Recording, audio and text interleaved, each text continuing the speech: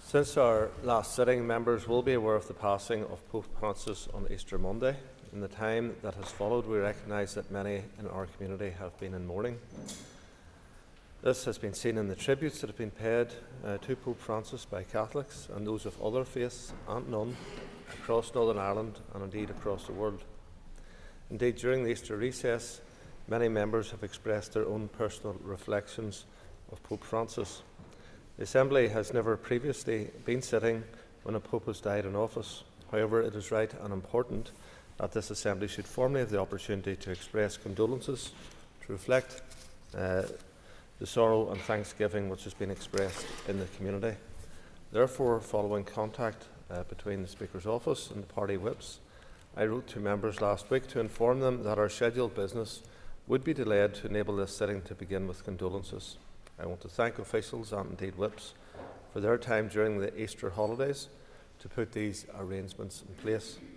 I will shortly open the condolences by calling the First and Deputy First Ministers, followed by representatives of each of the other parties to speak for up to 5 minutes. After this, I will then call on all other members who rise in their places to speak for up to 3 minutes. After all members who wish to speak have done so, the sitting will be suspended for approximately 30 minutes. After this, we will then resume our scheduled business. At the conclusion of today's condolences, I will formally write to Archbishop Martin with a copy of the official report. The Assembly will now pay its respects, and I call the First Minister. I can call you. I had the privilege as First Minister of attending the funeral of Pope Francis on Saturday. It was an honour to join with world leaders to pay respects to a man who defined the best of human values. So it is with great sadness that I rise to speak today to express my deepest condolences following the passing of His Holiness Pope Francis. I extend my sympathies to his family, to the people of Argentina, his homeland, to His Excellency Archbishop Luis Moreno Montemayor, the Apostolic Nuncio to Ireland, to Archbishop Eamon Martin, Primate of all Ireland, to church leaders across this island, to the Jesuit community and to Catholics everywhere who are mourning the loss of their spiritual leader. Pope Francis was a man of deep faith, of profound humility and immense courage. He led the Catholic Church through a period of great change, of challenge and of renewal, and he did so with grace, integrity and a powerful sense of compassion for all people, particularly the poor and marginalised. He was a Pope of firsts, the first Jesuit to be elected to the papacy, the first Pope from the Americas, the first from the Southern Hemisphere, and the first to take the name Francis, inspired by St. Francis of Assisi, the patron saint of the poor. But these firsts were not symbolic alone. They reflected his vision of a church that should walk alongside those in the margins and speak with honesty and courage to the challenges of our time. He once described himself as a man from the periphery, and in many ways that is how he led. He was the voice of the voiceless in a world increasingly defined by inequality, by division and conflict. He spoke in defence of the downtrodden and the displaced, and was never afraid to challenge those in power. Here in Ireland, many hold a deep and enduring reverence for the papacy, but for the Pope Francis in particular, there was a special affection.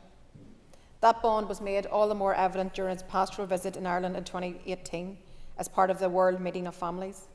Tens of thousands travelled to see him, and for many, it remains a cherished moment of connection and inspiration. During that visit, Pope Francis met with the survivors of clerical sexual abuse. He listened to their pain and publicly acknowledged the grave errors, the institutional failure and the repugnant crimes committed within the Church. His words were both a reckoning and a call to action. He challenged the Church and society to do more, to listen, to protect and to heal. He also passionately spoke in support of the peace process here on this island. He expressed his hope that we would overcome every remaining obstacle and give birth to a future of harmony, reconciliation and mutual trust. Those words continue to resonate today. They serve as a reminder of the work that remains in building a shared, a united and peaceful society for all. Throughout his papacy, the Pope Francis was a progressive voice on many global and social issues. He spoke with compassion on LGBTQ rights, calling for respect and inclusion. He denounced the rise of political extremism and the dehumanisation of migrants. And in recent years, he emerged as one of the most vocal moral authorities condemning the ongoing war in Gaza, calling for an immediate ceasefire, the protection of civilians and access to humanitarian aid. He challenged the indifference of the global community and reminded us that peace is not passive. It must be pursued with courage and with conscience. Pope Francis will be remembered as a spiritual leader, a unifier, and a man of deep moral conviction. He certainly practiced what he preached. He lived simply, he led humbly, and he never stopped advocating for the dignity of all people. His legacy is one of compassion, of courage, and of hope, and his loss will be felt profoundly here in Ireland and across the world. Ar yes je guru anam dílis gur mila magad. Emma Little Pagilly. Mr. Speaker, I stand today to offer my sincere condolences to all who are in mourning on the passing of Pope Francis.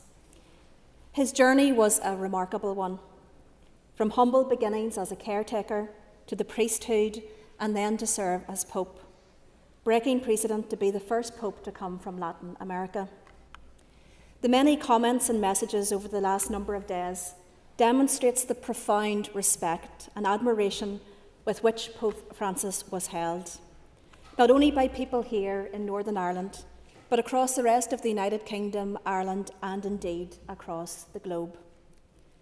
The many public statements on his passing were notable for common themes of compassion, of a humble spirit, of caring and giving to those in need. I have no doubt that these are the principles Pope Francis would wish to be his legacy. Principles we can all agree with, regardless of our theology, politics, faith, or beliefs. Principles that each of us should seek to live by in our public service. Principles that are core to my personal faith.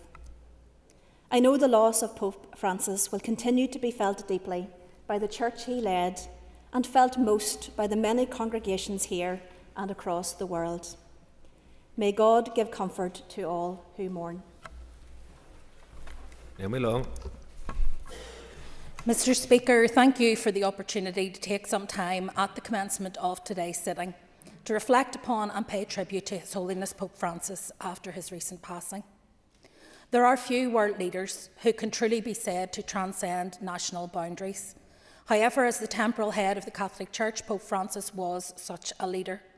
His influence and the esteem in which he was held extended around the globe.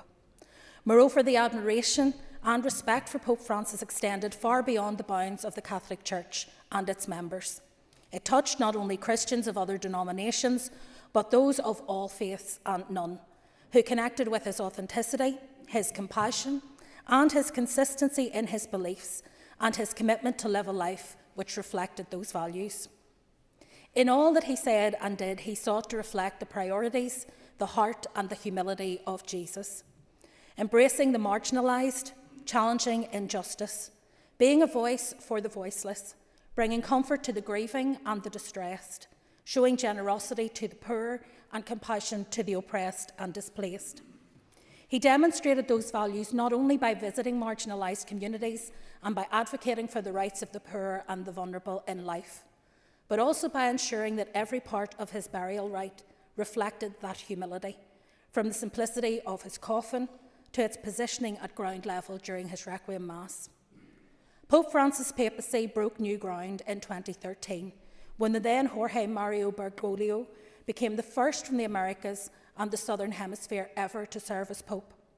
His papacy was characterised by his own humility, his emphasis on God's mercy and compassion, and on a commitment to interreligious dialogue to which he had always been committed.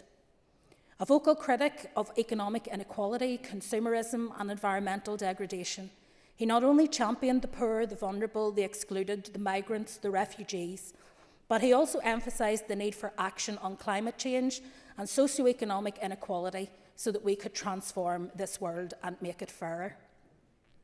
During his pontificate, he also implemented and advocated for a wide range of reforms, from making women full members of dicasteries in the Roman Curia to promoting greater inclusivity within the Church, including LGBTQIA people and those who were divorced. Whilst not all of his progressive stances were fully embraced, he gave people permission to faithfully explore these issues and offered hope to those previously cast aside. He prioritised dialogue with other faiths, promoting mutual understanding and respect. That deeply personal commitment to interfaith dialogue was reflected in the range of meetings he had with leaders across many different religious backgrounds. It also extended to his pursuit of peace and reconciliation more widely, in conflict zones across the world, and most recently in Ukraine and Gaza and Palestine, where he was willing to challenge world powers and pressed for justice, peace and reconciliation. Mr. Speaker, perhaps the most fitting way in which I can conclude my tribute is to quote the words of His Holiness Pope Francis himself, who reflected one of the fundamental truths of the Christian faith and journey. Having doubts and fears is not a sin. The sin is to allow these fears to determine our responses, to limit our choices, to compromise respect and generosity, to feed hostility and rejection. The sin is to refuse to encounter the other, the different, the neighbour, when this is in fact a privileged opportunity to encounter the Lord, to overcome our fears so as to encounter the other, to welcome, to know and to acknowledge him or her. May God grant his soul peaceful repose, and may his Holy Spirit comfort all of those who mourn his passing. Mike Nesbitt. Well, members will be aware that I'm not a member of the Catholic Church, but I don't think that's any barrier to recognising that for so many in this country, on this island, and indeed around the world, that Pope Francis was both a cherished leader and an inspiration. For the avoidance of doubt, I should not be considered in any way any sort of expert on religion, so I will refrain from commenting on Pope Francis' theology, but rather focus on the man. I think it goes without saying that every pope is consequential, and consequential globally, but few, if any, I believe, have been as universally appealing as Pope Francis. John Paul II, perhaps, but to me, Francis was different again because of his values. And he first struck me as somebody different, somebody special, on his visit to the United States in 2015. He arrived at the White House in the smallest of small black cars.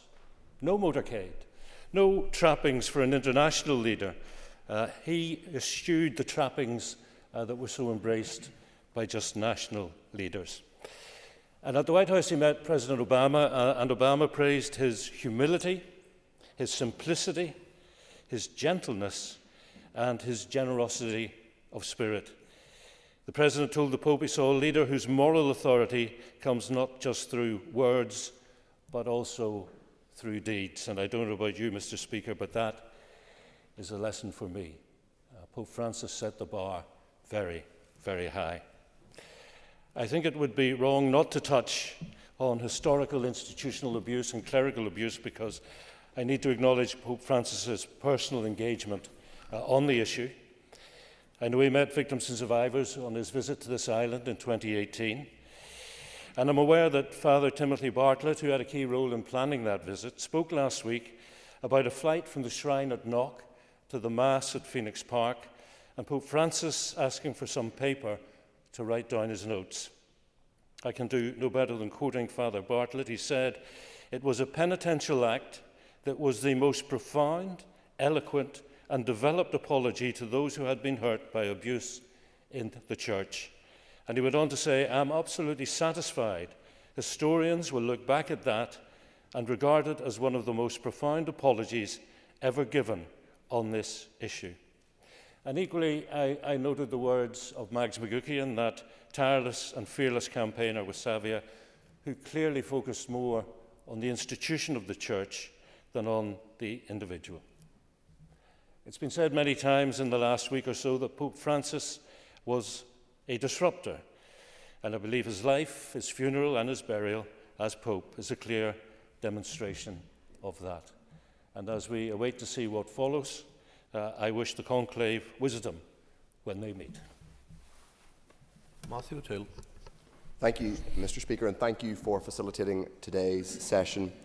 I rise to offer my and my party's most sincere condolences on the passing of Pope Francis, a great man, a great leader, but more importantly, a humble man and a humble leader.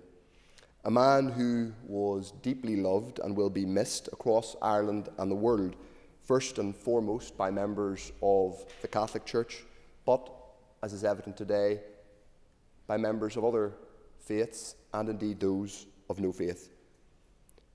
Those of us who are religious and those of us who are not religious saw in him someone who embodied, even if they aren't Christians, the true nature of Christ. In a world where our culture has grown harsher and more hostile, Francis was a man who represented decency, humanity, and gentleness. He was a voice for the voiceless at a time when voices of anger and exclusion have grown louder and louder. The first and most important example Francis set was one of simplicity, of humility. From the moment he first stepped out onto the balcony overlooking St. Peter's Basilica, we saw something different from what we were used to seeing from popes. Fewer embroidered vestments, fewer crucifixes of gold and silver, a white garment, a plain cross, and a humble wave to the crowd he served. Forgoing many of the trappings of papacy, he remained a pastor at heart. His disdain for pomp and grandeur and anything that separated him from the ordinary people, whether they were Catholics, Christians, or of other faiths or no faith, was plain to see. He travelled more than any pope in history. He seemed to take real energy from meeting, engaging, laughing, and connecting with people around the world. It has already been mentioned that Pope Francis made a particular effort to reach out to communities who had previously been excluded from the Church, most notably perhaps the LGBT community. His statement, his words early in his papacy about gay people when he said, "Who am I to judge?" set a new tone for the relationship between LGBT people and the Catholic Church. And while it is fair to say that there is still a road to travel in terms of relations in that regard, his words were remarkably healing. He was the first pope to allow priests to grant blessings to gay couples. He denounced discrimination against gay people, and he clarified that transgender men and women could stand as godparents during baptism. The name the media gave him upon his election as pope was the first pope of the New World, and that role came to be more significant. It's already been mentioned that he was the first pope from the Southern Hemisphere. He turned the Church's eyes away simply from the cathedrals of Europe and North America towards poorer communities in Central America, Africa, and Asia. And that influence can be seen in the coming conclave to select his successor, and that commitment to the global South, not just in a theological and ecclesiastical sense, but in a policy sense, underwrote his commitment to tackling global poverty and climate change. Just as it was those who had been most distant from the Church that Francis offered the warmest welcome, it was those of wealth and power for whom he reserved often the sharpest criticism. In his Evangelii Gaudium, which was an encyclical written in the first year of his papacy, he outlined what he saw as the commitments, the Church's responsibility in relation to social injustice. He told the faithful that just as the commandments say, "Thou shalt not kill," Christians must also say, "Thou shalt not," to greed, inequality, and exploitation. He practiced what he preached. He rooted out inappropriate and immoral investments within the Vatican Bank. He redevoted the Church's attention to causes of charity, conservation, and economic and social justice around the world. He was also not afraid to confront the rise of political extremism, even when those expressing that extremism draped themselves in the banner of Christianity.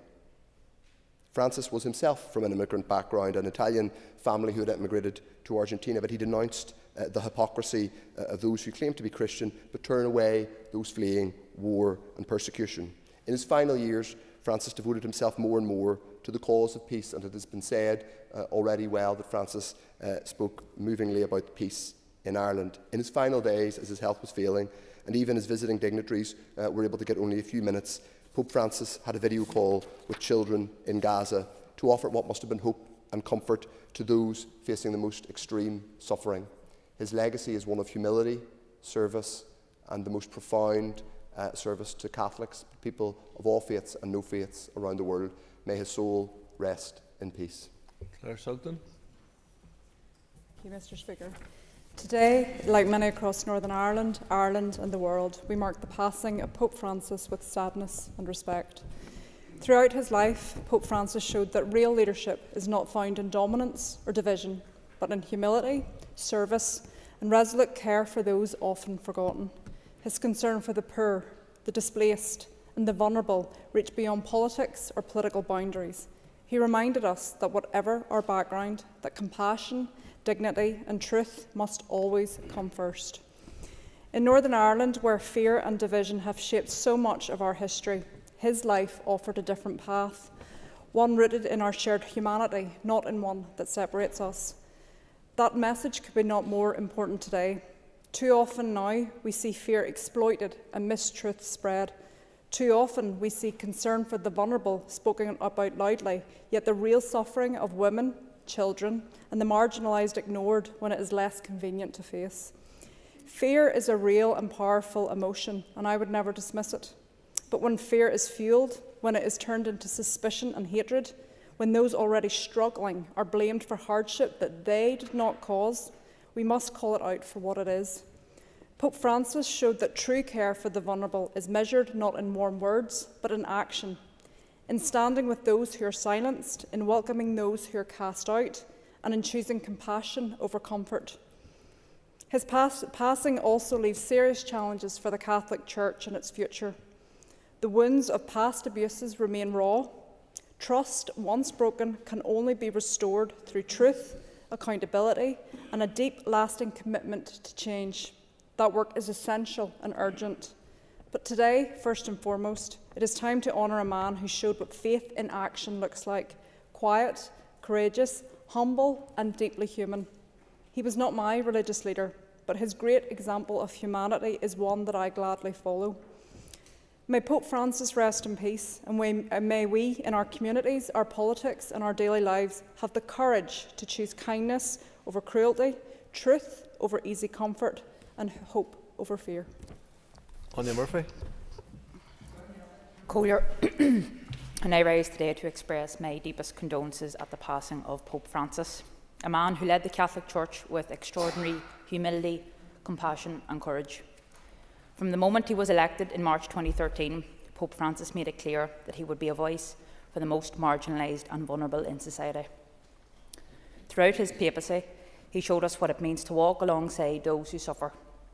He championed not only refugees, but also the poor, the sick, the elderly, and the environment that we all share. He called on us to build a world rooted not in greed or division, but in justice, mercy, and peace. He taught that every human being, no matter their circumstances or situation, is valued and cherished. He spoke boldly about the need for peace and for dialogue across all cultures and religions. In a world that often turns away from the vulnerable, Pope Francis stood firm. He reminded us that true faith is not lived out in comfort, but in compassion, not behind closed doors, but out in our communities. Today we mourn his loss. We also give thanks for the example that he set, an example of tenderness, humility, and empathy. Let us honour his memory by carrying forward his legacy, to protect the dignity of every person and to promote peace and dialogue. May Pope Francis rest in peace, and may his spirit and teachings continue to guide and encourage us all. Michelle McElveen. And I rise to mark the passing of Pope Francis, a figure of immense significance to millions across the world. Alongside my party colleagues, I recognise the profound impact Pope Francis had on the spiritual lives of thousands of people across Northern Ireland.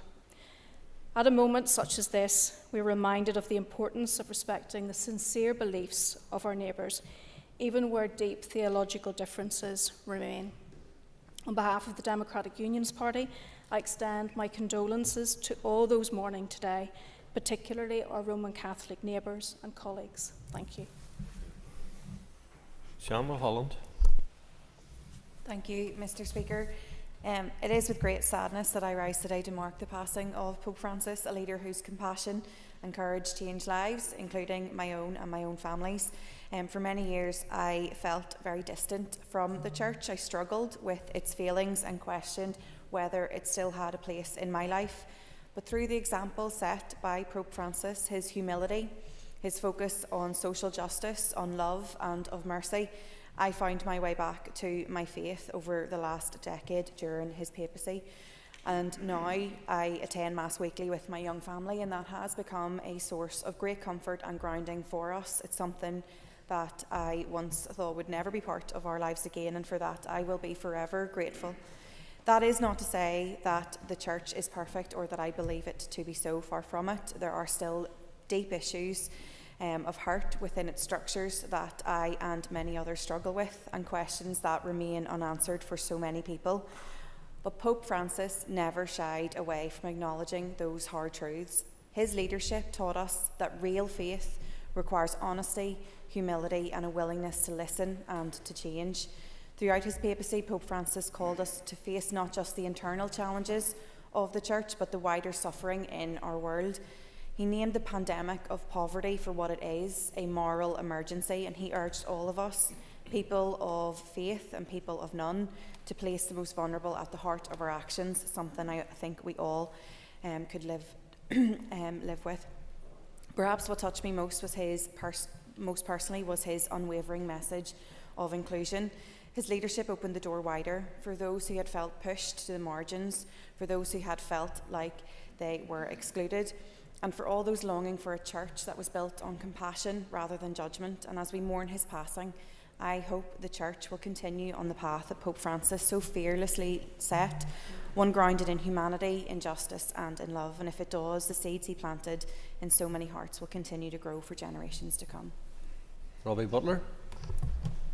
Thank you, Mr. Speaker. I want to thank you for convening this very important moment in the Assembly.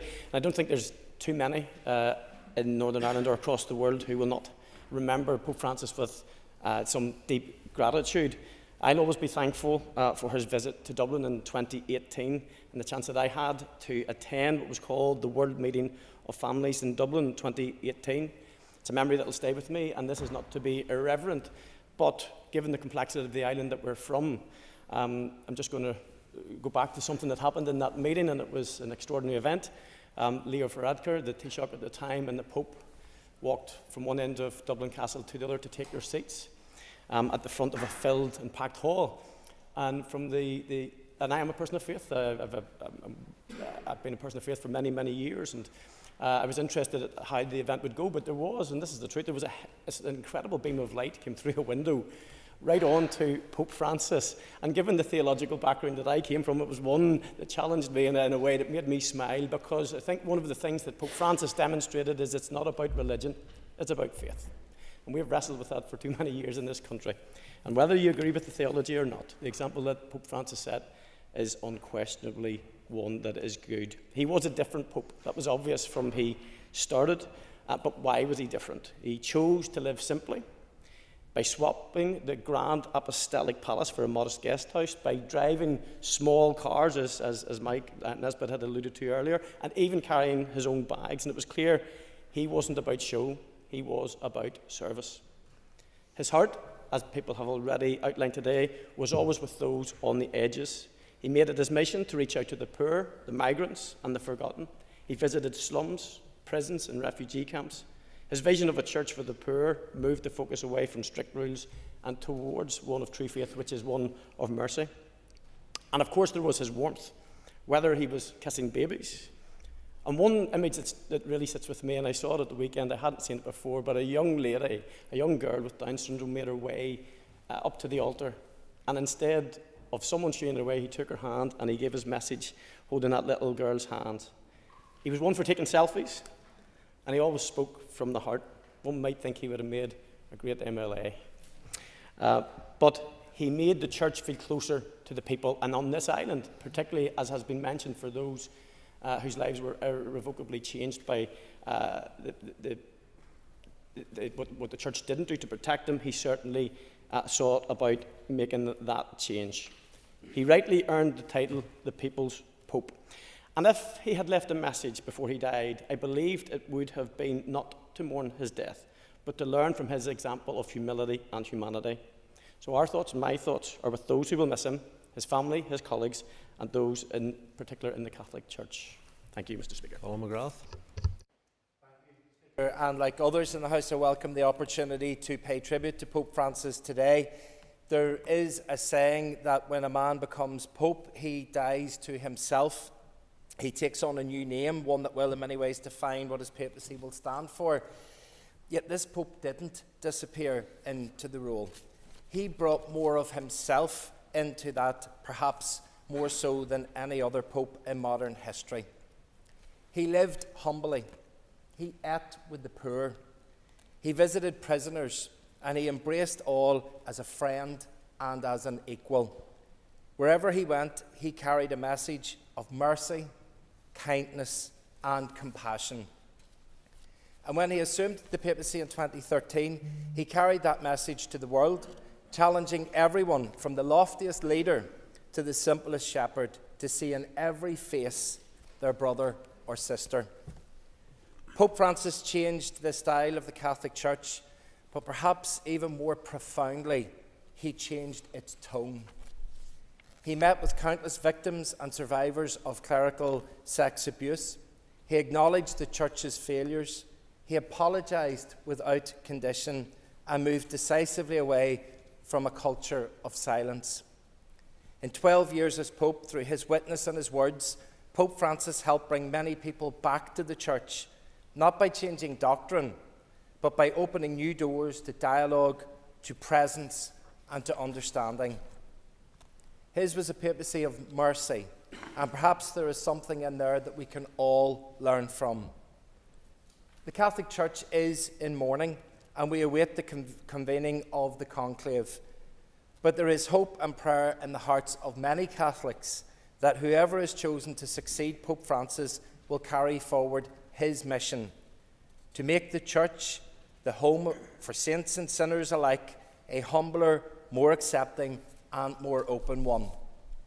May the soul of Pope Francis now rest in peace, which he so beautifully espoused and so faithfully witnessed to people throughout his life. Thank you. Sim McHugh. Margaret Concordia.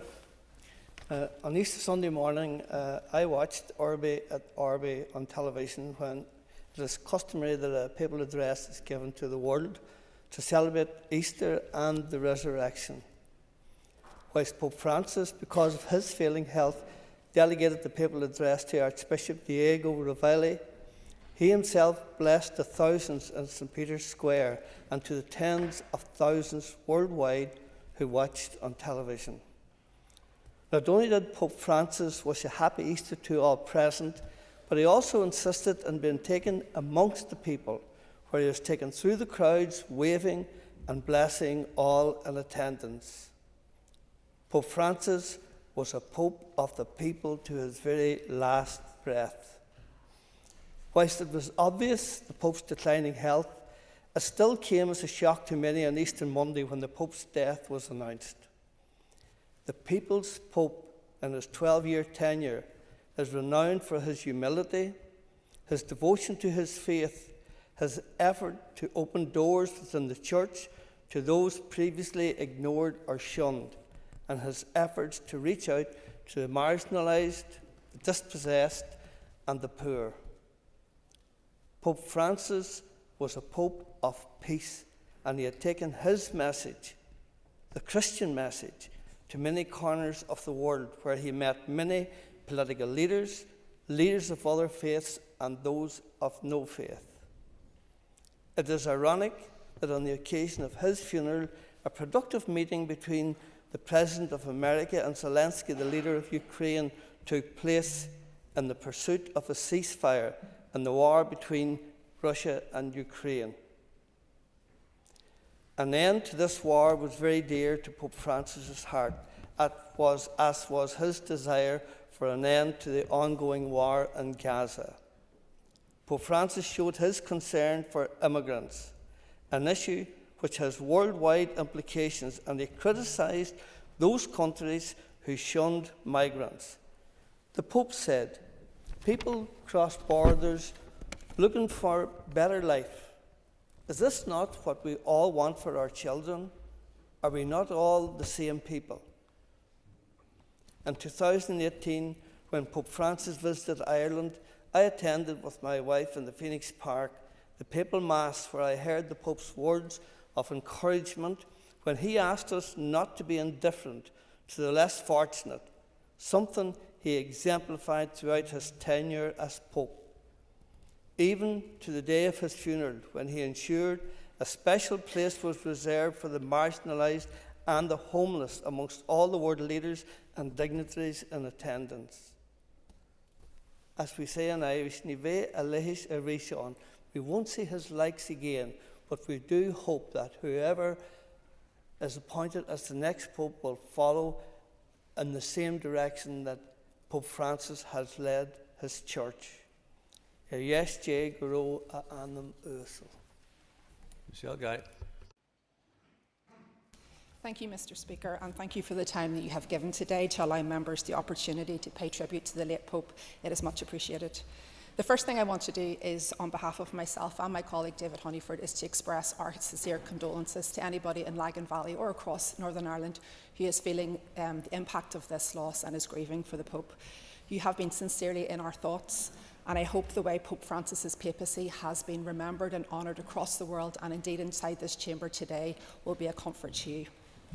I was raised and educated in the Catholic faith, but my admiration for Pope Francis is not based on deference. He was someone who embodied and validated for me something that I have said many times, that sincere people of faith are the very best people. People who don't tell you how you should behave, but show by their lived example their faith and their values. Pope Francis offered a kind of leadership that was desperately needed in the world today. He was humble, he was authentic, he showed strength through compassion, and he was embracing. In the church Pope Francis led, everyone was welcome. During his address on World Youth Day in 2023, he said of the church, "There is room for everyone, just as we are, all of us." And he famously reached out to the LGBT community when he said, "Who am I to judge?" In a world leaning towards so-called strong men-style leaders who gain power by exploiting and preying on the vulnerable and marginalised, Pope Francis prayed for them, and he did more than that. He used the power of the papacy to advocate for them. Human suffering and injustice moved him. In his first pastoral visit outside of Rome, he visited migrants fleeing Libya, where he denounced the globalisation of indifference. He advocated for peace, challenged the rise in anti-Semitism, and could not be silent on the cruelty and the continued sustained bombing of people in Gaza. He spoke with clarity on the reality of climate change, and in keeping with his devotion to the poor, highlighted the disproportionate impact of climate change on the poorest people in our communities. His expression of faith is one that resonated with me, and he restored confidence in the institution of the Catholic Church for many Catholics. God bless Pope Francis. Thank you for your service, for yours truly was a heart for service. May he rest in peace. Mark Durkin. Pope Francis was a man of remarkable humility, compassion and courage. From the moment the white smoke emerged, and then from when he did step out onto the balcony of St. Peter's Basilica, he captured the hearts of millions, not with grandeur, but with simplicity. He was a pontiff of the people who walked among the poor, spoke for the marginalised, and never shied away from challenging injustice, even within his own church. He reminded us that faith isn't just something that we practice in prayer, but something that we must live out in action, and how we treat the vulnerable, the neighbour, the stranger, and indeed the earth itself. His encyclical Laudato Si will stand as a lasting legacy in the fight for climate justice, urging us all to care for our common home. He was fearless in his calls for peace in Palestine. Here in Ireland, and especially, but by no means again, as we've heard and seen today, exclusively among the Catholic community in the North, Pope Francis was a source of spiritual strength and guidance. His 2018 visit to our shores rekindled hope, healing and dialogue, a message that we all still desperately need to hear and to give. Gunyana Gia Troca era anam uso. May God have mercy on his noble soul. He leaves behind a world where the conflict continues between darkness and light, and all of us, whatever our faith, if we have any faith at all, should strive to carry on his torch of tenderness and compassion. Ariesje Gurua Annan. Andrew McMurray. Thank you, Mr. Speaker, and thank you for affording us the time to mark this occasion. On hearing the news and reading the associated reflections on the death of Pope Francis, I've been thinking about what I would have liked to have spoken to Pope Francis about had I the chance. He was an ecumenical Pope, meeting with those from different denominations, Eastern Orthodox leaders, Muslim leaders. He even met with my mother and father's Presbyterian minister. I'd have liked to have talked to him about building bridges, not walls. On his name Francis, after Francis of Assisi, he was a man who loved creation. He remarked, "These days we do not have a good relationship with creation, do we?" I'd like to have talked to him about looking after his creation. On his approach to the LGBTQ+ community, if a gay person seeks God and has goodwill, who am I to judge? I'd like to reflect his approach on being accepting. He spoke about a healing church. Throw a rock in the air and you'll hit someone hurting. I'd like to talk more about healing the wounds in our society. He spoke of the impact of consumerism is having on our environment and climate. We create vast quantities of wants, and yet there are still many in need. We waste vast amounts of food, and yet still people go hungry. I'd like to have spoken to him about this. He spoke of the isms of ideologies, how they can become outdated and be a barrier to peace and progress. I'd like to speak to him about the limitations of ideological isms. He was a voice for strangers in foreign lands. He epitomised what my grandmother often quotes to me: look after strangers, for amongst them there may be angels. I should maybe have included that in the ecumenical section, as my granny's the most Presbyterian person I know. I'd have liked to have spoken to him about the stranger in foreign lands. I'll not get the chance to speak to Pope Francis, but if his theological legacy is one of encouraging to speak to each other with more grace, then that is something I can subscribe to. Cara Hunter. I thank you for the opportunity today to contribute a tribute to Pope Francis. I rise today to put on record my sadness and that of my constituents and those across this island following the passing of His Holiness Pope Francis. In my opinion, the late Pope Francis embodied everything that the world needs right now: the importance of seeking to understand each other, the importance of tolerance, of needing to walk in each other's shoes, and respecting both different religions and different cultures. For many, including myself, we feel strongly that Pope Francis breathed life into the Catholic Church. Pope Francis devoted his life to Christ and chose the name of Francis due to his love of St. Francis of Assisi, patron saint of animals, known for his commitment to helping and uplifting the poor. As a practicing Catholic myself, I greatly admire his commitment to building a church based on inclusion and respect, focusing on bringing young people closer to Christ and acting as a progressive Pope, welcoming of all. Lastly, having been raised in a place like this, shaped by conflict, I greatly admired his commitment and courage with regards to peace building in the Middle East, recognising that one murdered Israeli, one murdered Palestinian is too many. His commitment to speaking with and praying for persecuted Christians across the globe speaks to the type of man that he was. I hope that his final wish, one that he spoke of until his final days, his wish for peace in the Middle East, soon becomes a reality. May he rest in peace. That's Neil McAllister. Mr. Speaker, I rise to express my condolences on the death of Pope Francis. I often have spoken out about not being a person of faith. I was raised in a Catholic household and went to a Catholic school. Growing up, there was always a picture of Pope John Paul on the wall, now Pope Francis, and many of the grandchildren in my family just assumed that this was another family member until they recently saw Pope Francis on the news. That's what it's like for many households across the world, and in particular here in Northern Ireland as well. It's not unusual to see a portrait of the Pope in your parents' living room, because they do feel so closely connected to their faith. It's therefore not difficult for me to recognise and respect the significance not only of Pope Francis, but of the position and the office itself. I speak today on behalf of those who mourn silently, as they do quite often in the Catholic Church. They mourn through prayer, whether at Mass, in their home, or in the prayer groups. I think of people like my mother, who, like many others across Northern Ireland, travelled in 2018 to Dublin to witness the Pope there, and had the privilege to travel to Vatican City too. My mother, despite not being able to stand for very long or walk very far, was very determined and lasted the many hours just to catch a brief glimpse and get blessed by the Pope himself. I respect and recognise the importance of the office and of the person, but the person, Pope Francis himself, had an impact on us all who hold the issue of morality so dear, whether you have faith or not. We often talk about change coming from within our communities, but when change comes from leadership, that is quite significant itself, because it acknowledges and recognises and apologises for previous and past mistakes, and this was not beyond Pope Francis.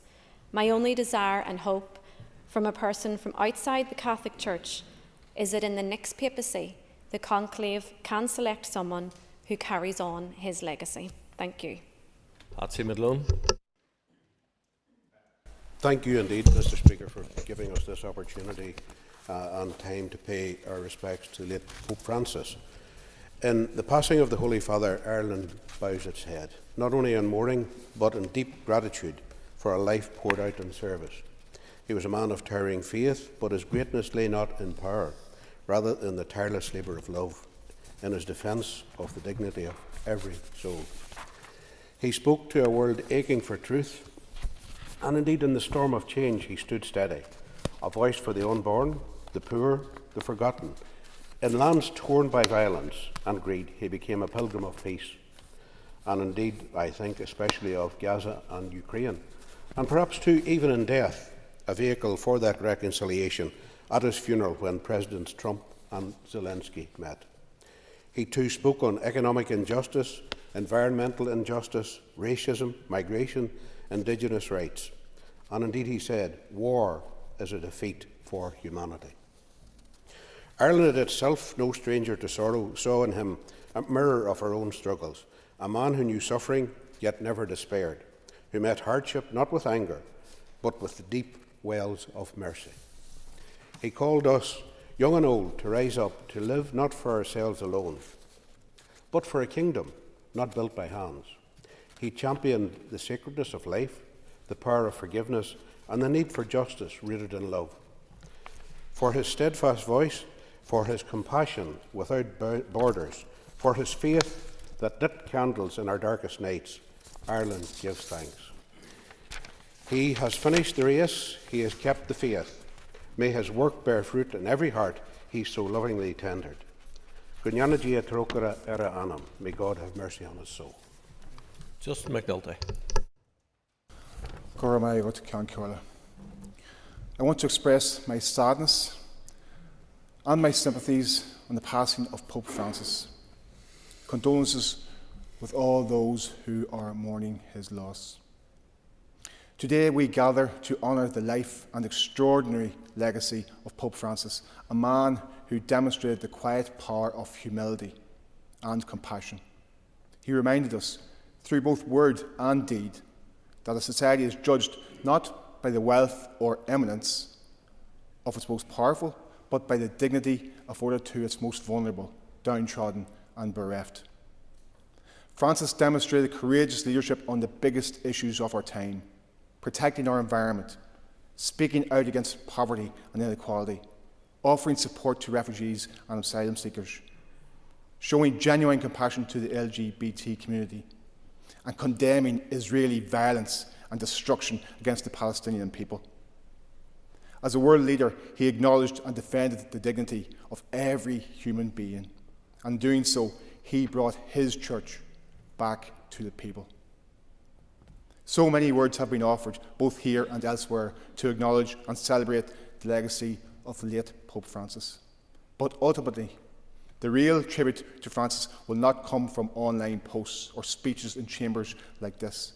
His true legacy will be found in the millions of lives he touched across the globe, the structures of injustice he sought to tear down, and the acts of kindness he inspired across the world, from people of all faiths and none. May his memory guide us forward toward a future marked by compassion, humility, solidarity, love and peace. Imash Naniv Goroshe. Thank you, members. The sitting is now suspended and will resume at 1:25.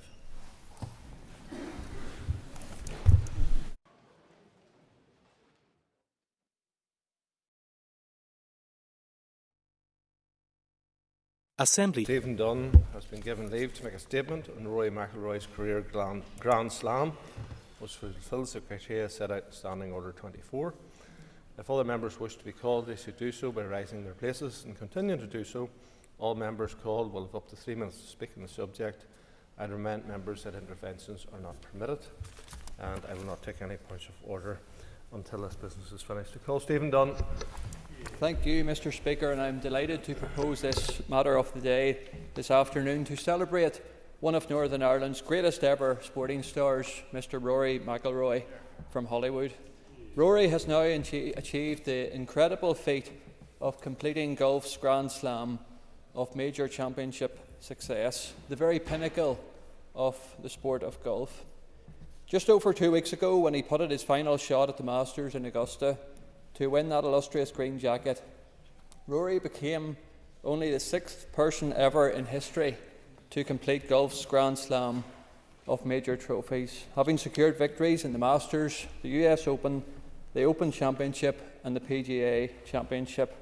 A truly incredible achievement, and one that we can all be very proud of here in Northern Ireland. Rory put his name alongside golfing icons such as Tiger Woods and the great Jack Nicklaus, and it is a truly phenomenal achievement, and one which will certainly go down in the history books. From the fairways of Hollywood Golf Club to the grand stages of Augusta, St Andrews and the Pebble Beach and many other of the most decorated golf courses across our world, Rory's journey has been nothing short of inspirational, and I have no doubt that there will be much more major success ahead in the not too distant future. Born and raised in Hollywood, County Down, Rory's natural talent was evident right from the earliest age. But talent alone does not build champions like this. It is matched by discipline, resilience, and a fierce and determined drive to succeed. Rory embodied all of these qualities, nurtured by his hardworking and loving parents, Jerry and Rosie, his coaches and his many friends, who always believed that the boy from Hollywood would one day conquer the golfing world, and conquer it he really very much did. There is immense pride right across Hollywood, North Down and Northern Ireland and beyond, ever since Rory's remarkable success at the Masters, and that was very much evident certainly on the streets of Hollywood in the days following the great success, and I was privileged to join those scenes around Hollywood town, and there really was such an atmosphere and buzz about on the success of Hollywood's certainly most famous son. But Rory's success is much more than just trophies. It is about representing Northern Ireland on the world stage, and it is about inspiring generations of young people across every corner of our country, in towns and cities, young boys and girls who now believe that no dream is beyond their reach. And we have so many excellent golf clubs in every corner of Northern Ireland, including 8 within my own North Down constituency, and all of whom have felt the effect of Rory's success, with golfers of all ages either getting clubs or picking up clubs once again, and the many health benefits that brings. In Rory McIlroy, we see the very best of Northern Ireland: determination, brilliance, and a generosity of spirit. And we celebrate. not just a golfer but a role model. Congratulations, Rory McIlroy. Thank you. Nicola Brogan. Watching Rory McIlroy win the Masters was an emotional rollercoaster and a real inspiration for young sports stars on our island, showing that if you have a dream, you can achieve it. Rory, the first ever from our island to win the prestigious green jacket, has shown throughout his career what can be achieved through hard work, grit, dedication and determination. His story is an immensely positive and inspiring journey, proving no matter how many setbacks you have in life, you can get there in the end. Rory's achievement was a huge moment in global sporting history, completing a career Grand Slam and placing him amongst the greatest ever golf players. A moment that has filled everyone here at home with great pride and will undoubtedly inspire future generations to chase their dreams. I also want to recognise Conor Bradley from County Tyrone and Caoimhín Kelleher from County Cork, the two Liverpool stars who won the English Premier League yesterday. Conor Bradley made history as the first ever player from County Tyrone to win the English Premier League. Sport has the power to be a real unifier and give our young people the motivation to excel in life. In a few months' time, we will welcome some of the most iconic names in world sport, along with hundreds of thousands of fans from every corner of the globe to Portrush for the Open. This presents us all with an incredible opportunity to showcase the very best of our people and island on the global stage, and I'm certainly looking forward to it. Connie Egan. Mr. Speaker, and I thank my Northdown colleague for bringing this as a matter of the day. Mr. Speaker, I rise today to recognise the immense sporting achievements of Rory McIlroy, a Hollywood man with big dreams and big determination. 2 weeks ago now, Rory didn't just show us, but the entire world, a masterclass in sportsmanship, not just by winning the Masters, but joining a very small group of people, now totalling 6, who have been successful in a golfing career Grand Slam. If you're from Northdown or interested in golf more widely, you will be familiar with Rory's story. From humble beginnings, his aspirations started at Hollywood Golf Club, where he became the youngest ever member and dreamed of becoming a professional golfer. At age 3, he was able to hit 40-yard drives, and he practiced at home by hitting balls into the family's washing machine, something he demonstrated to us all in that now famous appearance on local broadcaster Jerry Kelly's show in 1999. Rory's parents, Rosie and Jerry, worked endlessly to ensure his talent could be nurtured and supported from a young age, working for their child to ensure the best chance of success. Rory's resilience, talent and determination has set a sterling example for everyone across these islands. He is a fantastic ambassador for Northern Ireland, and I know everyone across our communities is immensely proud of his achievements. I want to finish with Rory's words to his daughter Poppy following his historic win. Never ever give up on your dreams. Keep coming back, keep working hard, and if you put your mind to it, you can do anything. Congratulations from us all, Rory. Chambers. It was obvious from a very early age that Rory McIlroy had a special talent for the game of golf, and as my colleague has alluded to, from the moment he appeared on the Kelly show when he was only about 9 years of age, and he chipped a succession of golf balls across the studio into a washing machine, you recognise that not only did that young boy have a special talent, but that he had the confidence and the determination to achieve his dreams. During a TV interview when he was only about 10 years of age, he was asked what was his goals in golf, and he replied with total confidence to win all the master titles. And also his school, when he went to Sullivan Upper School, education maybe became secondary to his wish to hone his skills on a golf course. And it would have been very easy for the management of the school and the headmaster to insist that he would apply himself to his academic work.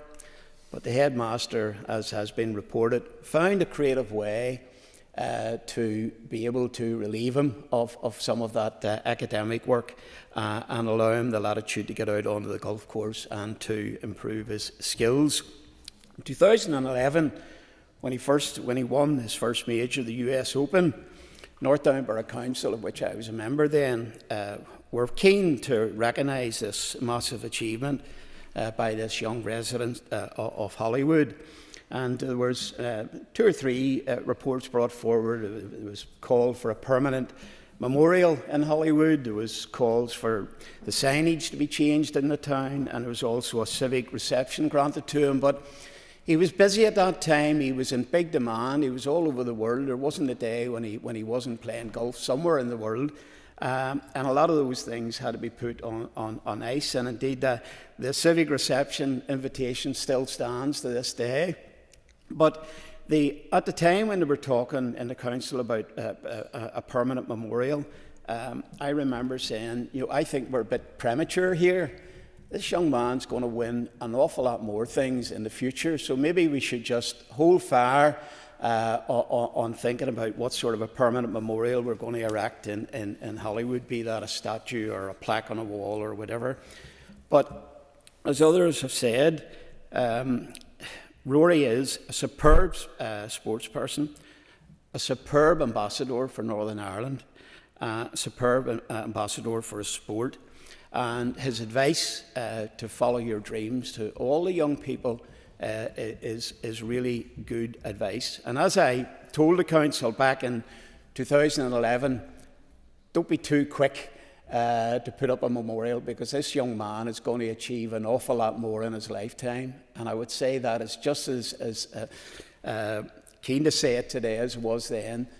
Rory is going to go on and achieve an awful lot more in his sporting life, and I look forward to seeing that. Thank you, Mr. Speaker. Rory McIlroy, one of the few Irishmen who unites this house as a sportsman, is a world-class competitor. He has demonstrated that if you have a dream and you pursue it with passion and you pursue it with a relentless determination for improvement every single day, you can achieve anything. As a young boy, he told the world that his goal was to win all the Grand Slams. And what an incredible confidence that was for a young man at that age to have said so. But for him then to have gone and done it, that is incredibly positive, powerful. In 2007, he turned professional. Boom. 2009, first European tour with a win at the Dubai Desert Classic. Boom. 2010, first PGA Tour victory at the Wells Fargo Championship. Boom. 2010, Ryder Cup debut. Boom. 2011, first major championship win at the US Open. Boom. 2016, first FedEx Cup title. Boom. 2018, first Players Championship title. Boom. 2025, first European, first Irishman to win the Grand Slam in golf.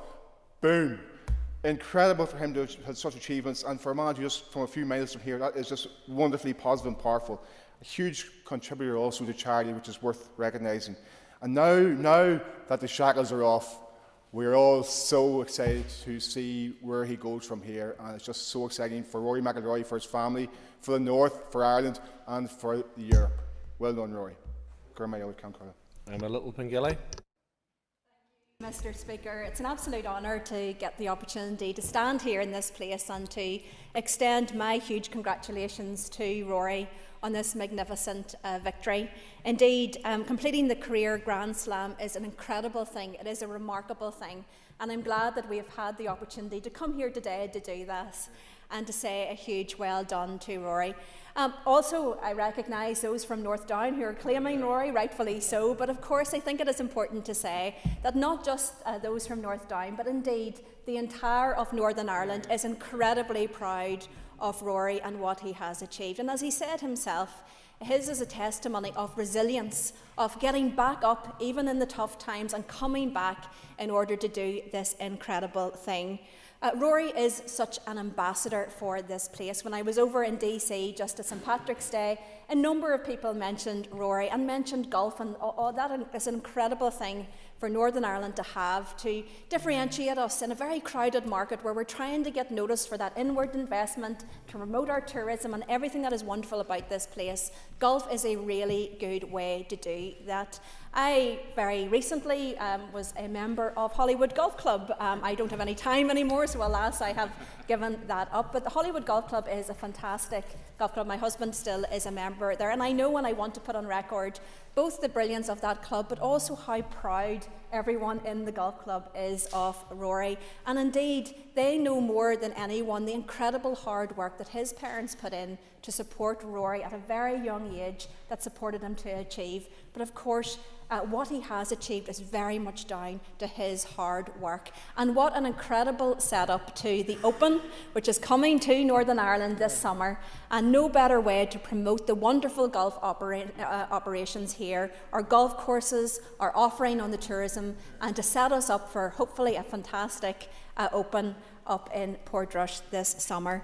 I want to recognise as well his incredible charitable work and the fact that, and I'm not going to start to name all of our incredible sporting stars, but my goodness, Northern Ireland packs an incredible sporting punch on the international stage. Per head of the population, I have no doubt that we are world leading across so many different fields. And on the back of a very successful Olympics, yet more sporting success, I have no doubt will be coming not just for Rory, but indeed for our incredible sports stars across so many different fields. So a huge well done to Rory. We are all incredibly proud of you.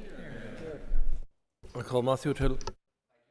I just want to briefly reflect on Rory McIlroy's extraordinary achievement myself. Not that I could follow my my colleague from New Armagh, who I think put it very vividly, and indeed the Deputy First Minister. And she's talking about her golf game. I think I'm sure she could demonstrate Royal Portrush this year. Can demonstrate her drive and show the way. Perhaps that would do good for inward investment. But Mr.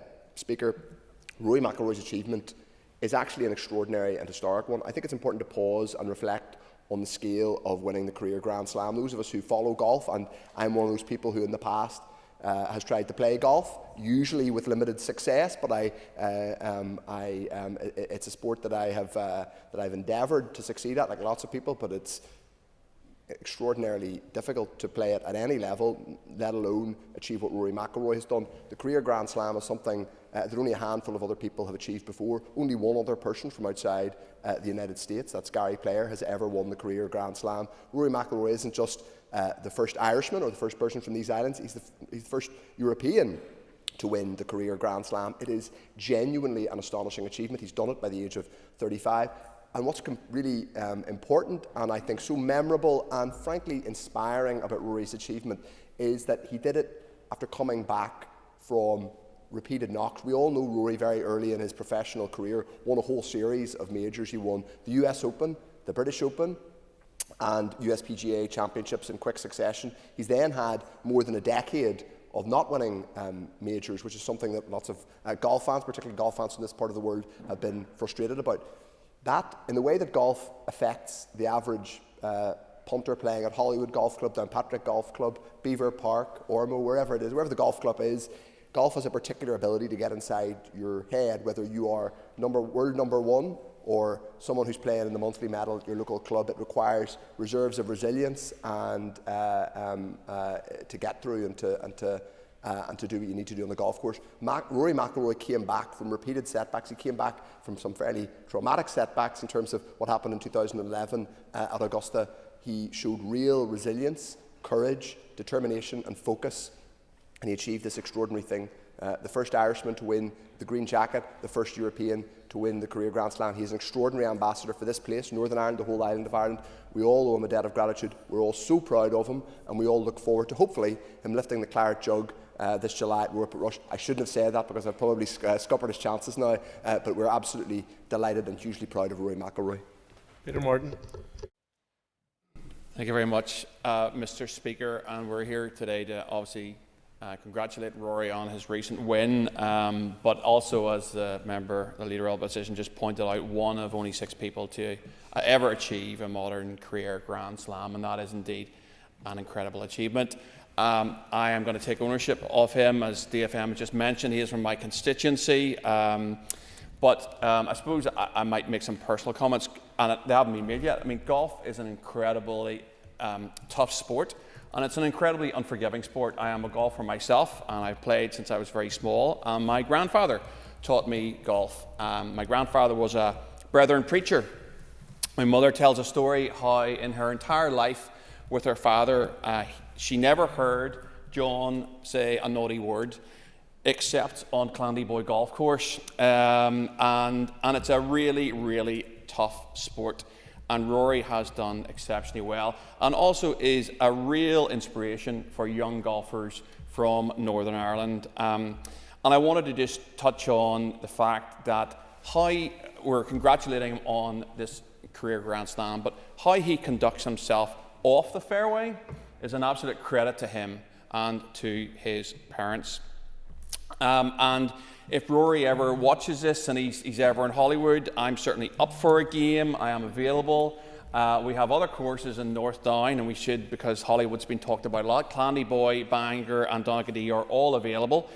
25 years ago I played off 22, so if he sort of thinks of me as a threat that I might beat him, that's highly unlikely.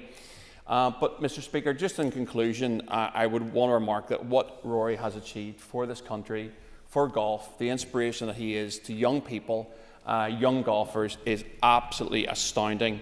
And we look forward to Portrush later on this year, and him hopefully, I don't want to scupper his chances, but hopefully adding more silverware to his already significant collection. Thank you very much, Mr. Speaker. Thank you, members, for those tributes to a remarkable sportsman and also a remarkable ambassador for Northern Ireland.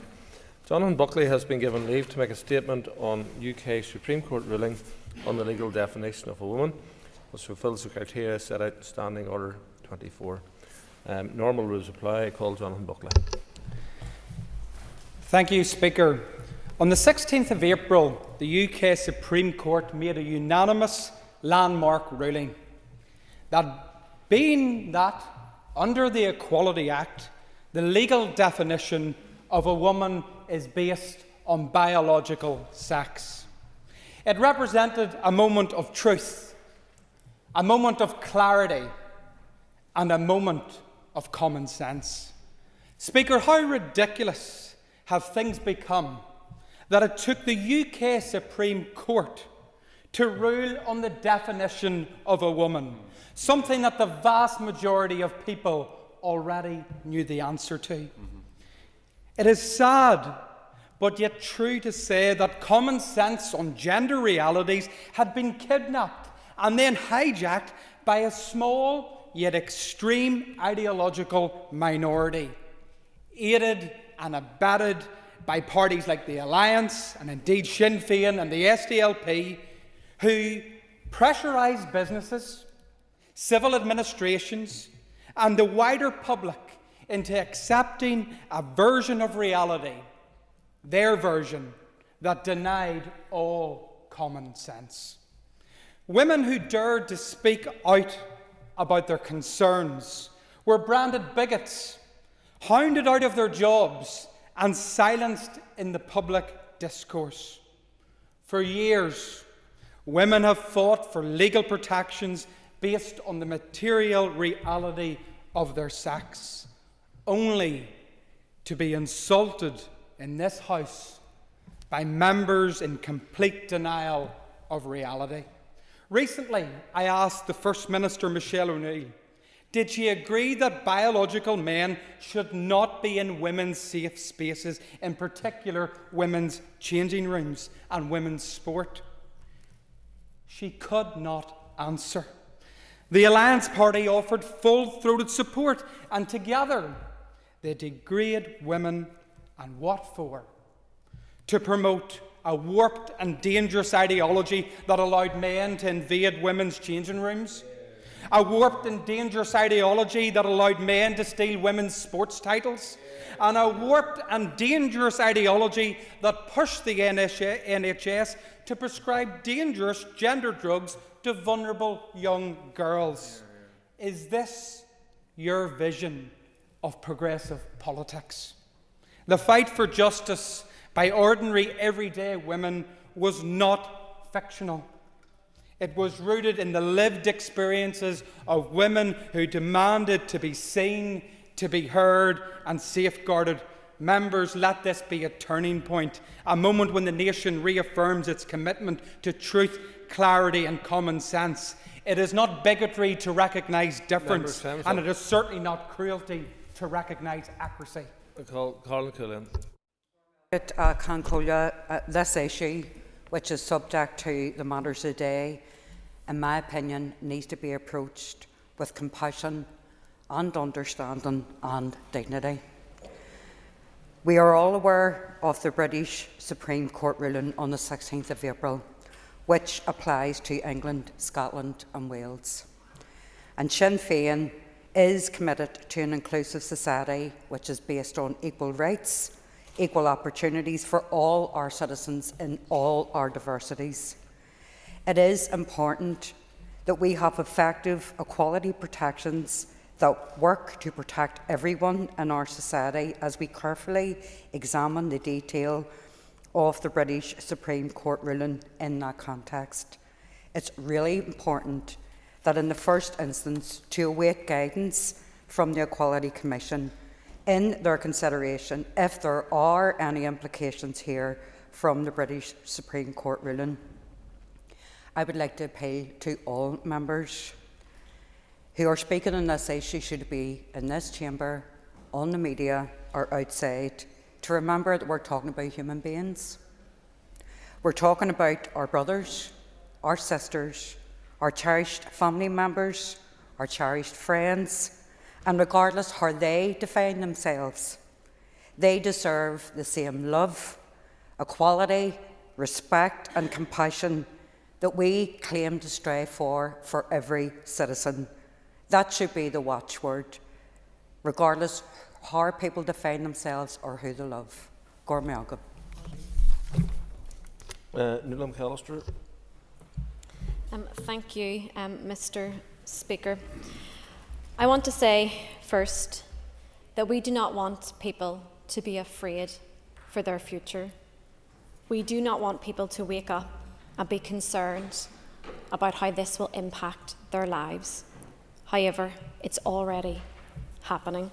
These decisions affect people's lives. This ruling cannot be seen in an isolated vacuum, but it instead was made in the context of an extreme anti-trans rhetoric. This being on the increase in public discourse in this House and outside. We have seen those divisive culture wars filled with misinformation result in real-world consequences, with hate crimes against the trans community rising in recent years across the globe. This ruling must not be used to fuel division or hostility. The Supreme Court itself emphasised that it should not be seen as a victory for one group at the expense of another. As politicians, we have a responsibility to ensure that no group feels further marginalised or vulnerable because of this decision. Despite what some reporting in the media would suggest, this debate is not about political hypotheticals, but about real people who now feel uncertain as they go about their day-to-day lives, people who are living in fear. We in Alliance are committed to advancing equality and human rights for all, including women, girls and the LGBTQIA+ community. We will continue to stand up for those rights, dignity and the well-being of trans and non-binary people. And despite what some may say, this ruling has not provided clarity. We saw the quick guidance from the Equality Commission in England and Wales issued, and that did not provide clarity. Instead, it raises real-world circumstances that could arise and be abused. So any response here in Northern Ireland should be carefully considered. But it is now time for a positive and good faith engagement, and I want to assure every member of the trans community that I respect you, that Alliance respects you, and will do what we can to ensure that you do not live in fear. Thank you. Women wanting their own space, sport, groups, refuges, hospital wards or toilets should never be viewed as controversial. It is not controversial for a woman to ask for private care from somebody from the same sex, meaning biological sex, or if they fall foul of the law, to have an intimate search conducted by someone of the same biological sex with only the same sex present. Indeed, women, police officers, prison officers, should not be forced to conduct intimate searches on a biological male purely because they have a gender recognition certificate. This is about privacy, safety and dignity, but above all, it's about women's rights. The Supreme Court ruling was clear as far as the Equality Act 2020 is concerned. Sex means natal sex or sex at birth, and a gender recognition certificate does not change that. The trans community remain a protected group under the Gender Recognition Act 2004 and the Equality Act Northern Ireland. So they have their protections. This ruling was not about them. Of course it has an effect, but this was about women's rights. And although the Equality Act 2020 does not apply to Northern Ireland, the Supreme Court does, and its findings have an effect here. As the Equality Commission said, and I'll quote, "Our initial view is that the judgment is likely to be deemed by our industrial tribunals and courts to be highly persuasive, and consequently it is likely to be followed in cases where similar issues arise." What we need now is from the Equality Commission Northern Ireland is clear, detailed guidance.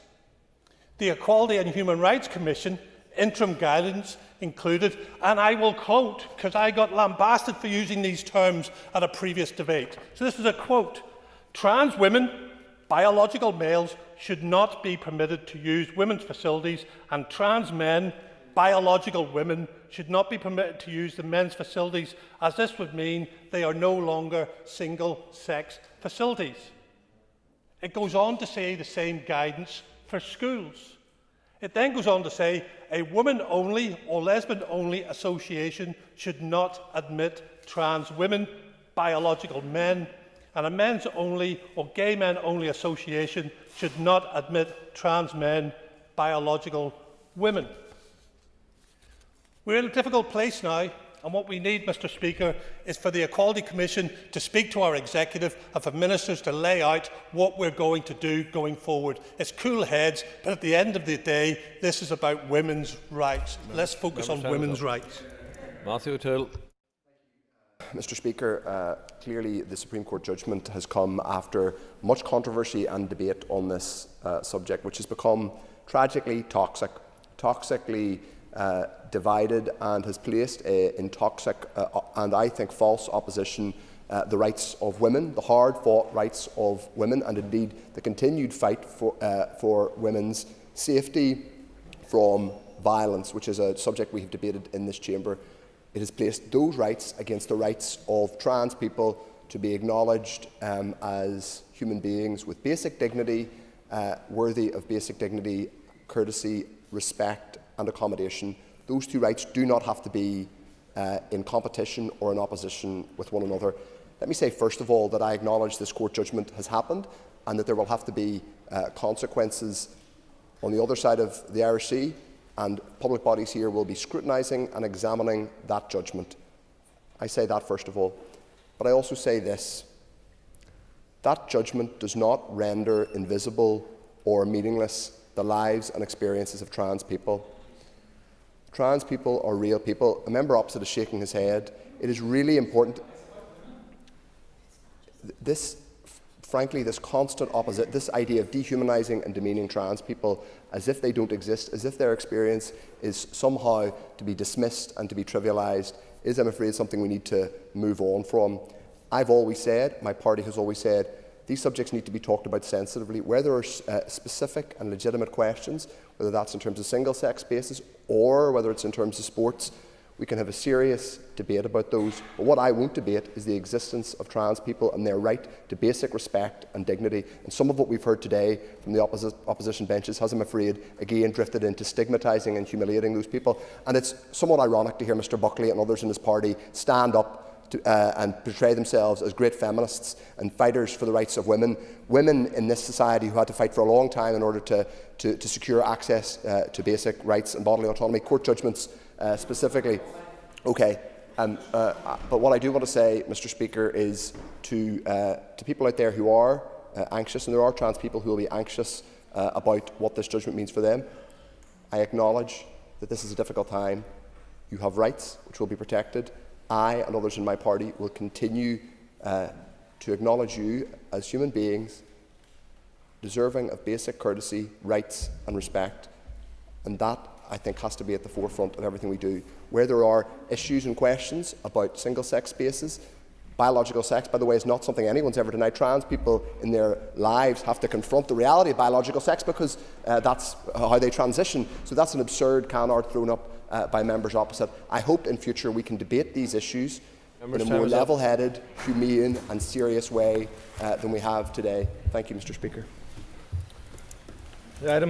This item will continue after question time, and the next speaker will be Peter Martin. We've got about 8 seconds to go before the 2 o'clock time for question time. So, good. It's now time for questions to the First Minister, and I call Stuart Dixon. Dixon's not in his place. I call Michelle Guy.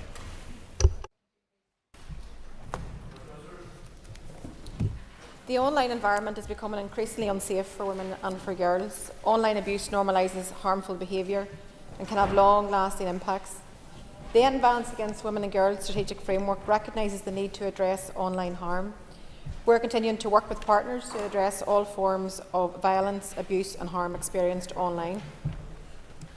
Ofcom has responsibilities for addressing harms to women and girls online, and junior ministers recently met with Ofcom officials to discuss their work and also their ongoing plans to help protect everyone online, including women and girls. A number of social action initiatives have sought to harness the power of social media to change attitudes and to tackle violence against women and girls. This includes the Power to Change campaign, which we jointly launched with the PSNI and the Department of Justice earlier this year. It includes a targeted messaging on social media which urges men and boys to help play their part in effecting a cultural and societal shift. Mrs. Guy. Thank you, Mr. Speaker, and thank you, the First Minister, for the response. The issue of smartphone access and digital devices and the associated impact of social media is a real issue of concern in our communities. Does the First Minister recognise the frustration of many that the Executive Office refuses to take the lead on developing online safety strategies and policies in Northern Ireland?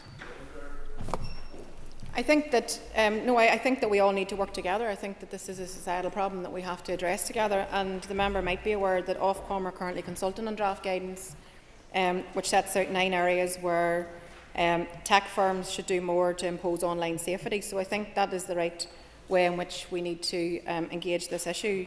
Certainly, as I said, our junior ministers have met with Ofcom just recently where they discussed these very issues. So I suspect we will hear a lot more about that in the coming weeks and months. But certainly I think that the strategy that we have itself is really, really important to have that in place, and I'm glad that was one of our first strategies that we were able to publish. But certainly the Ofcom draft guidance, I think, is something that we're all going to very much welcome. Owen Buckley. Thank you, Mr. Speaker. At a recent question time, I asked the First Minister that when it comes to safeguarding women and young girls, did she agree with me and the vast majority of women that believe that biological men should not be in women's safe spaces, in particular women's changing rooms? The First Minister did not answer me.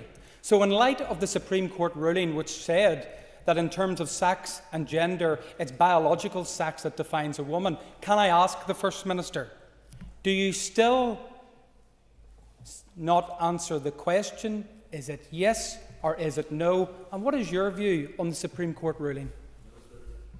Well, firstly, I've said to the member before, and I'll repeat it again, we need to be very sensitive around these issues. These are complex issues, and we need to work our way through the outworking of the Supreme Court ruling.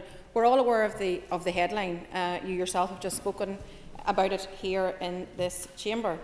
But you also forgot to acknowledge any sensitivity around the issue at all, particularly to our trans community who are feeling quite attacked right now and feeling quite under attack in their own community and their own society. So let's be mindful of that. Let's work our way through the ruling that we've had in the Supreme Court, which does not cover here because it refers to the Equality Act in 2010. We ourselves have sought advice from our own officials. we await the Equality Commission's ruling and guidance, because I think that will be important for everybody in terms of how we would respond to this in a wider way, whether it comes to any issue that is relevant to it. So I just encourage a bit of sensitivity in the chamber. I encourage people to work towards an inclusive society. I encourage the community, or for us all, to demonstrate some compassion for LGBTQ community right now. Orlia Flynn. I can call you, and I thank the First Minister for our answers so far. The First Minister will know that this issue of tackling violence against women and girls requires a whole government and whole societal approach, and as such can the First Minister outline how our young people are being engaged with in terms of this process and this strategy? Well, thank you for that, and I think you're absolutely right. It does require that whole of government, whole of society approach if we're going to end the scourge of violence and misogyny towards women and girls, whether that be online, at work, in school or at home. So I think we all have to continue to reach further to do everything that we can, and I think we need to make the space to ensure that in particular the voices of our young people are heard, because for young people growing up in today's world, it is a very complex world and things are very different than to even whenever I grew up. So I do very much value the work of our strategy team in terms of working with the Education Authority, the youth engagement team over the past 2 years to kind of build that wider societal approach, but to very much listen to and engage with youth panels right across the north in terms of giving them a voice in the work that we develop in terms of trying to respond to this societal issue which we have. I can say to you that we've also established youth reference groups, and I think that these will be crucially important because they also include the Commissioner for Children and Young People. We've got the Secondary School Student Union, we've got the Youth Forum, we've got Girl Guide in Ulster, we've got a whole raft of young people's groups that are coming together to help shape this. And I think in particular in relation to, the member may have saw the Power to Change campaign, that in itself is very much something that young people got engaged in and actually helped us to devise that work. So collaboration is going to be key, and for my part I'll continue to engage with young people and others out there in terms of amplifying their voices and empowering our young people actually to speak up. So I think it's only by speaking out and highlighting these issues that we can make the difference that I'm sure all agree that we want to see in our society. Cara Hunter. Thank you, First Minister, for your detailed answers so far. Can you confirm whether a review of the 2020 to 2025 online safety strategy is planned? And if so, will you ensure it includes a specific focus on ending violence against women and girls online? And also, First Minister, if you've had any recent conversations with Ofcom on these matters? Yeah, as I've said, actually our junior ministers just recently in the last number of weeks met with Ofcom to chat out the work that they're doing, and in particular the work that they're doing around the strategy going forward. So what does that look like? And we're hoping that, well, Ofcom themselves have set out 3 objectives in terms of what it hopes the draft guidance will achieve, and that is to give providers a detailed and holistic framework for understanding harms to women and girls online. So this is very much geared towards those service online providers, to set out practical and ambitious steps that providers can take to secure women's and girls' safety online, and then to encourage service providers to take action to achieve a safer online for women and girls. So they have set out 9 actions, which essentially says to technology firms, this is what you must do, and then we all can hold them to account. But they intend to publish that guidance by the end of this year, and then to publish an assessment of how the providers are responding to these recommendations, and they're going to do that in the first half of 2027, so about 18 months into the publication, and hopefully we'll start to see positive changes in terms of what we see then. Ms Hunter just asked a question, and during the First Minister's response, 2 members walked across the front of Ms Hunter whenever the First Minister was replying, and that is not protocol in this House. So I just encourage members, if they're coming in late, to try and observe that you don't walk across the front of 2 people whenever they're in an engagement in that respect. I call Diane Forsyth. 3, please, Mr Speaker. The reform and transformation of our public services is an executive priority as laid out in the programme for government. The voluntary and community sector is obviously a key partner in helping to address the challenges facing our public services here. Our officials regularly engage with the sector in the planning and delivery of our priorities, and we also would expect that other departments would do likewise. We have also been very clear that we want to achieve delivery. To achieve what that will require collaboration with our stakeholders, our key stakeholders, including the community and voluntary sector, who have a vital role to play in all of the work that we drive forward. Ms Forsyth. Thank you, Mr Speaker, and as the Chair of the All-Party Group on Voluntary Community Sector, I welcome the First Minister's recognition of the value. But as we move forward to public sector transformation pieces, I would ask the Minister, will there be an attempt to quantify some of the return on investment from some of our voluntary community sector organisations? For example, recently in Public Accounts Committee, we had Extern and Niacro and given very specific examples of how a small amount of funding to them has significant value in terms of outcomes on reducing adult reoffending.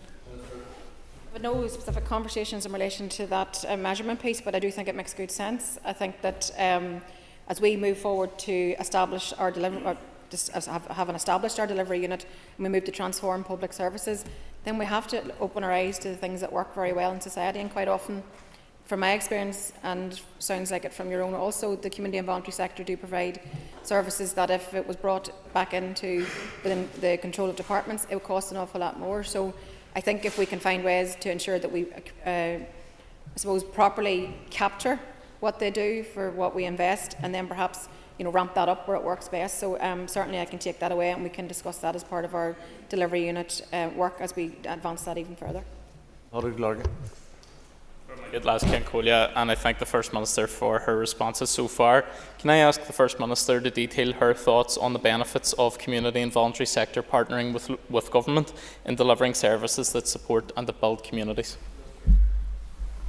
Yeah, I mean, I think, as I said, I think that we all and all of our constituencies can attest to the value of the community and voluntary sector, and very much so that they're the lifeblood of our local communities. And the work that they do on the ground on a day-to-day basis really makes a difference to people's lives. So I would absolutely concur in terms of commending the work of our community and voluntary sector.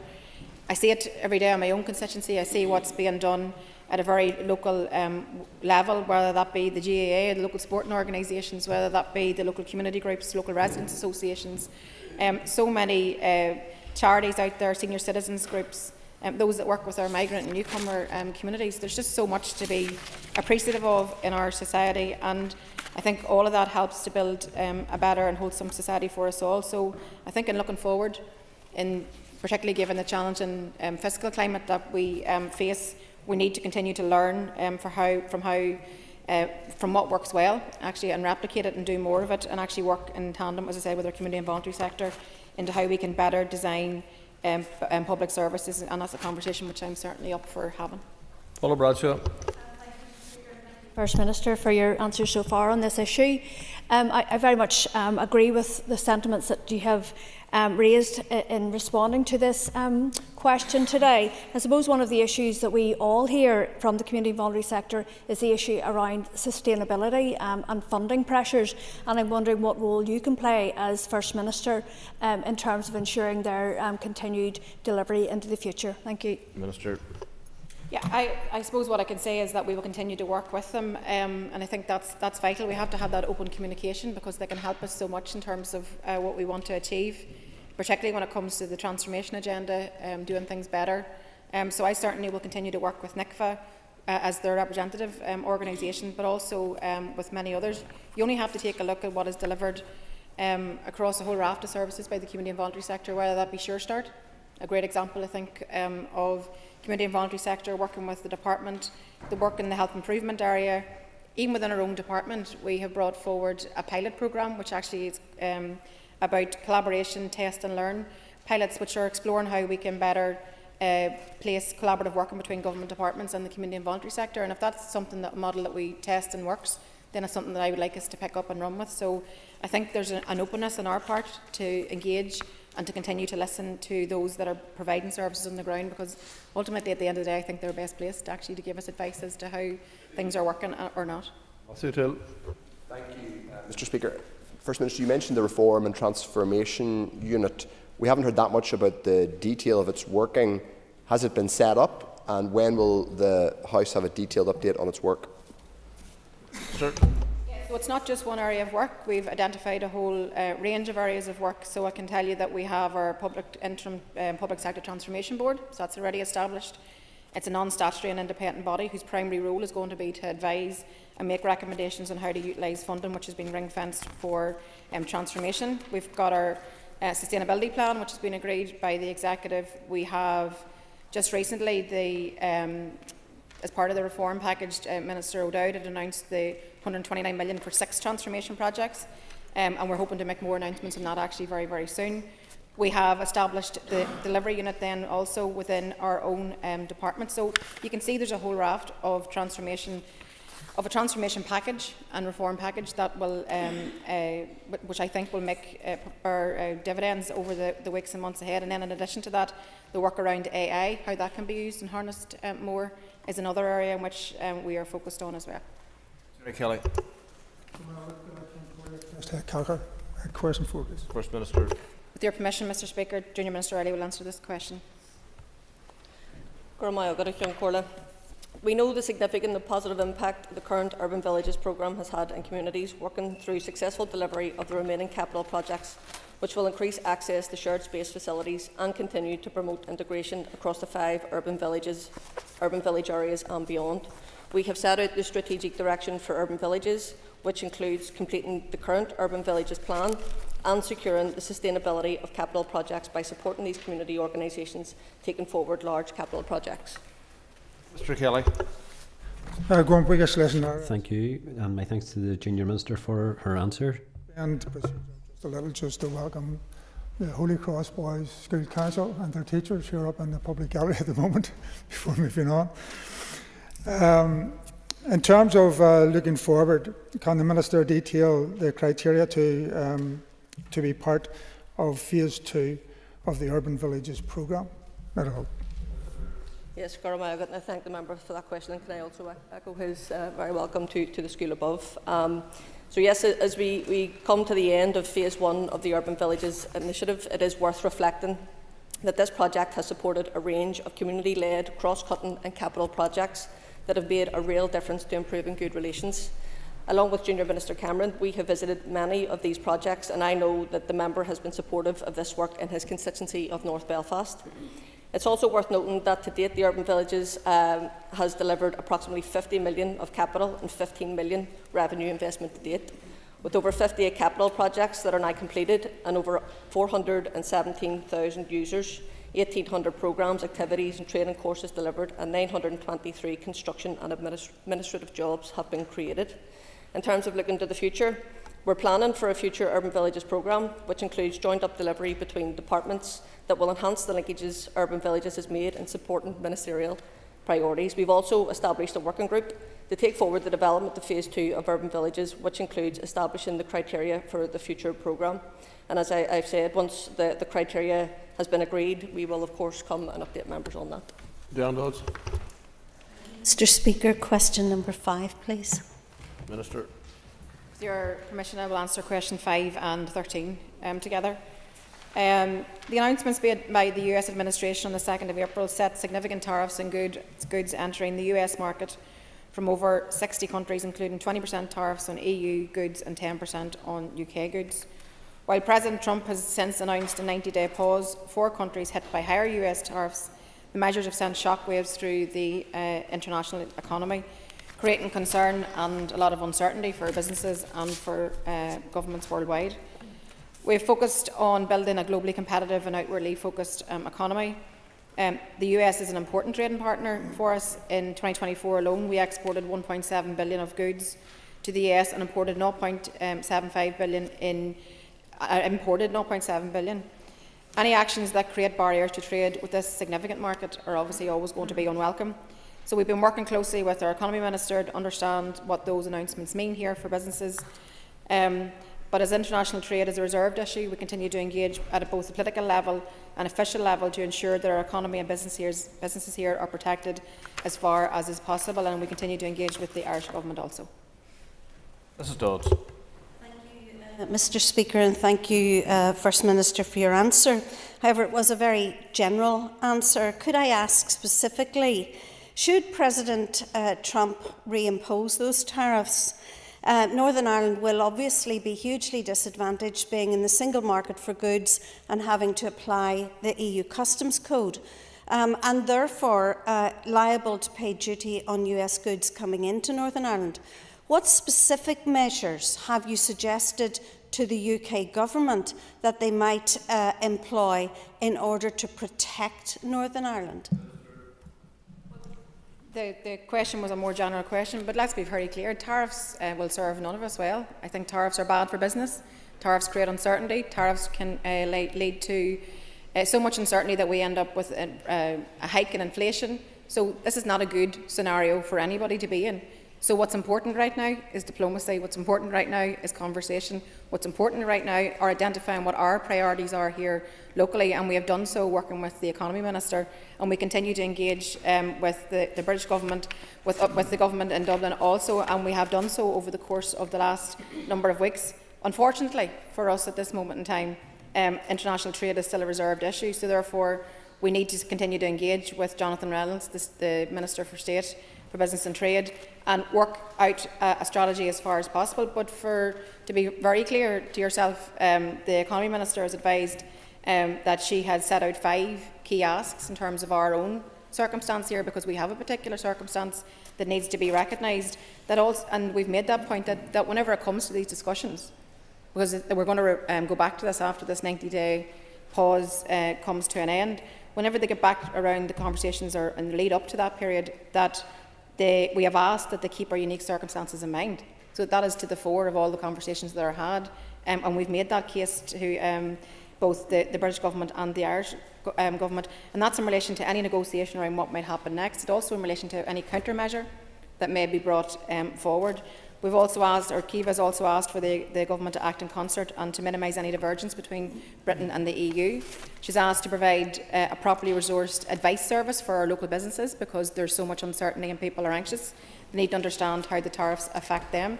I know that she's also held a round table with businesses here to understand the implications and to advance that conversation with the governments as well. And the fourth thing is to improve existing trading initiatives, such as the reimbursement scheme and the waiver schemes. Your 2 minutes is up. Okay. And that we bring forward an economic package that protects our international competitiveness. I call Cathal Boylan. Apologies, Robbie Butler first. Let you off that one, Mr. Speaker. Thank you very much. Thank the First Minister for her answer so far. The Minister, I'm sure, will agree with me that businesses have had to bear the pressures of through the Windsor framework of Brexit, and in terms of getting their duties paid back through the HMRC reimbursement scheme and the customs waiver scheme. The Secretary of State has outlined that that might be the recourse for businesses if the tariffs do apply here in Northern Ireland. Would the Minister agree with me that this is not a good nor useful tool to use, that businesses without money for up to 3 months are put under undue pressure, and has the Executive Office been involved in any conversations in that regard? Minister. Yeah, this is something that the Economy Minister also has raised with her counterpart, because if we find ourselves in a position, and we don't know if that's where this is going to end, but if we find ourselves in a position at the end of this where you have to apply for the reimbursement, for example, it needs to be simplified.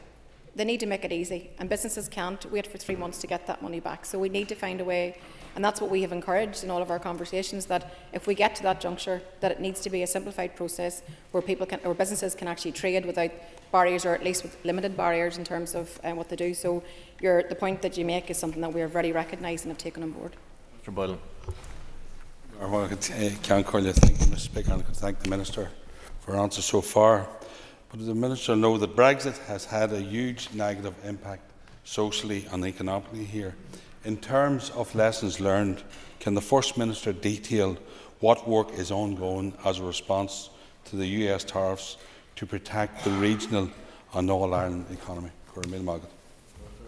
Yeah, well, thanks. And as I've highlighted, I think that we all witnessed the shockwaves that arose as a direct result of the tariff announcements, and it's created so much uncertainty, so much concern. Businesses are really struggling, find themselves again back in a situation where they don't know what's going to happen next, and there's anything that businesses dislike more than anything else, it is that uncertainty, because it's very difficult to plan. So throughout all of this crisis, myself, the Deputy First Minister, Kiva as the Economy Minister, we've engaged directly at Prime Ministerial level, at Taoiseach level, Secretary of State level. We will continue to ensure that the voice of our local economy is heard. But I take your point in terms of the all-island economy and the need to ensure that we have frictionless trade, because you can see the growth of the all-island economy over recent years, and obviously we want that to continue. And I want to see free-flowing trade across these islands without barrier, without interruption, so that our businesses can flourish and our economy and our people can flourish. So we'll continue to work our way through this, I think, as we navigate our way through the uncertainty that this period that we're in obviously is dominated by. Donnelly. the First Minister for her answers so far. There is clearly currently great instability and uncertainty in global trade due to the Trump tariffs. Does the First Minister recognise the ongoing damage caused by trade friction of any kind and recognise the need to maximise the benefits of Northern Ireland being able to trade, at least for goods, in all directions as freely as possible? When we have made, and I agree with you absolutely, and I think we all should work towards a situation where there are no barriers to trade across these islands, on this island, between our islands. I think that is where we should all aim to be. But we've had to highlight, and we have highlighted in every meeting that we've had, in every conversation that we've had, and we have an opportunity to do so again, actually, over the course of May, when we'll have a bilateral again with Keir Starmer. I can't remember the title of the meeting. That's what I was reaching for. But we'll have another opportunity again to highlight our particular challenges that we have here, because we have the Windsor framework, because we've got the added layer of complexity. So we're going to have to try and work our way through it, particularly around rules of origin, but also just to minimise any barriers to trade. I don't want to see barriers to trade for anybody. I want our economy to grow. I want jobs to be created. I want well-paid jobs. I want people to have money in their pockets. So we'll do everything that we can to ensure that is the case. Justin McGildy. Sure. There is no joint agreement on this issue. Mr. McGildy. First Minister, you have been highly vocal in public about the goal of achieving Irish unity, and yet with your hands on the levers of power in the north, you have taken very few, if any, tangible steps towards formally advancing preparations for unity. The Irish Government, through the Shared Island units, have pumped in billions of euros towards uplifting and uniting communities north and south. Why, in power, are you treading water on Irish unity and the Citizens' Assembly? Why has there been such a gap between your words in public and your actions in government? I think it's more of a question of why are you so surprised that there's not an agreement in this office on this issue? I mean, it's no secret to anybody that I'm an Irish Republican who wants to unite the people of this island. It's also no secret to anybody that the Deputy First Minister is a unionist who wants to maintain the link with the union. Therefore adds the complexity to the office that we inhabit. However, I have my own personal views on the issue of constitutional change. I think that we will all be better served by Irish unity. I think we will all be better served with uniting the people of this island and ending the divisions of the past and creating a more inclusive society and a more prosperous economy. And I would encourage the member to use your energy to work with me to achieve that, as opposed to trying to pick silly points that are very far from reality, because there won't be an agreement in this office on this issue. First Minister, a recent report from the Economic and Social Research Institute provides further evidence that the southern part of our island has higher wages, with stronger economic growth and better living standards compared to the north. Does the First Minister agree with me that this shows that partition has failed, and that it is negatively impacting on our quality of life standards, trade, economic productivity and growth? Yeah, as I said to the previous answer, I mean, there isn't agreement in the Executive Office on this issue, but personally, I mean, I also have read that report and very much welcome more reports like it coming into the public, because I think that encourages conversation in itself. It creates an opportunity for people to have actually hard data, what it looks like, the benefits of unity across the island. And I think what the report does is highlight the folly of partition, how it's failed every single citizen who lives here. So I do very much welcome the report that's been published, and look forward to more and more people engaging on the topic as we move through the weeks, months and years ahead. The best thing that we all could do is actually to work together. The best thing we all could do would be to plan, to prepare, to have the maturity to actually have the debate around what does a health service look like, what does education look like, how can we better people's lives, how do we increase people's standard of living, how do we grow our economy. That's a conversation that I personally would want us to get to a point, and I think that that's increasingly organically happening anyway, but I think we want to see more of it obviously in the time ahead. Sharon. Very shortly, the whole question 7, please. In line with the requirements of the Identity and Language Act 2022, we are responsible jointly for the appointment of the Irish Language Commissioner, the Commissioner for the Ulster Scots and the Ulster British Tradition, and the Director and members of the Board of the Office of Identity and Cultural Expression. We are committed to establishing the 3 new bodies and to making the appointments as soon as possible. And we're very pleased to announce that the competitions launched on the 10th of March and they closed on the 28th of March. and it's anticipated that our interviews will now take place over the summer. Ms. Sheeran. First Minister, could you provide an update as to the current position for each appointment as per the Act? Minister. Yeah, as I said, the competitions to recruit the commissioners launched on the 10th of March and closed on the 28th, and I'm pleased to say that the 2 of the panels have already completed their sift of applications back on the 11th of April, and that's for the Irish Language Commissioner, and the 16th of April for the Ulster Scots and British Tradition Commissioner, with the first panel for the Office of Identity and Cultural Expression going to complete on the 9th of May. So we're making good progress. I know that the Irish Language Proficiency Assessment is planned to take place on the 6th of May, and it's anticipated that the presentation and interview stage will be carried out on the 20th of June. And then in relation to the Ulster Scots and Ulster British Tradition Commissioner, it's anticipated that the presentation and interview stage will take place on the 5th of June. So I think, as I said, that I look forward to getting to the point where we're hopefully able to appoint after the interviews that are held over the summer. It's taken a bit of time to get here, but I'm glad that we are at this juncture. That concludes the questions to the Minister. We now move to the oral questions to the First and Deputy First Minister's office, and I call Matthew O'Toole. Speaker, First Minister, you and your ministerial colleagues have been persistent even in blaming austerity, understandably, for constraints on public spending, right down to small sums of money. Your colleague, the Infrastructure Minister, said the £5,000 pedestrianisation of Hill Street couldn't happen because of austerity. In that context, are you comfortable with your colleagues spending tens of thousands of pounds on five-star hotels? And First Minister, have you, since you've been in this role, stayed in a five-star hotel at taxpayer expense? Minister. Look, I think a more general point to make is that, well, 2 points that I would make in relation to what you've just said. Firstly, austerity is a real thing. Austerity has happened. Yeah, I know you do. That's why you signed up to the letter that we all sent collectively to the British Government when we first formed the executive. Austerity has hurt us bad, and we are dealing with a very difficult financial climate as a direct result of it, and continue to do so under this new Labour government also. When it comes to public money, people should always be very, very prudent with public money, and everything needs to be value for money and needs to be proofed, and you need to be able to stand over every decision that is taken. I do not seek out five-star hotels. I do not seek out to waste public money. You may not seek it out, First Minister, but we do know that your colleague, the former Economy and Finance Minister, Conor Murphy, stayed in the Fullerton Hotel in Singapore, which says on its website that it reflects the full-blown colonial confidence of its builders. It cost more than £6,000 for him to stay there, much more than the cost of pedestrianising Hill Street. We all agree that austerity was bad, First Minister, but I ask you a specific question. Are you comfortable with your ministerial colleagues staying in five-star hotels, and have you stayed in a five-star hotel at taxpayer expense since you've been in this role? It's quite a straightforward question. I have no idea of what star of a hotel I've stayed in. I don't interfere with any of that business. Somebody in our office will do the logistics, and that's fine. But what I will say is that I am very conscious of being prudent with public money. And when ministers have a job to do, and they have a job to do, to travel the world, to sell our wares, to create investment here. But I do think that it's important that we don't just reach for the headline. But you're absolutely right.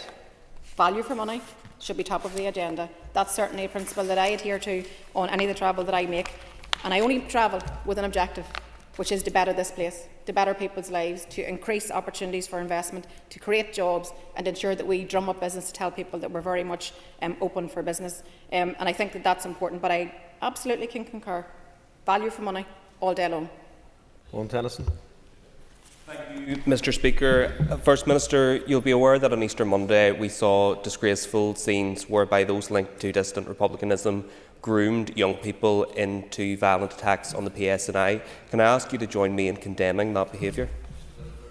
Yes, I absolutely can. Absolutely disgraceful. They should not, dissident Republicans or any group should not exist. They should leave the stage.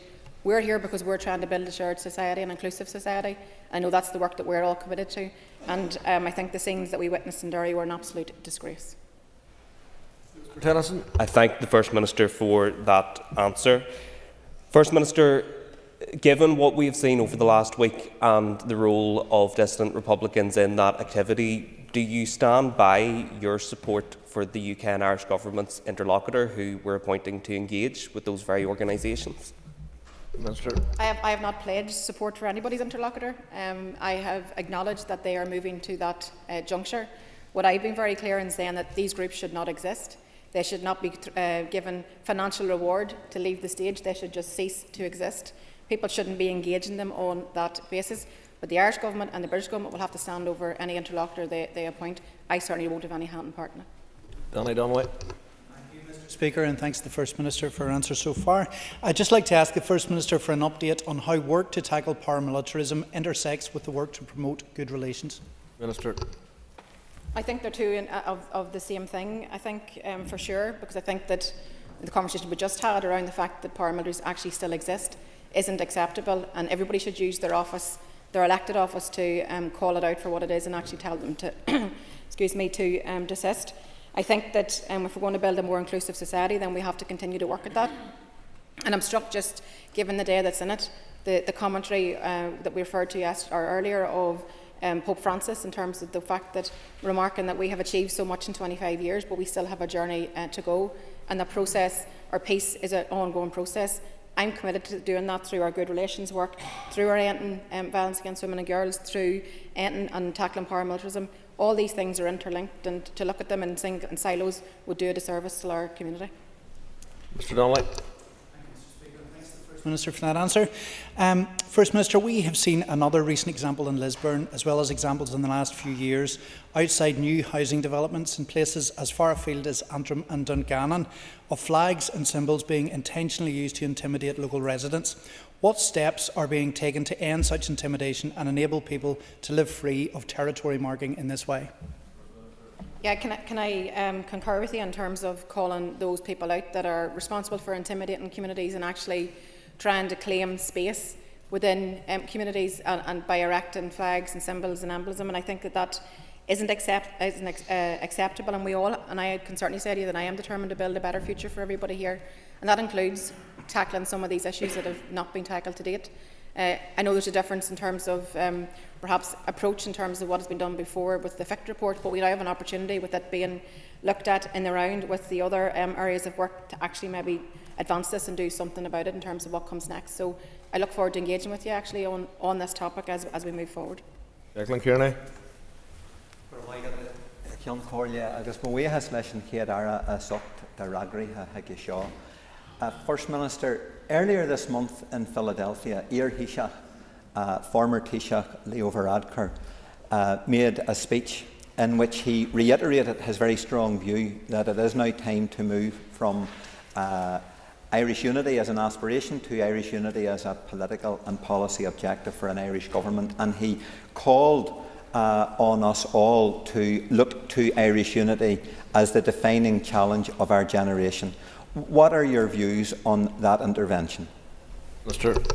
In the vein of the previous conversation we had earlier, there's no joint office opinion on this issue, but I very much welcome his intervention. I think it's a very helpful intervention, and I just wish that more people had the maturity and the ability to actually enter into the conversation and to embrace it in a way that is actually, we could have one objective in terms of making everybody's life better, and I think that's the prize for us all in terms of what we can achieve here going forward. And I don't see any contradiction actually whatsoever in terms of being able to govern on a day-to-day basis in terms of public services and trying to better people's lives here, whilst also having that conversation alongside. I think it's happening organically.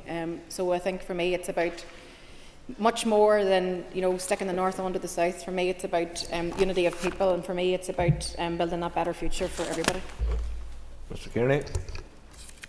Agus lena chuisceann a chéad ara, and I'm very sensitive to the fact that there is a divergence in thinking in relation to the issues relating to the constitutional future of Ireland within your office. But nevertheless, do you agree that it is now time for the British Secretary of State to set definitive criteria for the calling of a unity referendum?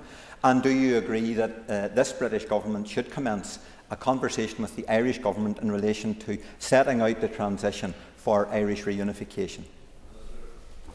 Yes, I mean, again, personal view, I think that it is the time to prepare, to plan, to engage, to have the conversations, and I think that this is work that clearly both governments as co-guarantors of the agreement need to put their minds to. And certainly I would like to have a more formal process where we are all able to engage around what this potential is, and I believe there is huge potential. That's why I think it's time for a Citizens' Assembly to be called. I think it's absolutely time for the Irish Government to begin that planning and preparation. And I think that, certainly my ambition for the people of this island is an island that is both inclusive, that's welcoming, where people can, have their views respected, their identity respected. There's a lot of continuity in the Good Friday Agreement because it's an international agreement that will carry through, so identity is very much protected. So I absolutely think that it's time to build a better future for everybody that calls this place home, and I would encourage both the Irish Government and the British Government, with responsibility in particular in relation to the criteria, to be fulsome and come forward with plans so that we all can understand what it is that we are working to. Orla Flynn. First Minister, earlier today the Economy Minister, Kiva Archibald, announced her Good Jobs Employment Rights Bill. Can you give us your assessment of this announcement, please? Minister. I know that the Minister will be bringing forward lots of discussion in this chamber over the course of the next number of years, particularly in relation to her Good Jobs Bill, and I look forward to the debate in this chamber. I think there's no doubt that this is one of the most significant piece of workers' rights legislation ever to be introduced in the North. So I want to praise the work of the Economy Minister, of Kiva Archibald, for progressing the work in this legislation. Key parts of that legislation itself will include paid leave for parents whose newborn is admitted to neonatal care. That's compassionate legislation in my mind. Ending zero-hour contracts, introducing the right to disconnect from work, stronger rights for trade unions and their members. And I think that these proposals and others will really genuinely put money into workers' and families' pockets. It will strengthen their rights, it will support their families, and it will empower trade unions. So I think, as well as benefiting the individual worker, which is ultimately obviously what it's all about, it's also going to really benefit our business community also, and the wider economy to thrive.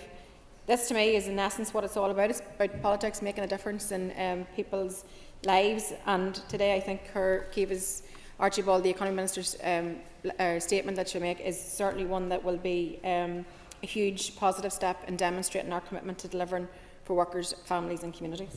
Before I call Ms Flynn for supplementary, I would say it's more appropriate to question the Minister who's responsible at a later point, but go ahead for your supplementary. Okay. Thanks very much, Mr Speaker. Will the First Minister commit to working with all Ministers and the Executive to try and progress this legislation as quickly as possible?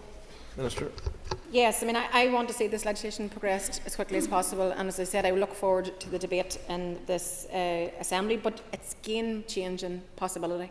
That's how I would embrace it. It's game-changing possibility that these proposals can begin to be rolled out, and I'm sure there'll be differences of opinion, and that's all right. We'll have those political debates, but absolutely committed to working with all ministers and with colleagues here in the Assembly to ensure that it happens, and to support the Economy Minister and what she tries to achieve. Obviously, cross-party support, endorsing the full implementation of the legislation would be a very powerful political message to workers and families, and I think that there's huge opportunity for us here. So I would love to see the fact that we could potentially unite around this legislation and build a stronger economy in which both workers and businesses and our economy all thrive.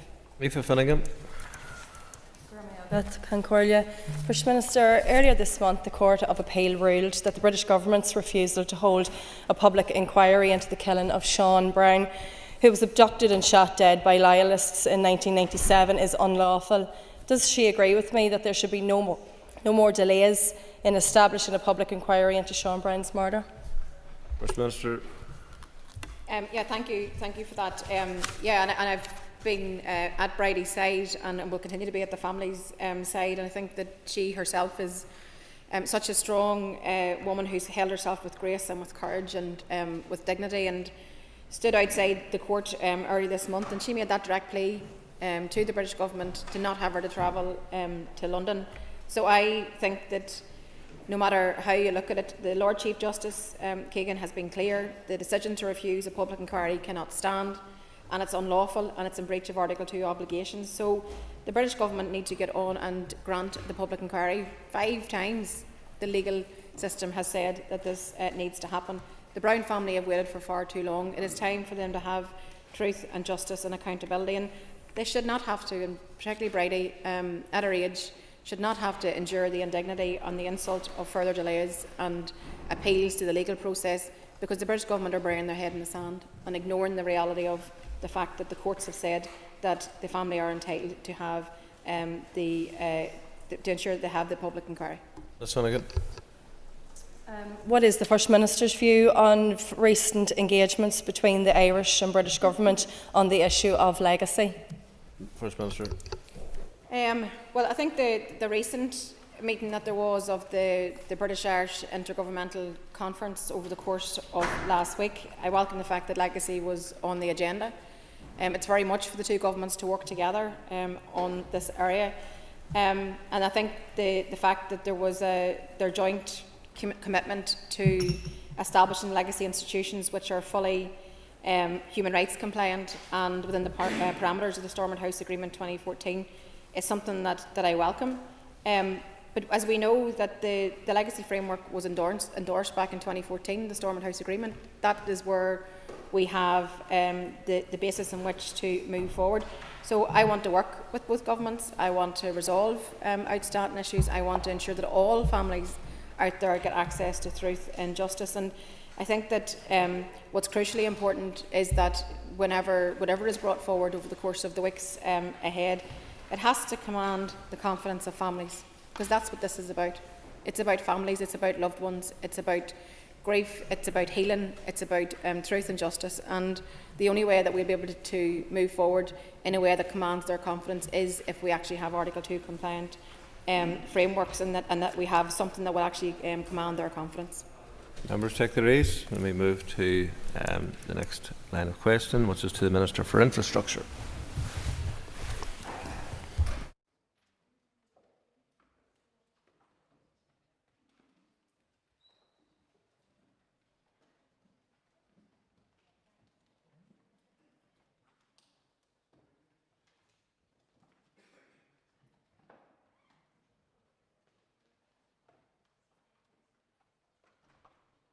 Okay, members, we're now on to questions to the Minister for Infrastructure. Just to advise that question 8 has been withdrawn, so I call John Blair. Thank you, Principal Deputy Speaker. Question number 1. And I have previously provided the Assembly with my position on this matter. My department has already extensively reviewed NI Water's funding model and has analysed the opportunities for NI Water raising additional revenue, operating more efficiently, using financial transaction capital, additional borrowing and using additional public expenditure funding.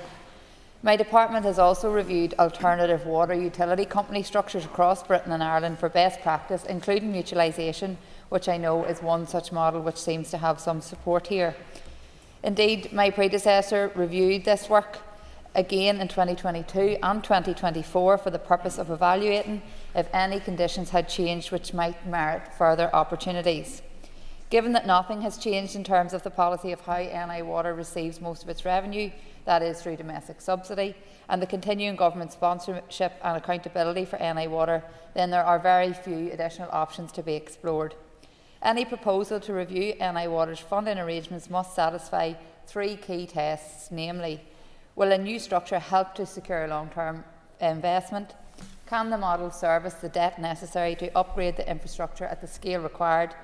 Can the model provide assurance in terms of controlling the cost burden on the public? My officials have just recently, as this month, again reviewed potential models against these 3 tests, and I'm currently considering that review. So for the avoidance of doubt, I will not implement any review that will lead to household water charges on already hard-pressed families, which I have reiterated numerous times in this chamber and at committee. A model that takes NI Water outside of government control, such as mutualisation, will require the introduction of water charging, no matter what way we look at it. What I'm doing is continuing to work hard in partnership with the Executive and progressing a 3-pronged approach to ensure NI Water remains fit for purpose, which is working with executive colleagues to try and increase the investment available for wastewater, consultant and developer contributions, and securing executive agreement for the water, flooding and sustainable drainage bill to be introduced to the Assembly. Thank you, Minister. I call John Blair for supplementary.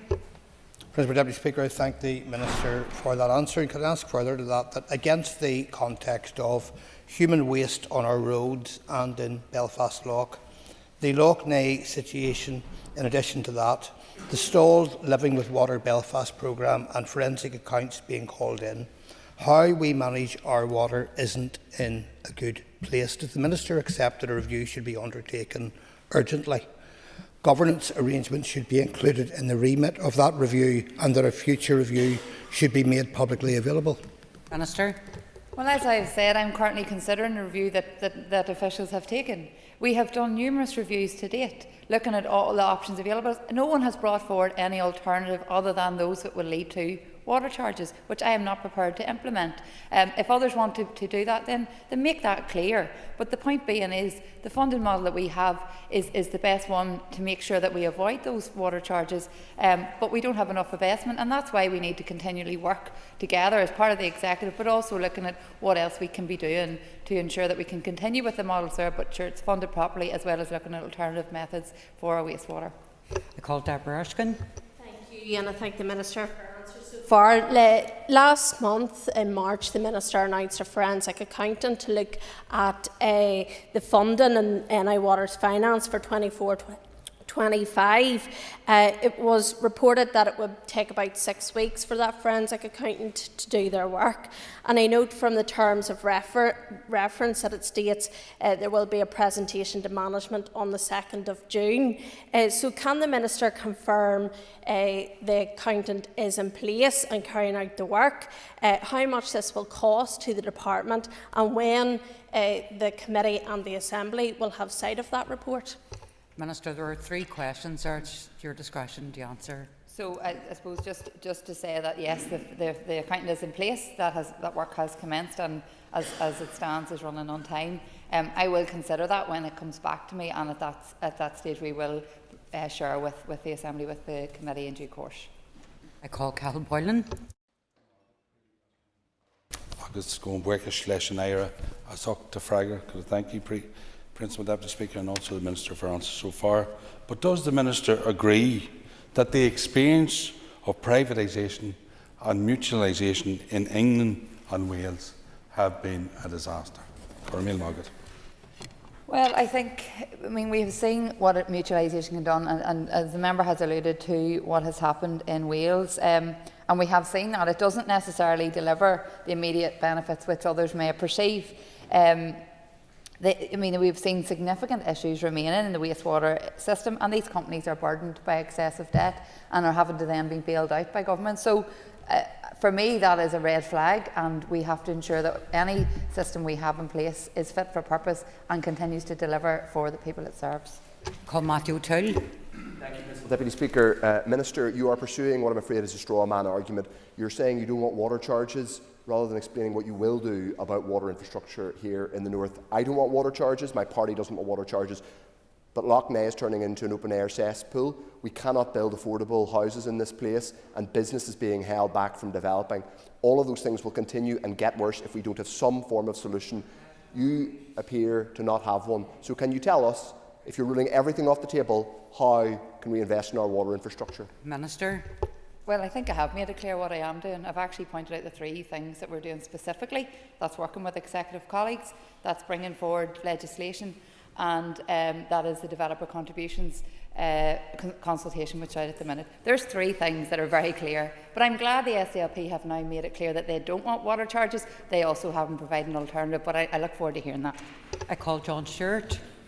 Speaker, thank the Minister for answer. Minister, it's clear that the funding model simply isn't working, and that Northern Ireland Water is currently not fit for purpose in terms of how it is funded. Do you accept that people are paying for water here through the rates process? And to that end, would you support a line within the rates bill highlighting specifically for water that could potentially open up other models to fund Northern Ireland Water?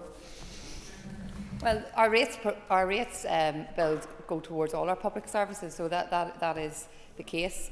Which actually further strengthens my argument why we wouldn't want to implement further bills, further costs to our households and families at a time when everything else is going up. So we have to improve what we have, but I think that there's ways we can do that within the remit that we already have. Call Cathy Mason. Question number 2, Lady Hall. Following the 2023 flooding, my department commissioned a consultant to undertake a feasibility study to determine if there were viable options to alleviate the threat of flooding in Downpatrick. The study is using information not only from the 23 flooding incident, but also additional historical records. A detailed computer model of the river has been created to simulate flooding events to assist with the identification of possible engineering solutions. Once the flood risks are fully understood, the list of potential solutions are carefully investigated and assessed for viability. To do this properly can be quite a lengthy process. However, I'm pleased to inform you that substantial progress has been made and is currently anticipated that the feasibility report will be completed in the coming weeks. Thank you, Minister. I call Cathy Mason for supplementary. And I thank the Minister for that information. I know it will be comfort to many businesses in Downpatrick. Can the Minister provide a further timeline for the actual implementation of flood mitigation measures for Downpatrick?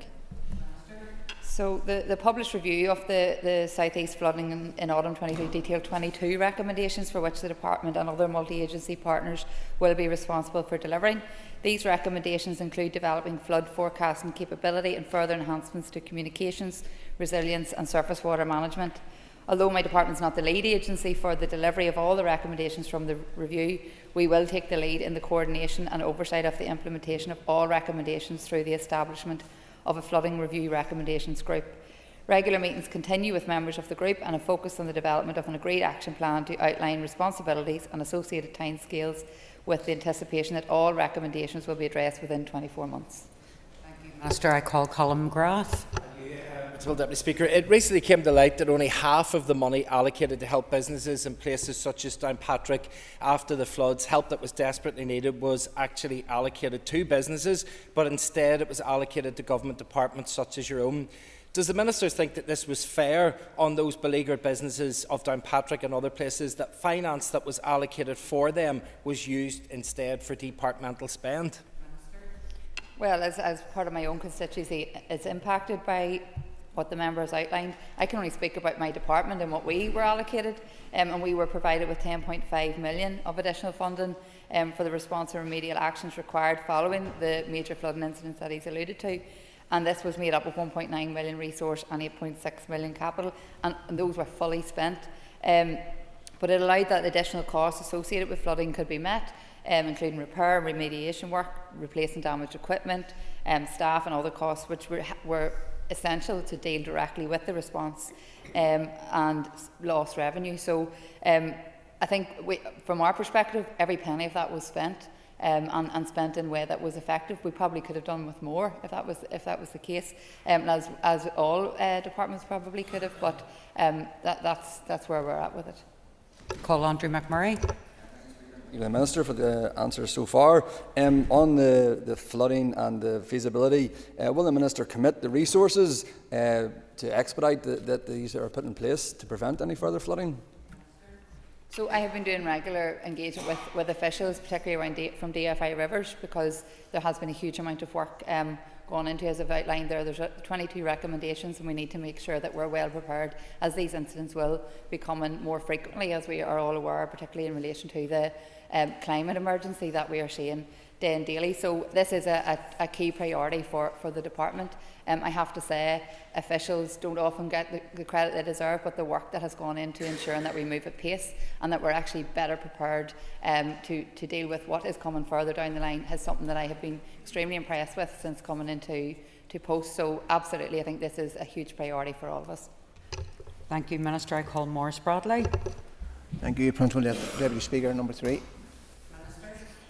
The Department's Regional Development Strategy 2035 and the Strategic Planning Policy Statements support the creation of balanced communities, and in relation to all types of housing, the policy approach is to facilitate an adequate and available supply of quality housing to meet the needs of everyone. Council local development plans are the main vehicle for delivering this, by assessing future housing land requirements and managing housing growth in their areas to achieve sustainable patterns of residential development. This process allows councils to address local housing issues within their communities, such as the balance between residential properties and short-term holiday lets. Councils are also responsible for operating effective development management in respect of planning applications for housing, and in doing so, the provisions of their LDP regional strategic planning policy, and all other material planning considerations must be taken into account. And whilst my department will continue to perform an important oversight role in relation to LDPs, I have no plans to revise the department's approach on housing to restrict the conversion of residential properties into short-term holiday lets at this time. Thank you, Minister. I call Maurice Bradley for supplementary. Thank the Minister for her answer there. But, Minister, given the pressures of short-term holiday lets that can place on local housing supply and community cohesion, will the Minister be prepared to set in place plans to introduce specific measures, such as requiring planning permission or establishing control areas to better manage the impact of holiday lets and indeed HMOs on residential neighbourhoods? I hear what the Minister is saying, but it's getting right across Northern Ireland. It's getting to epidemic proportion, and something needs to be done, and it needs to be done at this level. Thank you, Maurice. Minister. Well, I'll take into consideration what the member said, and I do appreciate it is a very important issue. As I said, it is related more to the local development plans. I think it's important that councillors, elected representatives, are feeding into that as best as possible as well. And it's about trying to strike that balance right as well, isn't it? Thank you. I call Jerry Carroll. So you're probably aware that there's cities in Britain and parts of Dublin where there's only 1 or 0 Airbnbs registered, but there's a litany of them across the places. It's concerning, Minister, that you don't believe the planning system should be used to crack down on the use of Airbnbs and short-term holiday lets. Would you reconsider this position, given the lack of permanent housing stock and the scale of the housing crisis that so many people are faced with? So I take the point that the members made. However, depending on the extent of a short-term let or the holiday home changes in terms of the use or the character of the property will impact on whether planning permission is required or not. So at the minute it varies for various units. So you'll be aware that planning applications seeking the change of use of an existing building for a new build to provide a short-term let or self-contained holiday accommodation will normally be determined by local council. So as part of that process, that there's already provision where that should be done. But I take the point that there's probably units existing that aren't even going through that process. And I suppose we are going through that planning improvement programme at present, so it's something that we could be feeding in to see if there's any scope. But as it stands, there are no plans at this point. Call Claire Sugden. Speaker. Minister, this is a well-rehearsed issue, and it's one that's disappointing that the Minister and the Department keep coming back and deferring the blame to councils. You have ultimate responsibility for implementing the Planning Act 2011, and you do have interventions within that Act to take more action. So will the Minister go back and read the legislation and see what she can do and what this House can do to try and fix an issue that has been an issue for seaside areas for many, many years now? Yeah, well, as I said, I mean, we have the planning improvement programme is up at present, and that's an opportunity to feed all of these issues in. They're engaging with local councils, engaging with councillors, with architects, all stakeholders around that who are involved in that process. So I think if there's scope coming out of that where we can look at where we can make interventions, something that we definitely can consider. Can the Minister outline what work is being done to explore the impact of second homes as short-term holiday lets? Littlehill. Well, I suppose as I said earlier, I do appreciate that the issue remains a major area of concern, particularly in not all council areas, but as members have outlined in certain areas. And as it stands, the LDPs have some means to address the issue at second homes at a local level. But notwithstanding this, I can advise that early discussions comprising of a cross-departmental group between DFC, DFI and DFE have very recently commenced. Broadly, the purpose of this group is to provide an informed understanding of the nature and the scale of second homes across the north and to assess the effects of second homes on the housing market and sustainability of local communities and services. So I'm awaiting more advice in relation to that specifically, and that could feed into the broader discussion that we're having today. Call Cara Hunter. Principal Deputy Speaker, thank you, Minister, for your answer so far. This issue continues, and year on year it definitely worsens in the constituency I'm in, Portrush, Portstewart, Castle Rock, etc. Can I ask you, can you commit to an additional meeting with the Department for Communities Minister to talk about this specific issue? Just because if we keep pushing it back to Council, I don't think we're going to find any answers there. Well, as I've said, there is some work already going on cross-departmentally between ourselves and DFI, DFC and the Department for Economy. So as part of those discussions, I think that's something that we'd be looking at in the round. Call Philip McGuigan. Minister. I'm happy to advise that the work associated with the significant embankment failure on the Glenchesque Road commenced on Tuesday the 18th of March this year. The works will involve drainage improvements, slope reconstruction and resurfacing works. It's anticipated that all works will be completed by the end of August 2025, with completion targeted in advance of the Irish Fair, subject to favourable weather conditions and no unforeseen delays. And I thank the Minister for her answer, and more importantly the residents of Glenchesque Road who have been severely impacted as a result of this landslide since March 2024 will welcome the completion of this work in August. Can I ask, given that this isn't the first landslide on the Glenchesque Road, if the works that you have outlined are looking towards future-proofing to maybe help prevent a similar landslide happening in the future? Yeah, so to be blunt, it's very difficult to prevent future slippages across the road, along the road, given the ground conditions and the topography. But to reduce the risk and potential for future slippages, my department will incorporate an improved drainage regime along the carriageway, which will hopefully then help to alleviate some of the challenges in advance. Therefore, it's envisioned that the embankment along Glenchesque Road will be afforded greater protection and hopefully reduce the risk of slippage. Thank you, Minister. I call Shawn Mulholland. And thank you, Minister, for your answers so far. And I think, as my North Antrim colleague Philip McGuigan has outlined, 17 months for a community to be cut off has been such a long time. I'm glad to hear there's preventative works. Will there be any works to the the parallel road of Drumavoli Road to actually take some of the strain away from the Glenchesque Road, just to try and alleviate any future risks? So I don't have the specific on that one, Shawn, but I'm happy to come back to you on that, because it was more specific just to Glenchesque Road itself. But in terms of the detail on that, I'm happy to come back to you in writing just to confirm or not. Thank you. I call David Honeyford. Question 5. The planning system plays a key role in supporting sustainable development and economic growth. It must operate in the public interest and provide a fair and balanced framework for all types of development, regardless of the extent or scale of investment. We're all very aware that planning is a collective issue, and all stakeholders must play their part in delivering the necessary changes and improvements to establish an environment that will enhance the prospects for investment and trade in the North. This includes local councils, who have responsibility for a significant number of planning functions.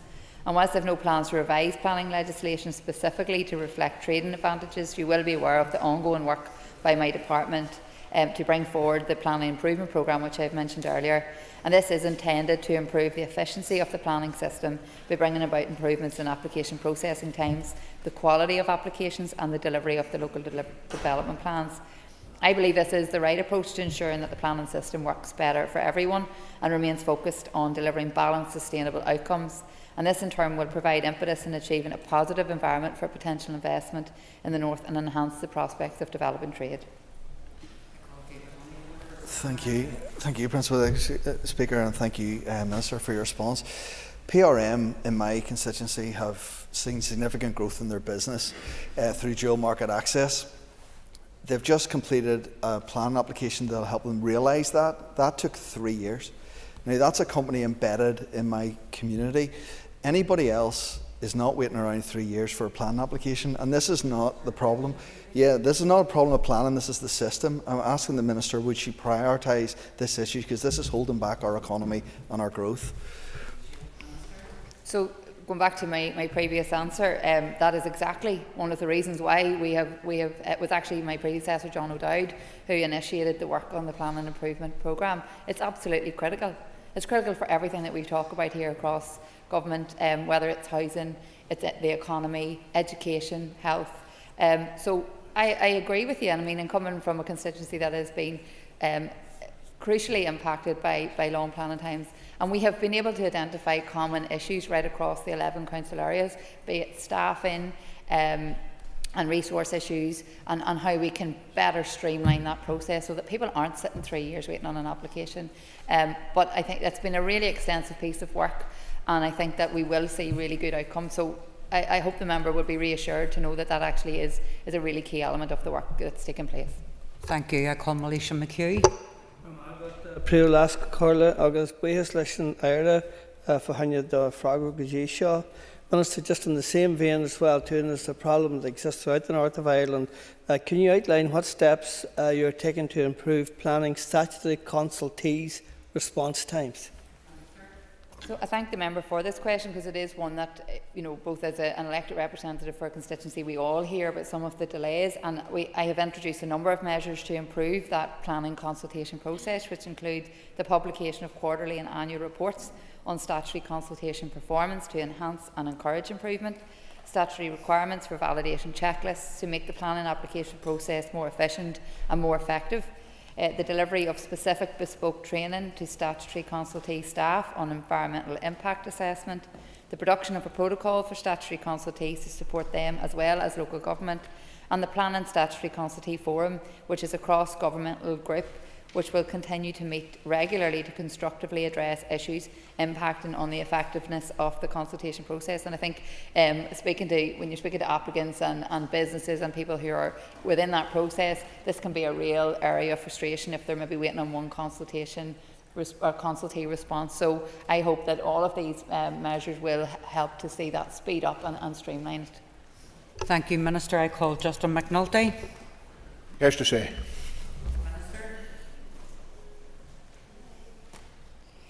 My department maintains its financial records by financial year on the NICS accounting system, Account NI. Given the time of year, the figures available in relation to claim numbers and expenditure and vehicle damage compensation due to road surface defects since February 2024 may be subject to change. This is because the normal end-of-year financial adjustments on the Account NI system and data management exercises on my department's claims management system have yet to be finalised. I can confirm from the data currently available the expenditure and vehicle damage compensation claims due to road surface defects from the 1st of February 2024 to the 31st of March 2025 was approximately £1.4 million. This figure includes compensation payments and, along with payment of vehicle damage loss assessor fees, departmental legal costs and claimants' legal costs. The member should be aware that claims received in a financial year are not always concluded in the same financial year. Therefore, the expenditure figures for a given financial year will usually include spend on claims that were received in prior years. In addition, although my department has a statutory duty under Article 8 of the Roads Order 1993 to maintain public roads, there is no automatic entitlement to compensation. My department investigates and defends public liability claims, with every case turning on its own facts. In cases where officials believe the department can raise a legal defence, claims will be repudiated. Call Justin McNulty for supplementary. Thank the Minister for her answer. Does the Minister intend to review the current penny-wise, pound-foolish approach to pothole repair policy to ensure that her department is delivering long-term value for money, improved road safety, and allows for a more practical and efficient use of maintenance staff who are under-resourced and worked to the pin of their collars? Well, as I have mentioned in this chamber before, officials are currently working on a new road maintenance strategy for all of those reasons outlined.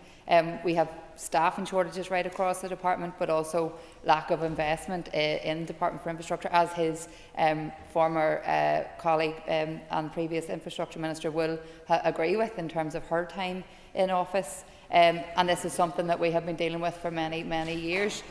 So it has been important that we ensure that we are looking at, can we do things differently? How do we ensure that we deliver higher quality repairs instead of what we've had to do for many, many years and spread resources too thinly? Because it's important that we are able to ensure a more reliable and safer road network where we intervene. Thank you, Minister. I call Emma Sheeran. Lashkin Corlia, Minister, thanks for your answer thus far. Could you outline what your department is doing to use technology to improve road maintenance?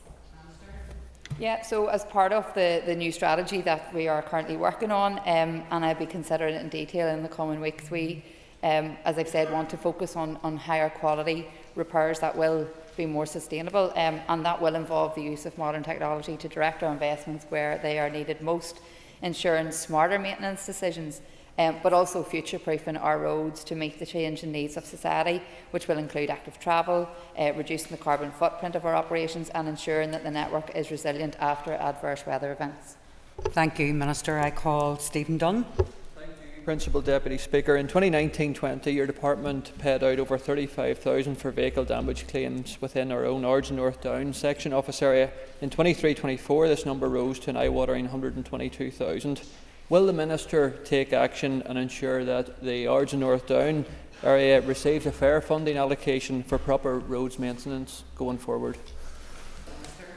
So, as we discussed in the adjournment debate recently in relation to Ards and North Down, there's a very technical methodology for how the funding is allocated for each division, and I think we did talk about that at length as part of that debate.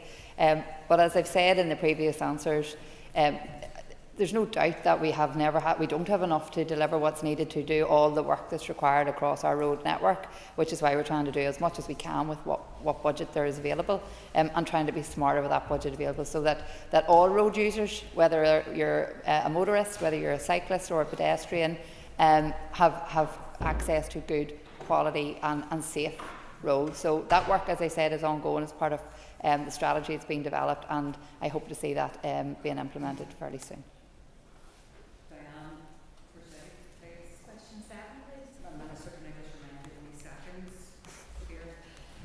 Okay, I'll do my best.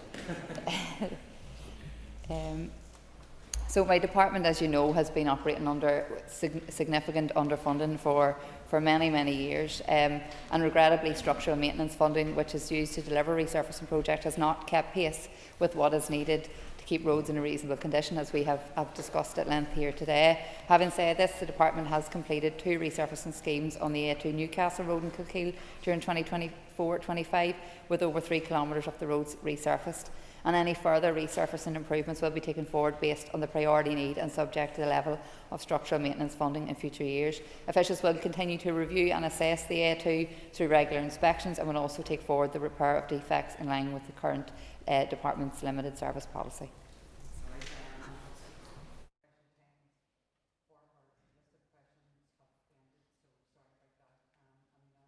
Topical questions. So I call Mark Durkin. There was a lengthy exchange earlier on the impact of second homes on housing supply.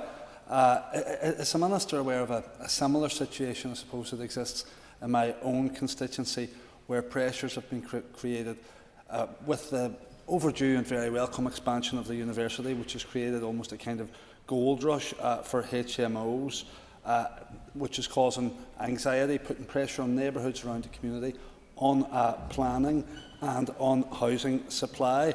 Can the Minister's Department work with Council to alleviate problems and allay concerns? I thank the member for his question, and I suppose just to recognise the significance of that announcement in relation to McGee University. It's something that will hopefully be huge for the North West. In relation to how we alleviate the issues, like in many other cases, I think it's important that not just through the planning process, but also in our work with NI Water and any other barriers that may be holding back potential for new housing and delivery around change, for HMOs. I think it's important that we do work collaboratively and collectively to ensure the best outcome for everybody. Thank you, Minister, for that response.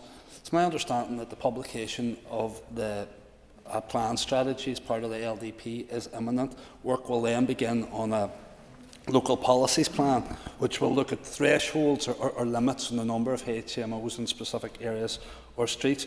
But can the Minister assure us that the intervening period won't create a no man's land or a no plans land that can be exploited by developers at the expense of local neighbourhoods?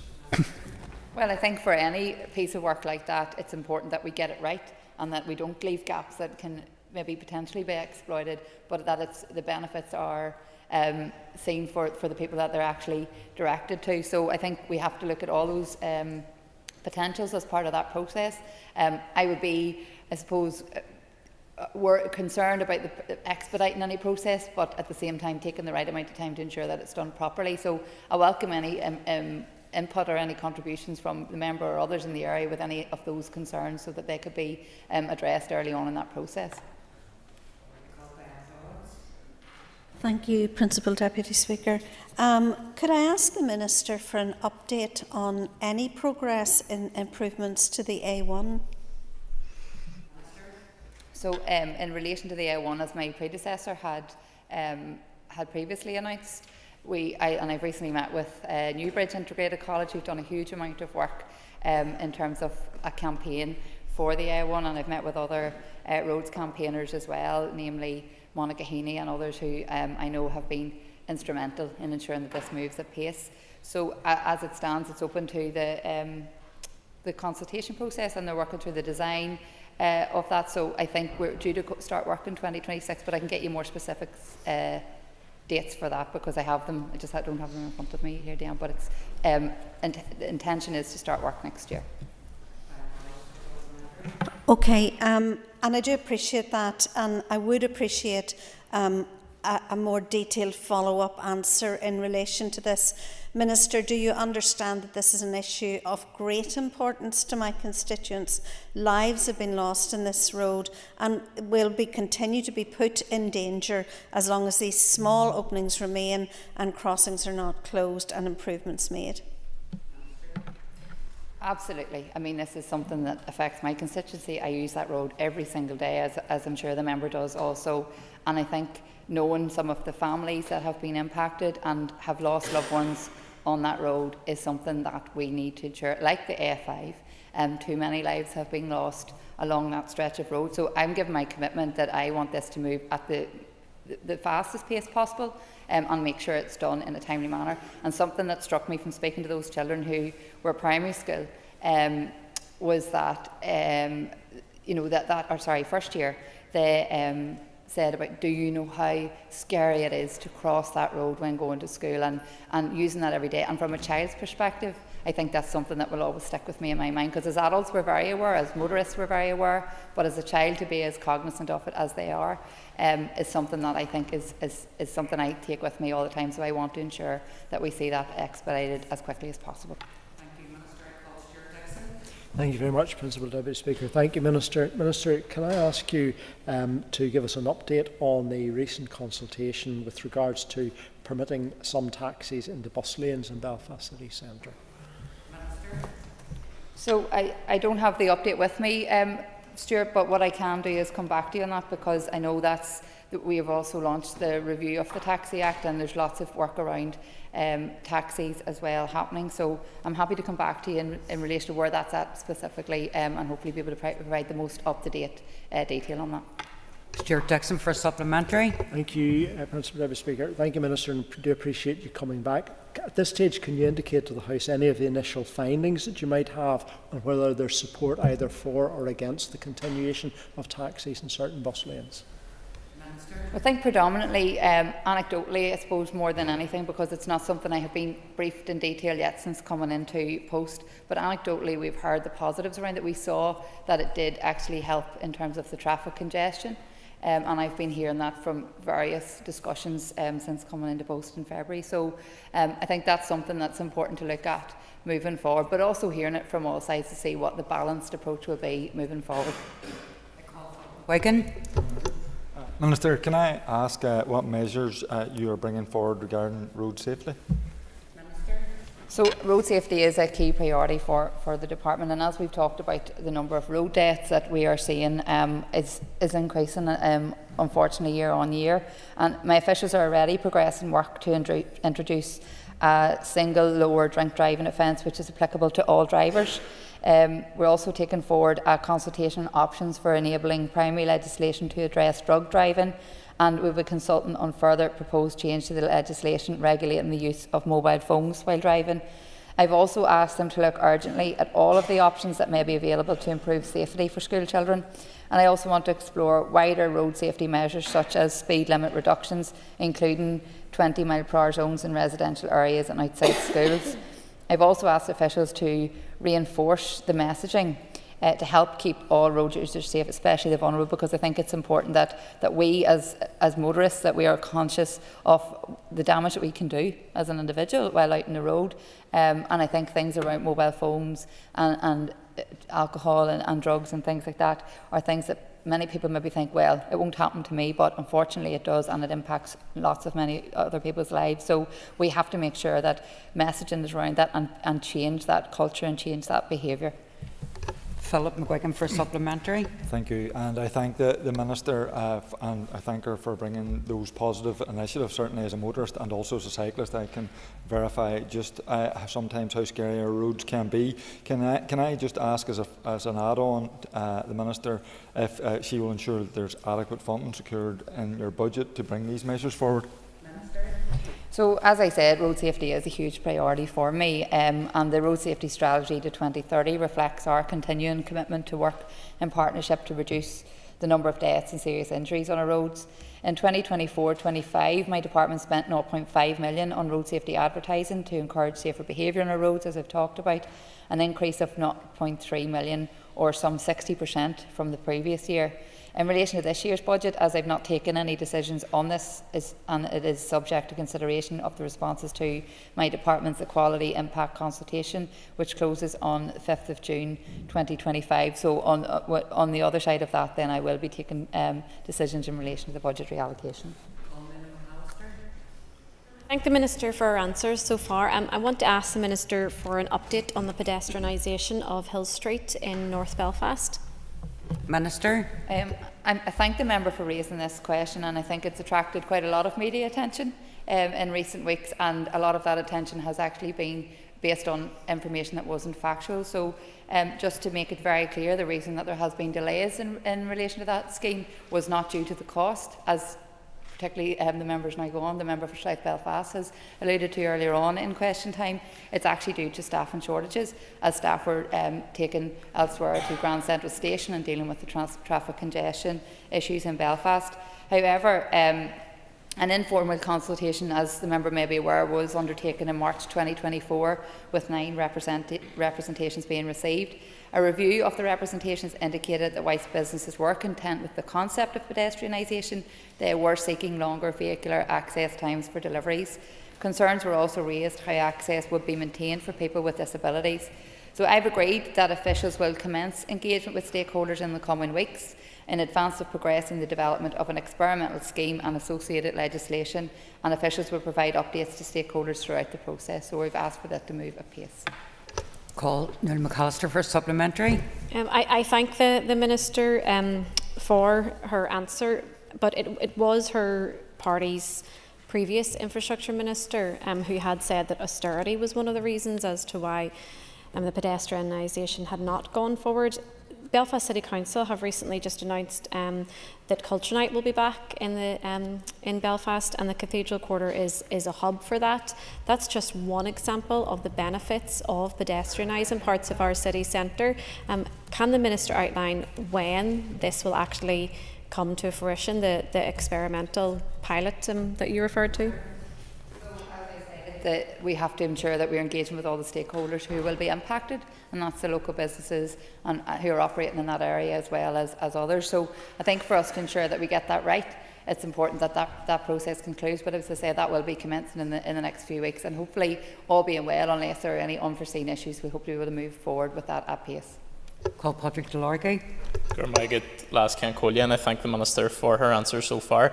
Minister, can I get an update on the A2 Buncrana Road scheme, please? Yeah, so major road schemes are an important part of the work that is delivered by my department as we seek to reduce journey times, increase reliability and improve road safety. The A2 Buncrana Road scheme will be considered as part of the North West Transport Plan, which will be subject to a public consultation process. Views from the public were sought to help shape the vision and objectives for the transport plan, as well as identifying local transport concerns in the district through public engagement, which commenced on the 27th of August and concluded on the 5th of November last year. The draft plan is expected to be published for public consultation in December this year. So in line with that, then we hope to be able to move on with that, and I suppose obviously everything is subject to budget, but important that is a priority scheme. Padraig Delargy for supplementary. Great. Thank you, Minister. It's reassuring to hear that, and you've answered my supplementary question already, but it is great to hear the progress on that. And it was just to see then if you had any other timelines around that in terms of the Regional Strategic Transport Network Plan, in terms of when that will be published, or any further details on it. Yeah, so as the member may be aware, my department is currently developing the new Regional Strategic Transport Network Transport Plan, which will set out priorities for investment in our road, rail and inter-urban limited stop bus network, including park and ride, right through to 2035. So I expect a draft of that plan to be ready for public consultation also at the end of this year. Thank you, Principal Deputy Speaker. Can the Minister provide an update on when she last met with the DVA to better understand the impact that resource constraints are having on the processing times for driving licences? So I've had a number of meetings with DVA in recent weeks. I don't have a specific date for the member in relation to the processing of licensing. I haven't met them specifically on that, but happy if the member wants to provide some more information in relation to maybe local experience, that we can raise that with DVA and try and get an update on where that's at. I thank the Minister for her answer, and I'll try and be brief. Would the Minister, based on that, commit to meeting the DVA again to hear about some of the issues that constituents do raise around the lack of a digital process for full driving licence applications and the impact that undoubtedly has on processing times? Minister, 30 seconds. Yeah, absolutely. I think, as I said, I meet with them quite regularly on a range of issues, and I'm happy to bring that forward to see where things are at and how we can improve that system. Much appreciated. That's question time.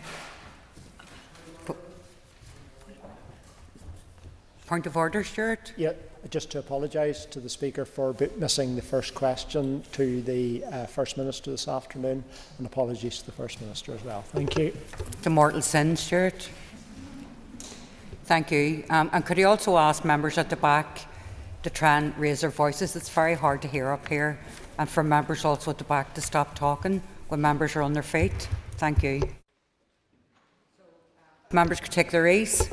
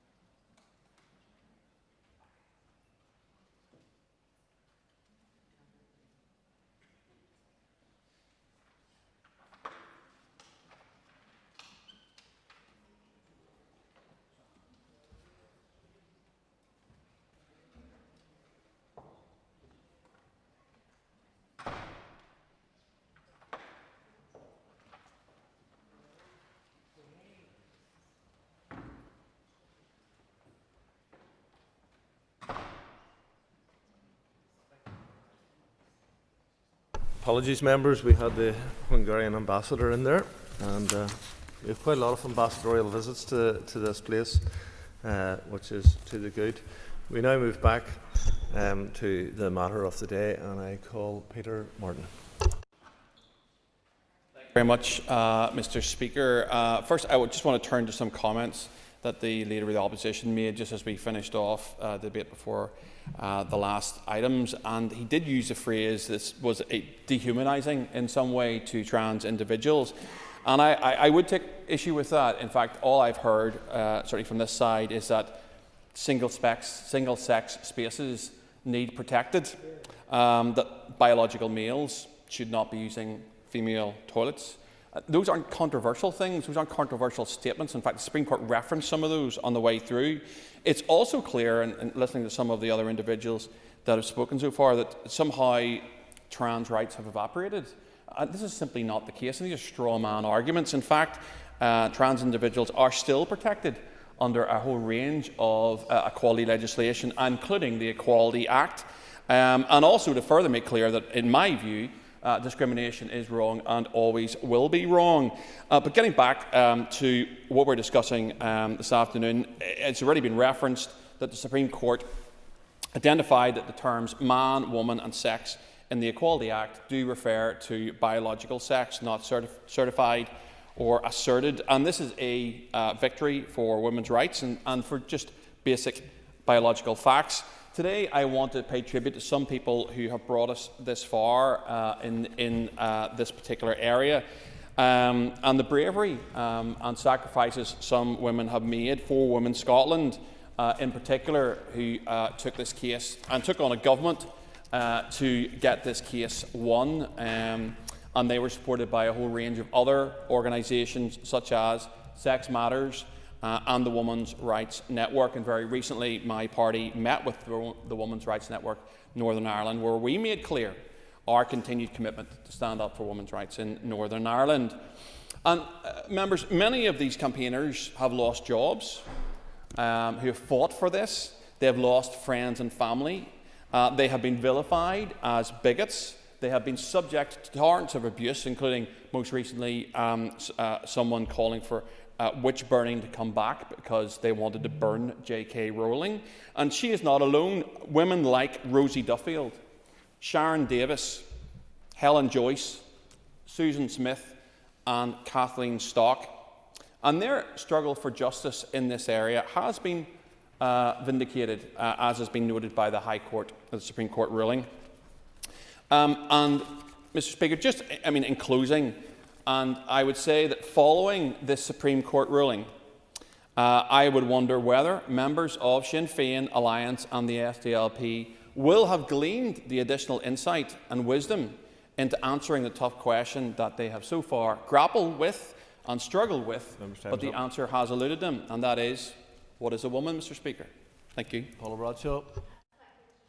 I rise to respond to this matter today, and I appreciate that it came forward. I think it's timely that we do put on record our thoughts on the Supreme Court ruling last week. It was an extremely sensitive issue, and I do want to emphasise that we need to be looking at the equality law itself in its totality, and we need to be thinking about the non-discrimination of all 9 protected categories in Great Britain, including sex and gender reassignment. Although this ruling does not directly apply to us in Northern Ireland, it does mean that discrimination and harassment based on someone's sex or on gender reassignment is and will be regarded as unlawful by the Supreme Court of the United Kingdom under the terms and definitions laid out. There have already been some complaints about the subsequent guidance provided by the Equality and Human Rights Commission in England prior to the ruling and subsequent to, as I say, and there are some concerns that this ruling will provide a lack of clarity for people impacted about what it will mean in practice. And given the sensitivities and our position here in Northern Ireland as a distinct legal jurisdiction with devolved equality law, we do need to act to ensure that there is clarity about what it means here. The first thing we need is a consistent approach by public bodies based on guidance from the Equality Commission and the Human Rights Commission here in Northern Ireland, and I sincerely hope that they will provide and publish their guidance imminently. And just for noting, I have emailed them both today asking for a meeting. Although the ruling itself was quite clear, the legal ramifications in Northern Ireland, given our particular circumstances, are quite complex. We are already seeing public authorities making assumptions about how the ruling is to be applied, but it is essential that this is based on appropriate guidance from the appropriate commissions. The second key aspect of this, Mr. Speaker, is that this is just the latest issue which reinforces the need for a single Equality Act here in Northern Ireland. Currently, we are operating off Section 75 of the Northern Ireland Act, which is already somewhat outdated. by the time the Equality Act was passed with regard to Great Britain in 2010, and a scattering of other legislation and regulations, some of which are now decades out of date. This creates a minefield which needs clear application of the law and an ending of both direct and indirect discrimination and harassment. I trust this ruling, whatever our own views on it may well be, has at least demonstrated the merit of a single Equality Act here in Northern Ireland and of the potential for courts to clarify about such legislation once it is produced. We cannot continue to be left behind in this regard. Thank you.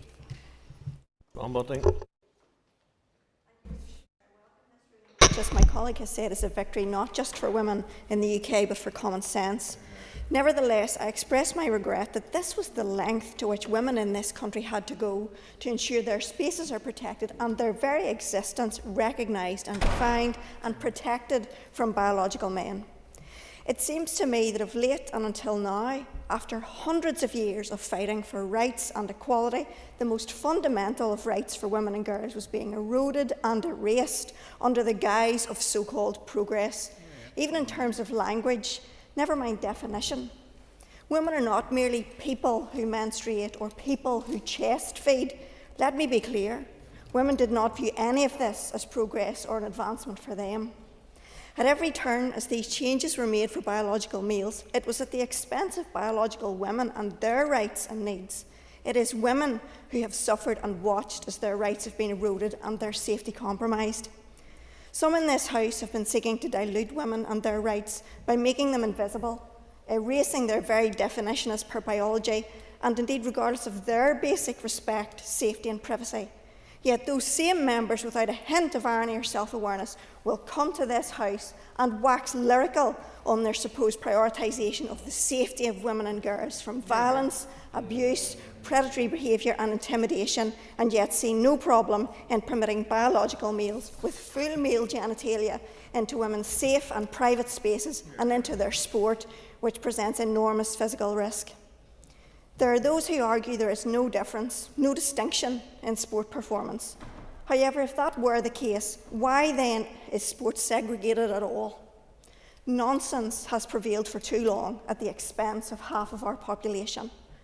In the course of this matter of the day, many have sought to acknowledge the trans community and their needs. But this whole issue is not about trans, it is about women, biological women. For once, what about acknowledging them, their protection, their needs? Following the ruling, we've seen criminal damage of female statues, footage and photographs of takeovers of women's toilets to film videos and protests outside women's toilets. Hence, women and girls have had to run a gauntlet to use the bathroom. Is this in any way acceptable?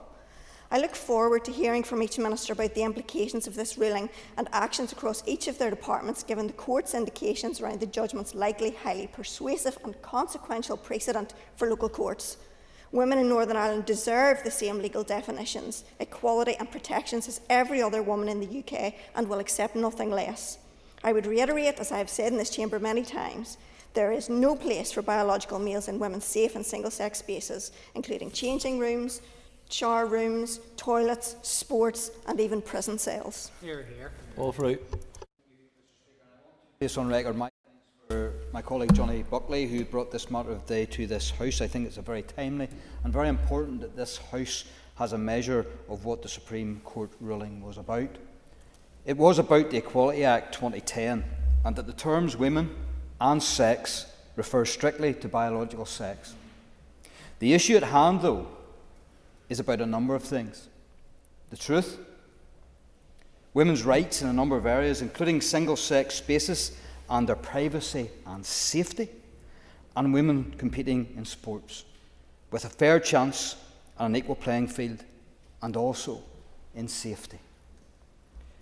And also, third, the way that some parties and politicians have fumbled their way through this matter, trying to be somewhat populist, denying truth and creating dangers for women and girls everywhere. Numbers 1 and 3, as I've mentioned, Mr. Speaker, when you want to help people, you tell them the truth. When you want to help yourself, you tell them what they want to hear.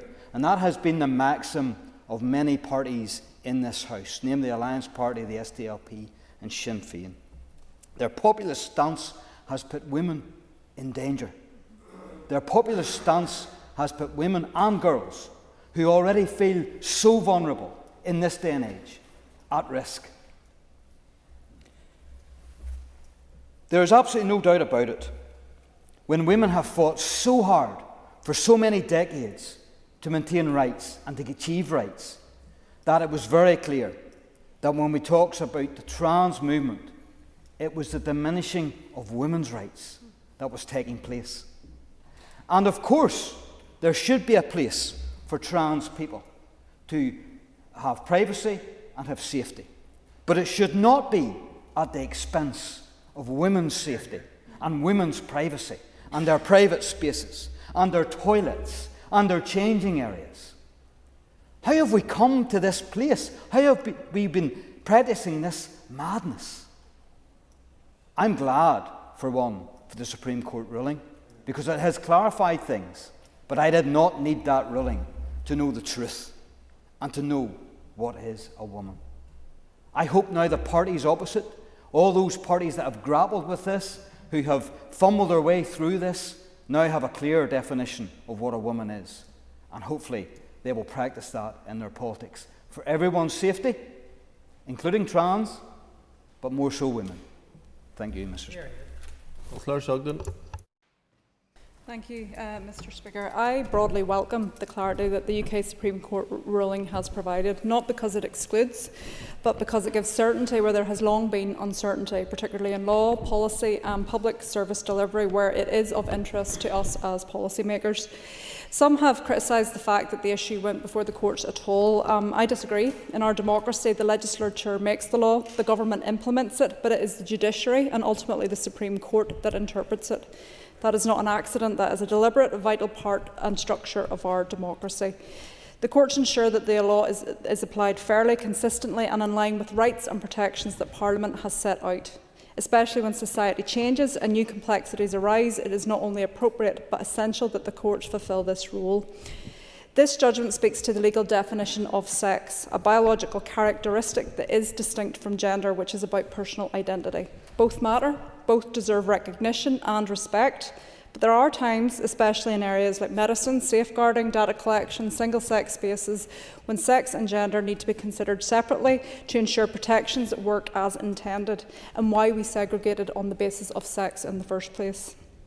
This is not a denial of anyone's identity or worth. It is about ensuring that law and policy are clear, effective and fair to everyone where it is appropriate. However, I do want to be absolutely clear, Mr. Speaker, that this ruling must not be twisted into justification for hatred or discrimination against transgender individuals. That would be a profound misuse of both the court's reasoning and our broader democratic values.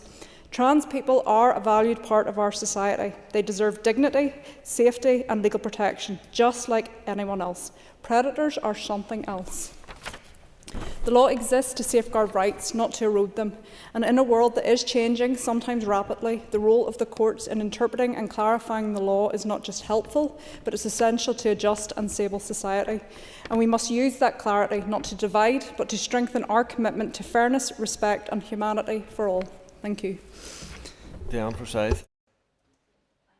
Mr. Speaker, I welcome the ruling of the UK Supreme Court, and it's disappointing, as others have said, that it took this case to go to court to confirm what we already know, the definition of a woman. And over the past year, I've been working on progressing a private members' bill on women and girls in sport, because I feel really strongly about this as a woman and a mother of two young girls, feeling the vulnerabilities and facing the challenges in accessing sport, and I want to take my opportunity here in this House to speak out on it. I believe we have a need to stand up in this place to support and champion women and girls in sports here. We need to remove barriers that exist and progress some serious issues, including safeguarding, access to fair competition, medical research on women in sports, securing safe single-sex spaces for women and girls to change and shower when accessing sport.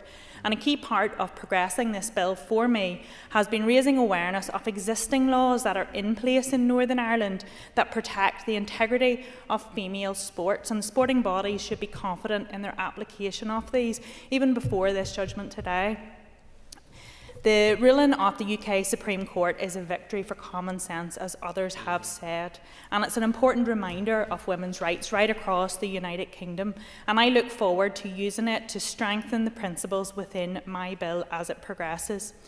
And in this modern society, women's rights have been hard fought for, and this ruling is important, and it's an important step to make sure that this is not diminished. And as a female MLA in this House, I'm proud to stand here for women's rights. Hear, hear.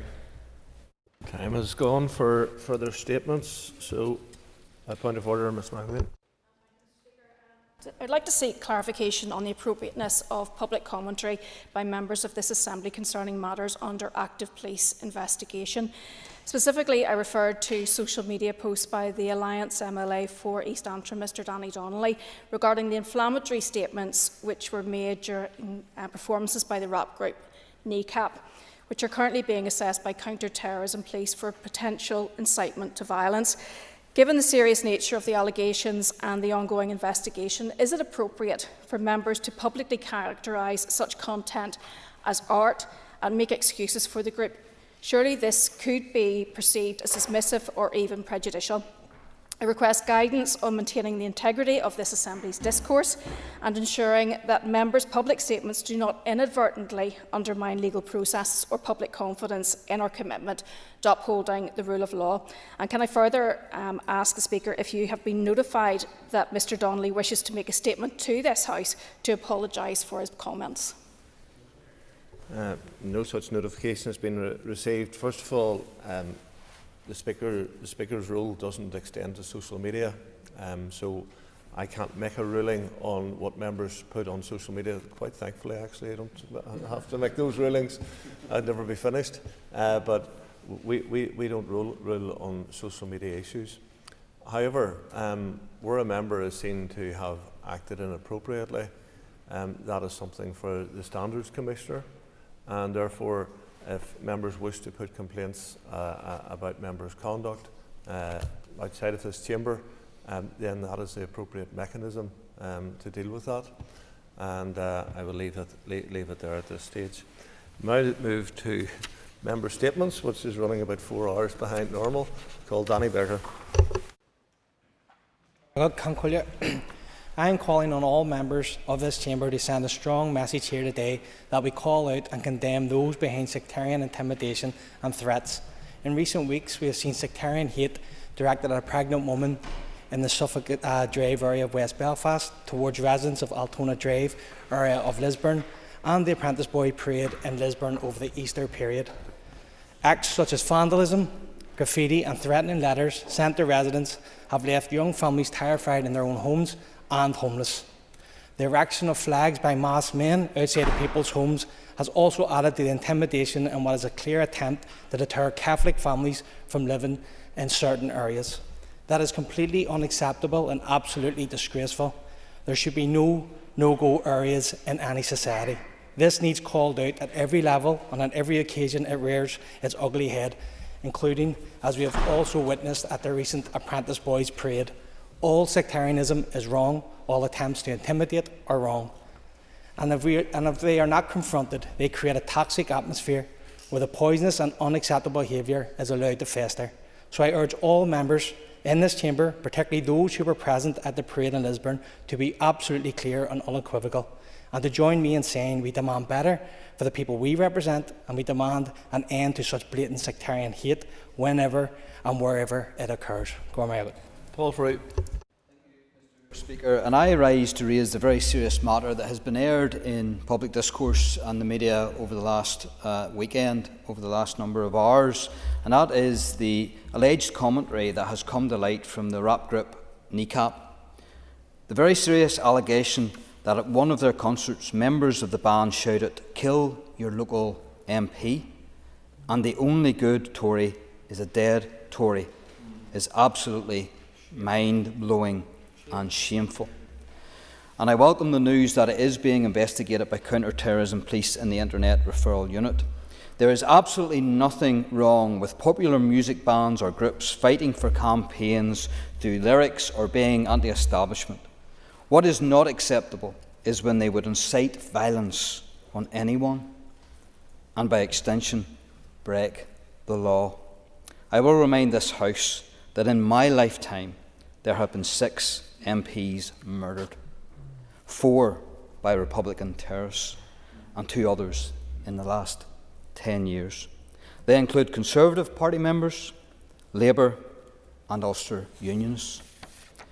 Sir David Amos, Joe Cox, Ian Gow, Sir Anthony Berry, Robert Bradford, our very own Robert Bradford, and Derry Neve.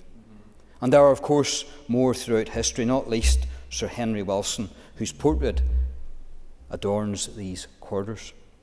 This place has also felt loss throughout its history. Our walls are engraved by the people who have lost their lives.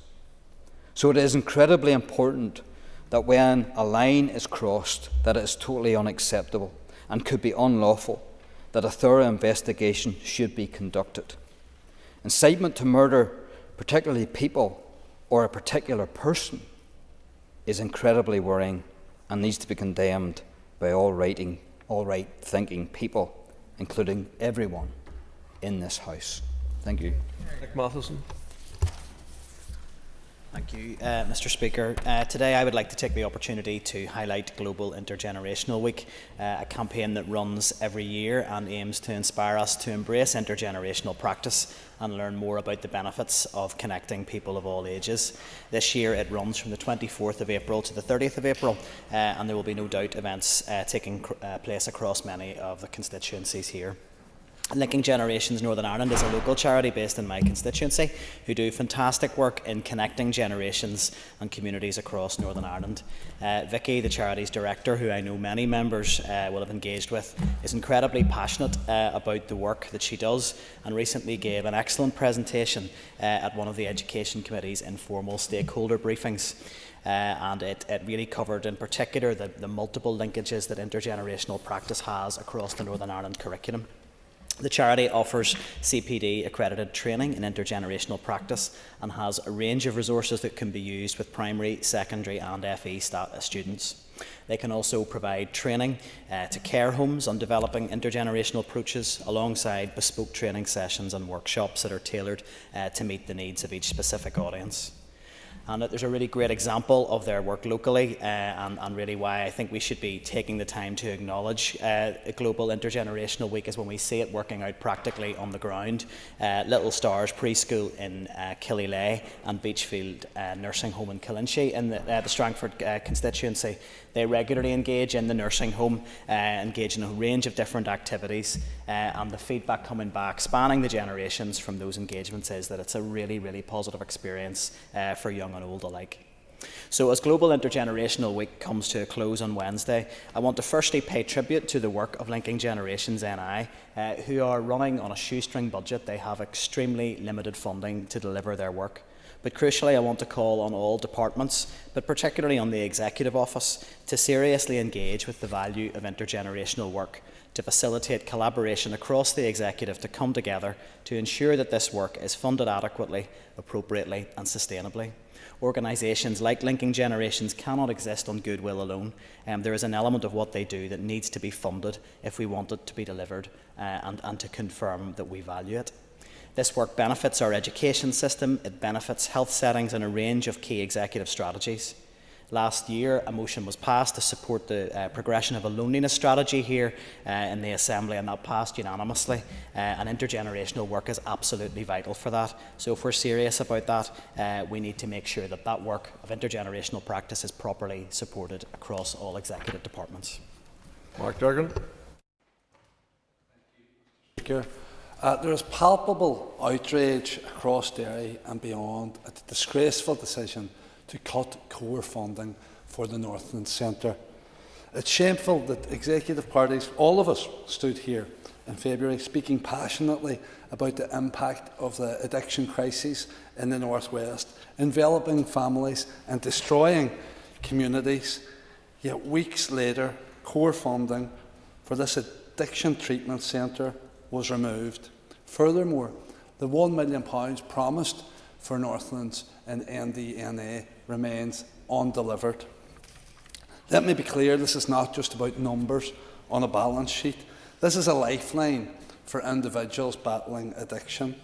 It's a light in the depths of darkness that so many families have been dragged into. Cutting funding doesn't just undermine the services and support that they provide, a service that they're actually commissioned to provide by the Department of Health, but it undermines the people who depend on them. I speak today not only as an elected representative who has seen the value of this service and centre to my constituents, but as someone who has felt the impact of it myself. Lives aren't saved on hollow words and empty promises. The individuals at rock bottom with nowhere left to turn deserve leadership from the executive. The excuse of budget pressures doesn't always hold up. The public's anger is entirely justified when we see how resources are being wasted elsewhere. Just weeks ago, I established that over the past 3 years, executive departments had spent over £5 million on unoccupied buildings and land, millions frittered away on nothing, while vital, life-saving services like Northlands are left to scrape around and fight for their very survival. Is this the mark of a functioning or fit-for-purpose government, one whose priorities are in the right place? We hear time and time again rhetoric about transformation and prevention, but where is the action? It certainly wasn't in the programme for government, which shockingly didn't see the word addiction appear anywhere in its 120 pages. Nobody can argue, and I haven't heard anyone argue, against investing in Northlands. This isn't about politics, it's about people, it's about community, and it's about saving lives. We need a system, a government, that doesn't just talk about doing what matters most, but actually does it. People deserve better, people need more. We have called on the Health Minister, and are now calling on the Executive to find the money to fund this life-changing and life-saving centre.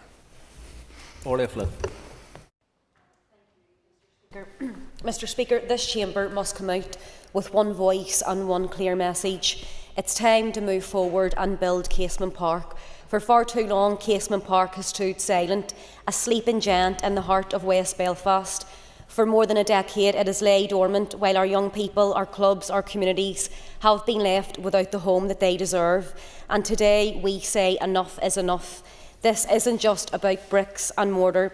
This is about giving the next generation of Gaels a stadium they can call their own, a place where dreams are made, where heroes are born and where lasting memories are created.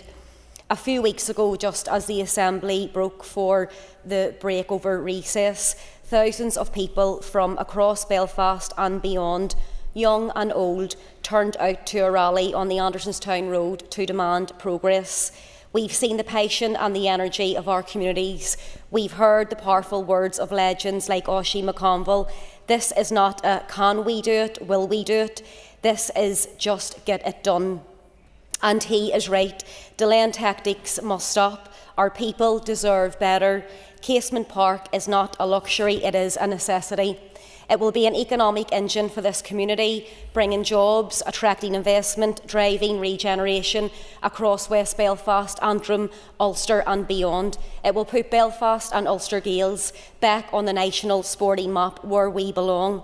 The British Government must now clarify its position on funding for Casement Park. Hilary Benn has committed to this project time and time again, but words are not enough. Communities cannot wait, and they must now deliver the financial commitment that is needed to unlock this game-changing project.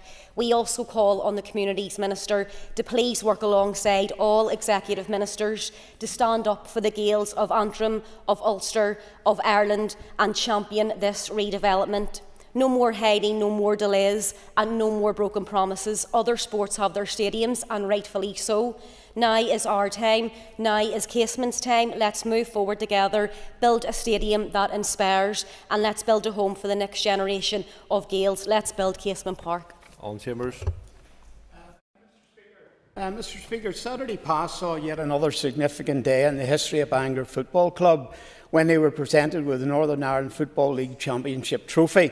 Their elevation to the Premiership has brought much joy to the people of the city of Bangor and has created the exciting prospect of big crowds and big games at Clandyboy Park next season. Whilst the eyes of the sporting world are on this tremendous achievement by the players, management and backroom playing staff of Bangor Football Club, it is perhaps time to reflect on the boardroom journey of recent years when the club was on the brink of collapse.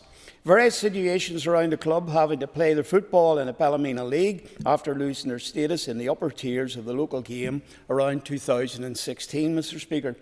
The club's finances were on the verge of collapse, and due to a series of historic, poor internal management decisions, the 3G pitch that had been installed at Clandyboy Park with a view to it providing a funding stream to the club saw the higher income going to a third party for a time. It would have been easy to have thrown in the towel at that point, but a small band of Seagull supporters took on board the recent advice offered by Rory McIlroy to follow their dream.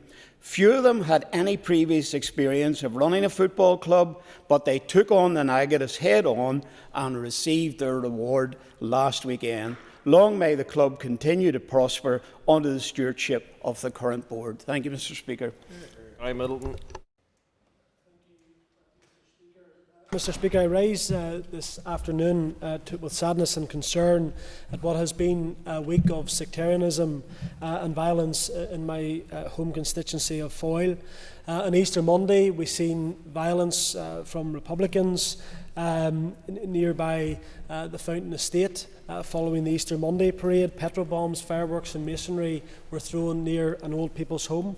Just at the weekend, we've seen 2 young people targeted in the Nelson Drive area. Yesterday, there was arranged fights where, again, fireworks and masonry were thrown. A bus carrying young people from a cross-community tournament was targeted with stones and masonry. And finally, the murals in the Fountain Estate were targeted as well. It is deeply disappointing that this level of sectarianism still exists within our society.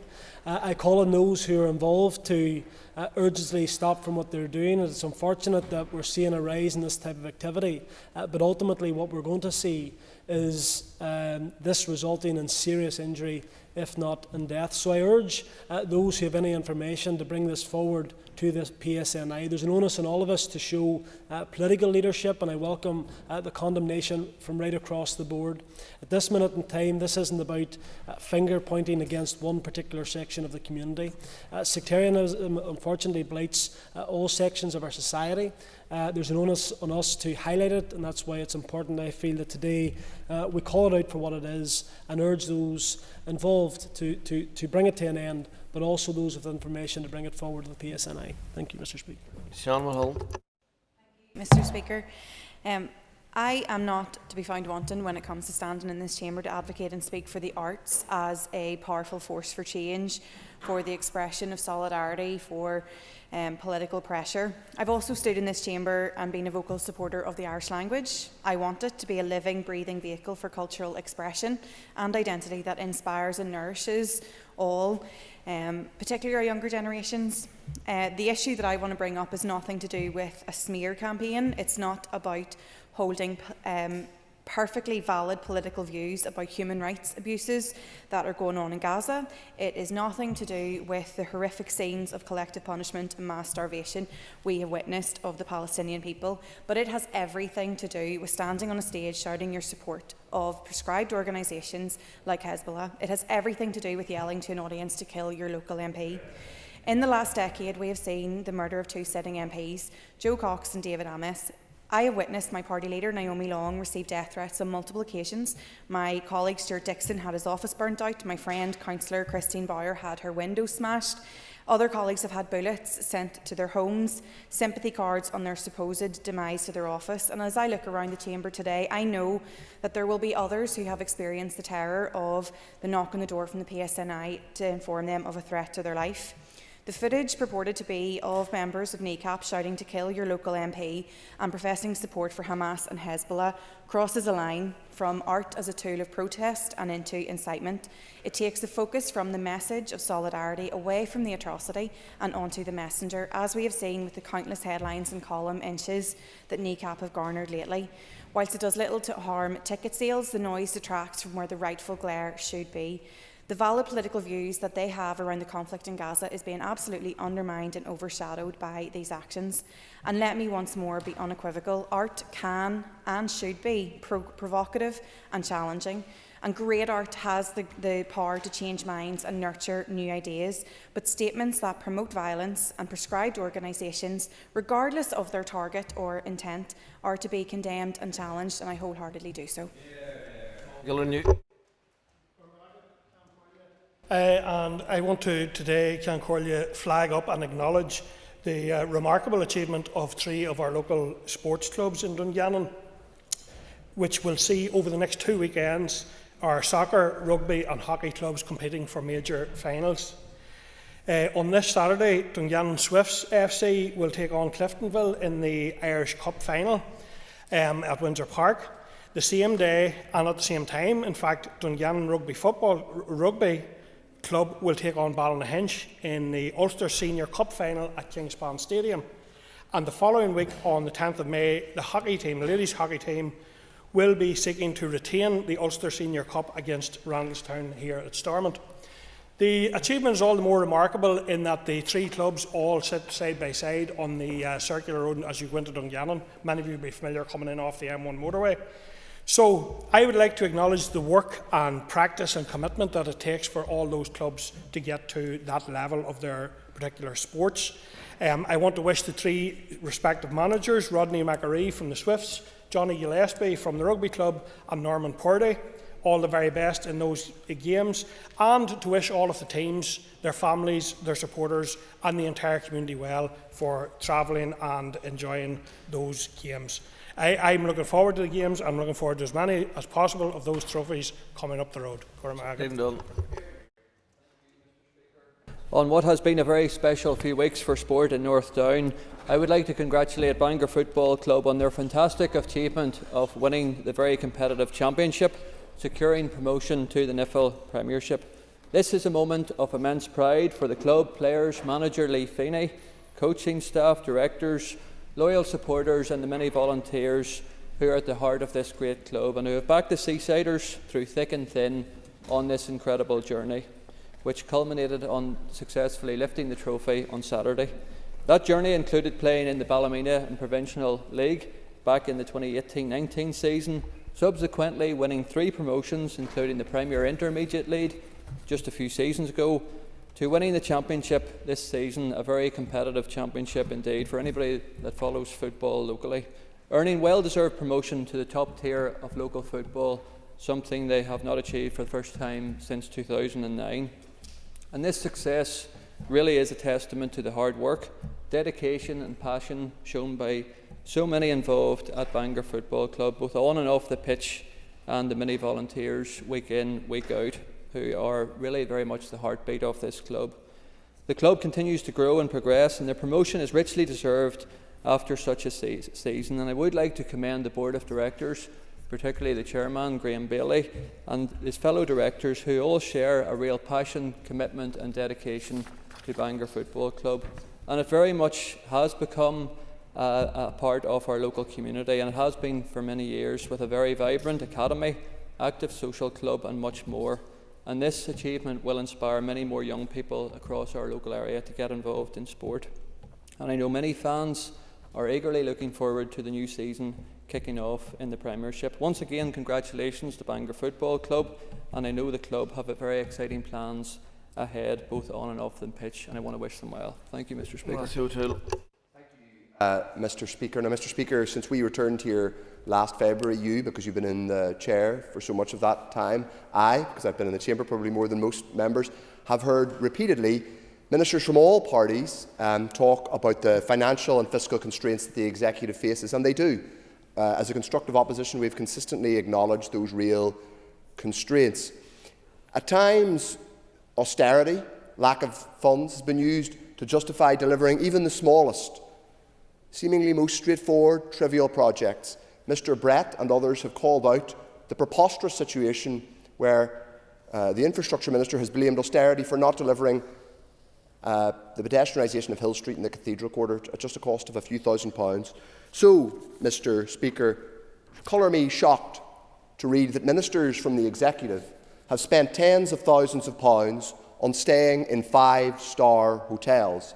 One single stay from the Sinn Féin Economy Minister, Conor Murphy, now in the Seanad, previously Finance Minister, at the Willard Hotel in Washington, D.C., and I read from its website, proud to be referred to as the Residence of Presidents, a 5-star hotel at a cost of £6,000 for one stay. That would have paid for accommodation at the pedestrianisation of Hill Street. But that's not the only 5-star stay that Conor Murphy undertook while Economy Minister. He stayed at the Hotel Look in Berlin. He stayed at the Fullerton Hotel in Singapore. Now, when I was a backpacker 20 years ago, Mr. Speaker, I was staying in a hostel in Little India. I couldn't afford the Fullerton Hotel. I walked past it. Little did I think that 20 years on, a Sinn Féin minister would be staying in the lap of luxury at £4,000 for a stay. But it's not just Sinn Féin ministers. Gordon Lyons, the Communities Minister, a minister primarily responsible for welfare, housing and things in Northern Ireland, has been, it appears, on 2 or 3 trips to North America. He stayed at the 5-star hotel, the 5-star hotel in DuPont Circle in Washington, D.C. Now, Mr. Speaker, I don't think that ministers shouldn't travel, nor do I think that when they do travel they should stay in flea pit motels or backpackers' hostels. But to be fair to the Agriculture and Environment Minister, Mr. Muir, he went to both New York and Brussels and stayed in reasonable 3- and 4-star business accommodation. I don't think that's an unacceptable thing, and I recognise that he's done that. I wish that the Communities Minister and the former Economy Minister would do likewise. I was shocked, Mr. Speaker, when I asked the First Minister earlier on today whether she had stayed in a 5-star hotel, that she said she didn't know. I don't know about your constituents or the First Minister's, but I do know, and I know the First Minister has previous in terms of not seeing things that are straight in front of her, but I do know that I've never met an individual anywhere who didn't know they were staying in a 5-star hotel. This is absurd. It's taking the public for mugs. Don't blame austerity for not delivering small projects. Don't tell your constituents and the people of Northern Ireland that you can't spend tuppence halfpenny on arts projects or pedestrianising Hill Street and then swan off on 5-star trips. That's gaslighting the public. It's mugging people off, and it will be called out consistently and robustly by a constructive opposition. Thank you, Mr. Speaker. Entertaining, but your time was up about 15 seconds beforehand. Peter McReynolds. Mr. Speaker, and I rise today as an MLA for East Belfast and someone living with multiple sclerosis to mark MS Awareness Week. MS affects over 5,000 people in Northern Ireland, and we continue to have one of the highest prevalence rates in the world. Despite this, access to neurology services remains limited, with many patients regularly facing delays in their diagnosis and ultimately their treatment. In my own experience, I remember when I was diagnosed in 2013 being kept in the hospital by my consultant, not out of precaution, but to speed up access to an MRI, because if I'd been sent home, who knows when I would have received that crucial assessment of lesions on my brain. Unfortunately, research carried out by the MS Society shows that many are aware of the condition, but around 3/4 said they only know a little or don't know much about how it affects people. This is despite nearly half of respondents personally knowing or having known someone who has lived with MS.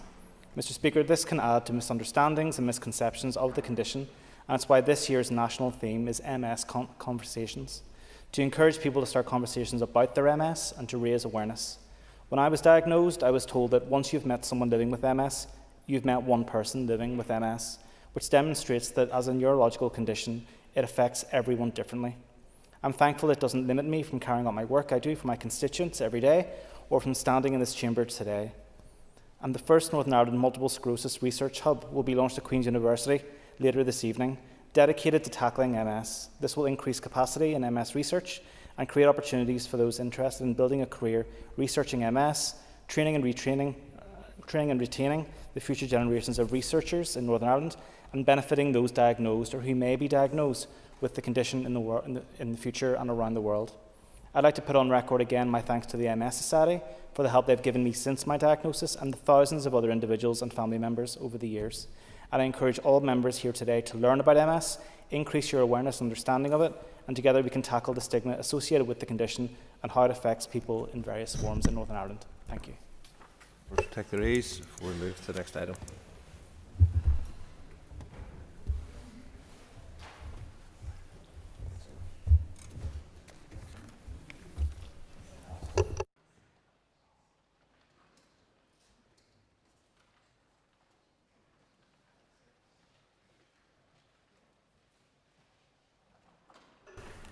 I've received notice from the Minister for the Economy that she wishes to make a statement.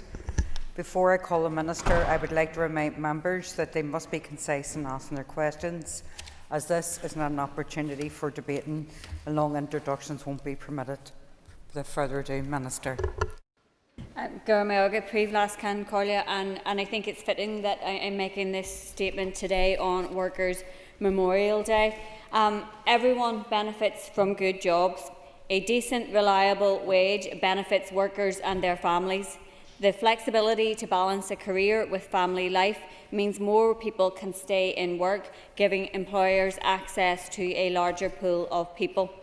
More people working in better paid jobs reduces poverty and its associated societal problems, which benefits communities as well as the public finances. That is why creating good jobs is one of the key objectives in the Executive's programme for government. My department's Good Jobs agenda involves supporting businesses to become more productive so that they are in a better position to offer good jobs. It involves building our skills base so that more people are equipped to take up those jobs. It also involves strengthening employment legislation. Last July, my predecessor, Conor Murphy, launched a consultation on a bill to promote good jobs. The consultation ran for 13 weeks. Responses were received from 25 industry representative bodies, which have a combined local membership of over 18,000 individuals and businesses. Submissions were received from 19 trade union bodies, which together have a membership of around 375,000 workers. The NUSI, which represents over 130,000 students and apprentices in the north of Ireland, also provided its views. Since the consultation closed on the 30th of September, my department has been carefully considering the feedback. Today I am outlining an employment bill which will be supported by secondary legislation, statutory codes of practice and guidance. My proposed bill contains 4 themes. Terms of employment is the first theme. 0 hours contracts which provide workers with no guaranteed hours do not provide a good basis for a stable income. They should only be used for work that is genuinely casual or seasonal. Under my bill, people on a 0 hours contract will have the right to move to a banded hours contract that reflects their average working hours. Workers on a 0 hours contract will also have the right to reasonable notice of shifts and the right to compensation if shifts are cancelled or curtailed at short notice. This package of measures would bring to an end exploitative 0 hours contracts where a person who works regular hours but is on a 0 hours contract. Such contracts would only be permissible where work is genuinely seasonal or casual. Under the current law, workers are not entitled to the same rights as employees. This distinction does not apply in many other European economies. However, due to its interaction with the tax system, the Executive cannot by itself bring an end to this categorisation. I therefore propose to work with the British Government to end this unhelpful and unnecessary distinction. In the meantime, the Executive can address the fact that only employees are entitled to a written statement of particulars setting out their terms of employment. My proposed bill extends this right to workers and ensures this information is available to everyone. It will also be provided from the first day of employment rather than within 2 months, as is currently the case. My proposed bill will also tackle the unscrupulous practice of a perfectly solvent business firing and rehiring workers on less favourable terms. The practice known as fire and rehire will only be permissible when the business can show it is not viable and the alternative is loss of jobs. The legislation will also strengthen obligations on employers to ensure compliance with formal notification procedures when making collective redundancies and ensure that those responsibilities apply to companies employing people working at sea. Under this theme, I also propose better protection for agency workers.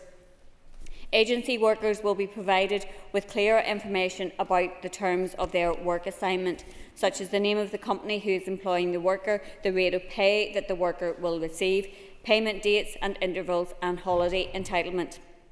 The loophole known as the Swedish derogation that permits agency workers to receive less pay than their permanent counterparts even after 12 weeks in the job will be abolished. And the enforcement and information sharing powers available to my department's employment agency inspectorate will be strengthened. The next theme is pay and benefits. The emergence of new technologies has meant that the lines between work and home life have become increasingly blurred. While workers need to be able to switch off from work, there may be a need for businesses to have flexibility, for example, to deliver services to international clients in different time zones. More clarity is needed in this area to help workers and employers navigate these challenges. I therefore propose to introduce a statutory code of practice on the right to disconnect. My department will monitor the compliance with this code of practice and consider if legislation is required in future. My proposed legislation will also ensure that tips are passed on to workers in full. This will give added reassurance to workers in hospitality and service industries that rely on tips. As part of my legislation, all workers will be legally entitled to a pay slip, which, if they are paid hourly, details the time worked. The accurate recording of hours is already provided for in legislation. To complement this, I intend to produce guidance for employers and workers, articulating clearly these record-keeping requirements. I propose to increase the reference period used to calculate holiday pay from 12 to 52 weeks. This will help avoid seasonal fluctuations and provide a fairer, more robust reference period for both employers and workers. The third theme is voice and representation. Many countries have a constructive relationship between trade unions and industry bodies, which recognises and promotes the shared interests of workers and employers. Because workforces that are listened to and respected are more productive, benefiting employers also. My officials will work with the Labour Relations Agency, trade unions and employers to strengthen the tripartite model of social dialogue. Together, we will introduce a code of practice detailing the behaviours that underpin positive workplace relationships. The LRA Engagement Forum will be used to promote collective bargaining with the overarching aim of working towards the target in the EU Adequate Minimum Wage Directive of a collective bargaining coverage rate of 80%. The current collective bargaining coverage varies greatly between the public and private sectors, with 80% of public sector workers having their pay determined by a collective bargaining agreement. This figure falls to 20% in the private sector. To reach this target across the economy, we need to expand trade union membership. My proposed legislation will therefore give more workers the opportunity to be represented by a recognised trade union.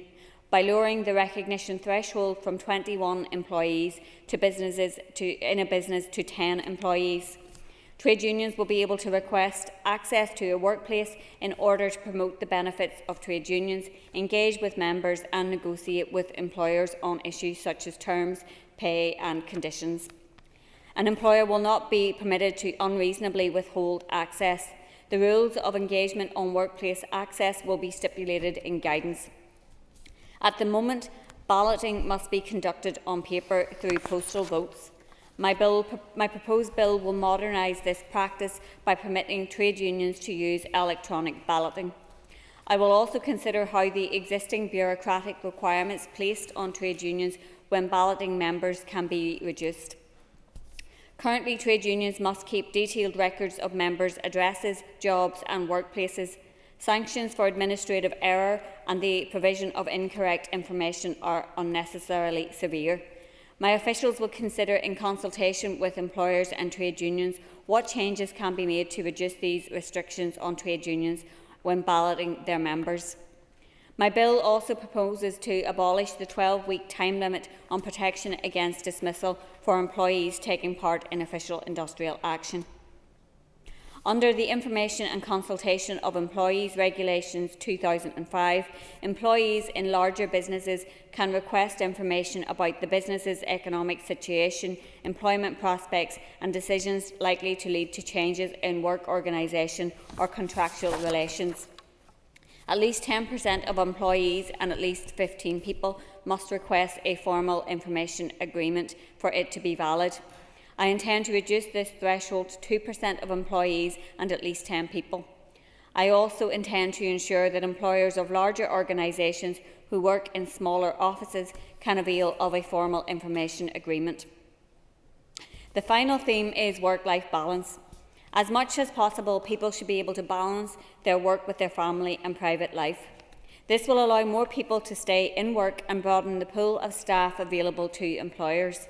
I propose to legislate to remove the current 26-week qualifying period for employees to request flexible working. Instead, it will be a day one right. The process will also be made easier by removing the requirement for an employee to consider the impact of a flexible working request on the employer. Instead, the onus will be on the employer to state why their decision to refuse an application for flexible working is reasonable. At the moment, only one request for flexible working can be made in a rolling 12-month period. I propose that this is increased to 2 requests each year. Many people require flexibility in order to care for a loved one. I propose in the first instance a new right for employees with caring responsibilities to take up to 1 week of unpaid carers' leave every 12 months to care for a family member or a dependent with a long-term care need. My objective is to make carers' leave a paid right. I therefore propose that my bill provides my department with powers to enable a statutory entitlement to paid carers' leave. This could then be introduced when the Executive can itself afford to fund paid carers' leave, or if funding flows from this entitlement being introduced in Britain. Some babies are born requiring intensive care due to premature birth or illness. This is a hugely stressful time for parents. For parents whose newborn babies require neonatal care, I plan to introduce a new legal right up to 12 weeks leave and pay. I propose to enhance paternity leave protections for employees with a new child, including birth, surrogacy or adoption, by permitting paternity leave to be taken as 2 separate blocks of 1 week or a single block of 2 weeks. My bill will also increase the time in which paternity leave can be taken to 52 weeks from the current 56-day limit. Through this bill, I also propose to enable paternity leave to be taken either before or after a period of shared parental leave, and to reduce the notice period required for paternity leave from its current period of 15 weeks to 28 days. I also wish for powers to be delegated to make it possible to increase the duration of paternity leave in future, should such an entitlement be introduced in Britain, or if the Executive can afford to fund such an entitlement. Finally, I propose to enhance protections from redundancy and dismissal for pregnant employees and for employees who have recently returned to work after a period of maternity, adoption or 6 or more weeks of shared parental leave. Today I am setting out an ambitious programme which will see the biggest upgrade in workers' rights since the Good Friday Agreement, an end to exploitative zero-hour contracts, paid leave during neonatal care, more protections for agency workers, stronger trade union rights, stronger rights to flexible working and a fair distribution of tips.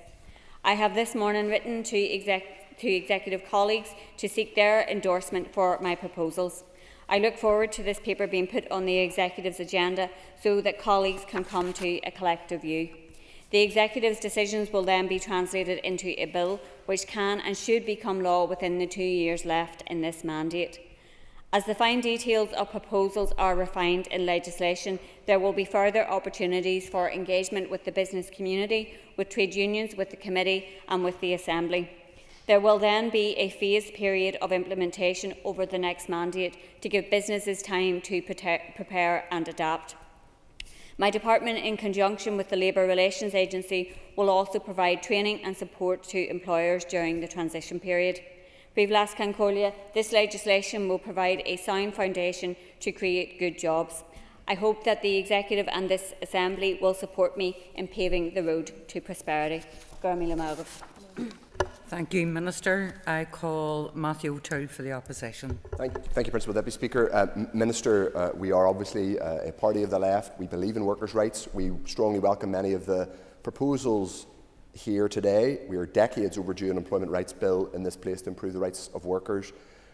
But I hate to be the bearer of bad news. None of this has even been discussed at the Executive, let alone agreed in terms of a bill.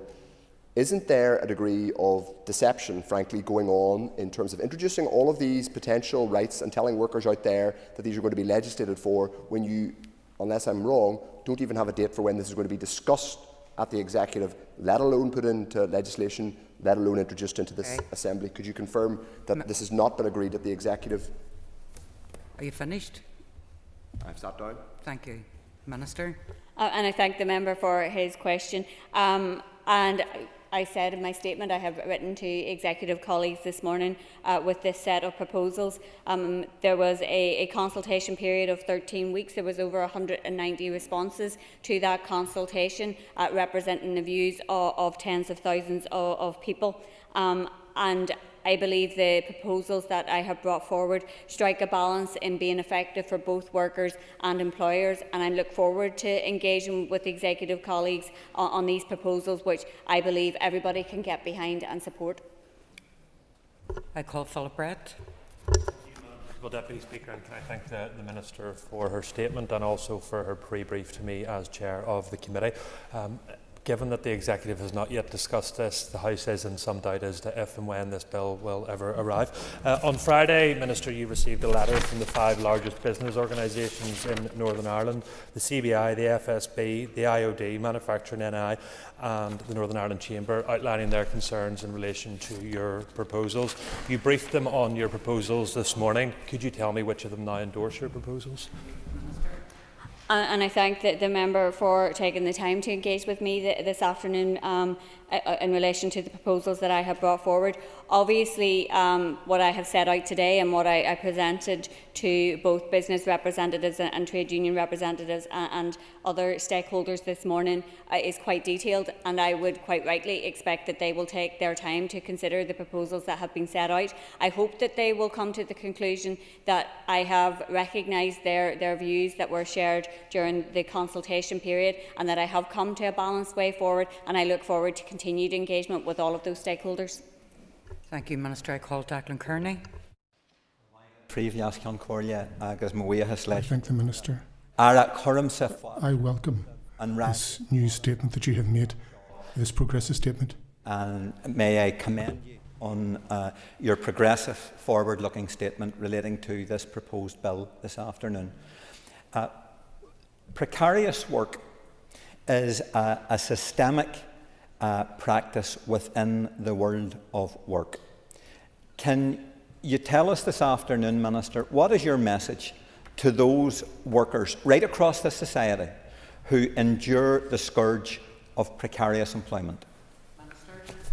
And I thank the member for his question, and I think he's quite right to highlight the plight of workers who continue to face precarious work.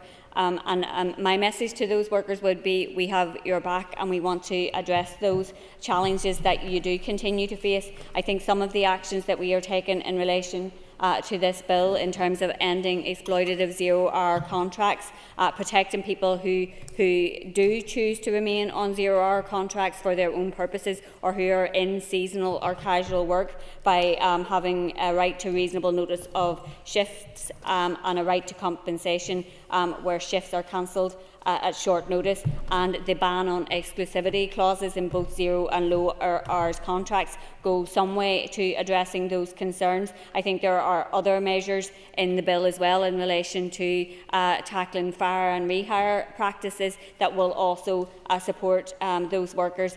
And I look forward to continue to engage with trade unions and others as this bill progresses to ensure that we do continue to enhance the rights for workers. And I very much see this as the first step in the journey, and some of the things that we are proposing to do today, we are choosing to do them in the form of guidance or statutory codes of practice, but those are things that the department can return to in the future if there is a need to. And of course we will continue to develop our employment legislation in the future to meet the needs of both businesses and workers.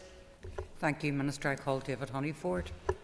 Thank you, Principal Deputy Speaker. Welcome the Minister come to the Chamber, and hopefully we now see the Good Jobs Bill moving forward to protect workers and also to provide a better business environment within Northern Ireland.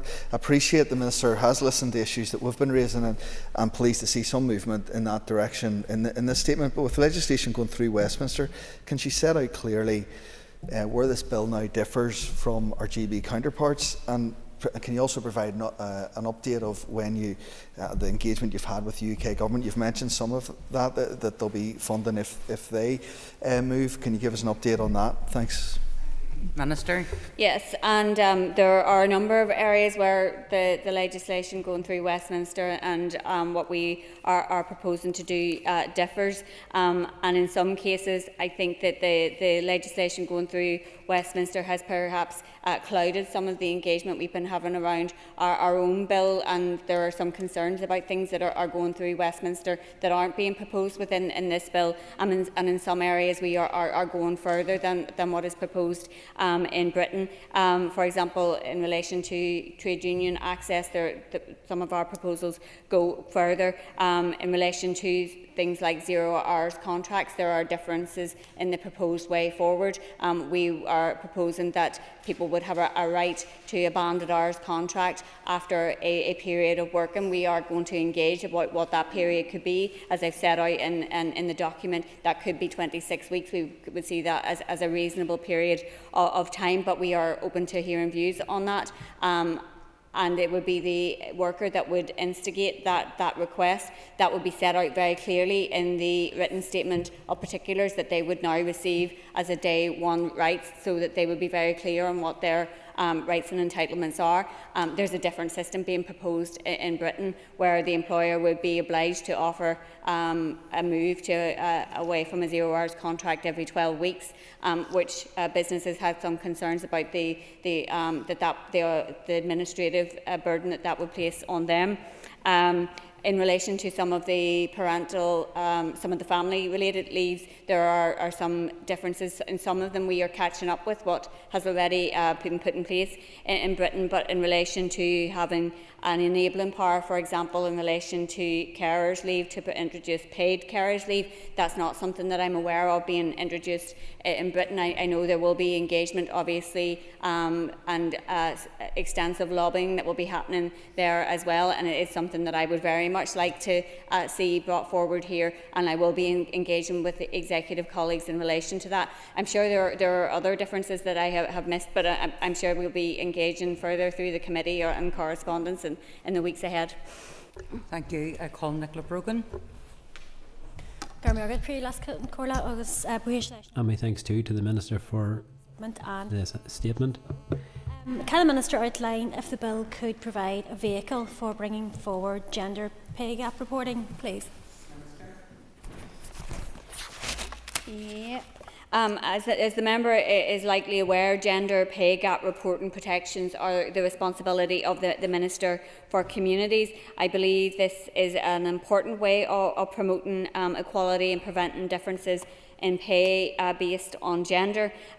Minister Lyons had corresponded with my predecessor on this issue, and I would be more than happy to work with him to accommodate his department in legislating on these issues using my bill as a vehicle should he wish to do so, and if he is able to do so within the timeframes that we are proposing. Thank you, Minister. I call Jonathan Buckley. whilst there is elements of the Minister's statement which will be universally welcomed, she will know that there is huge concern among business stakeholders as to the consequences of this proposed bill. So can I ask the Minister, given the concern and given the need for key business engagement at this difficult time, do you share any concern that this botched bill potentially could lead to job losses rather than good jobs? Well, I don't agree with the member's characterisation of the bill that isn't yet drafted.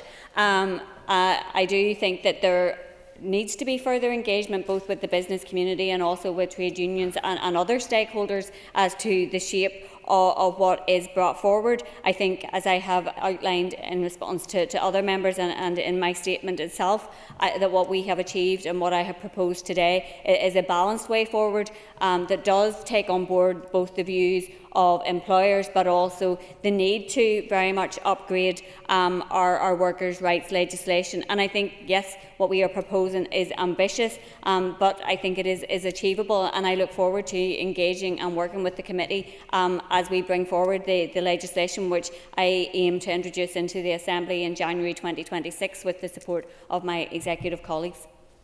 I call Nick Matheson.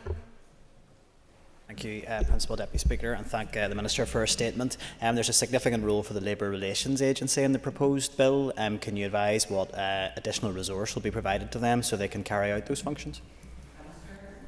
So I will have the Labour Relations Agency has been involved, obviously, in the engagement to get the proposed legislation to this stage. I continue to engage with them, and I'm happy to engage with them in relation to any resourcing issues that they may have. They have not highlighted those to me to date. I call Gary Middleton. Deputy Speaker, can I thank the Minister for her statement. Minister, the general feedback that we've received through the committee since the consultation has been broadly the unions have been supportive, and broadly the business community and those representatives have serious and genuine concerns. One of those sectors with concerns is the hospitality sector, issues around contracts and zero-hour contracts and the role they have to play.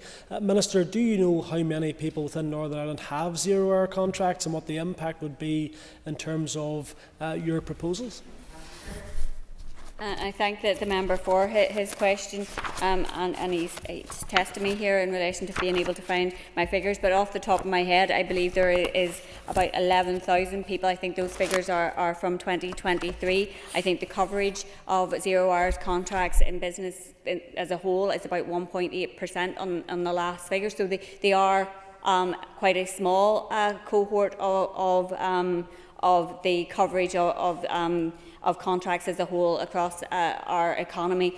But I think the nature of those contracts and people who are trapped in zero-hours contracts who are working regular hours on a weekly basis is the issue that I want to tackle. As I have set out, there will be exceptions that will be set out, a small amount of exceptions that will be set out in regulation for where there genuinely is seasonal or casual work, and I will be engaging with both unions and employers as we develop those regulations.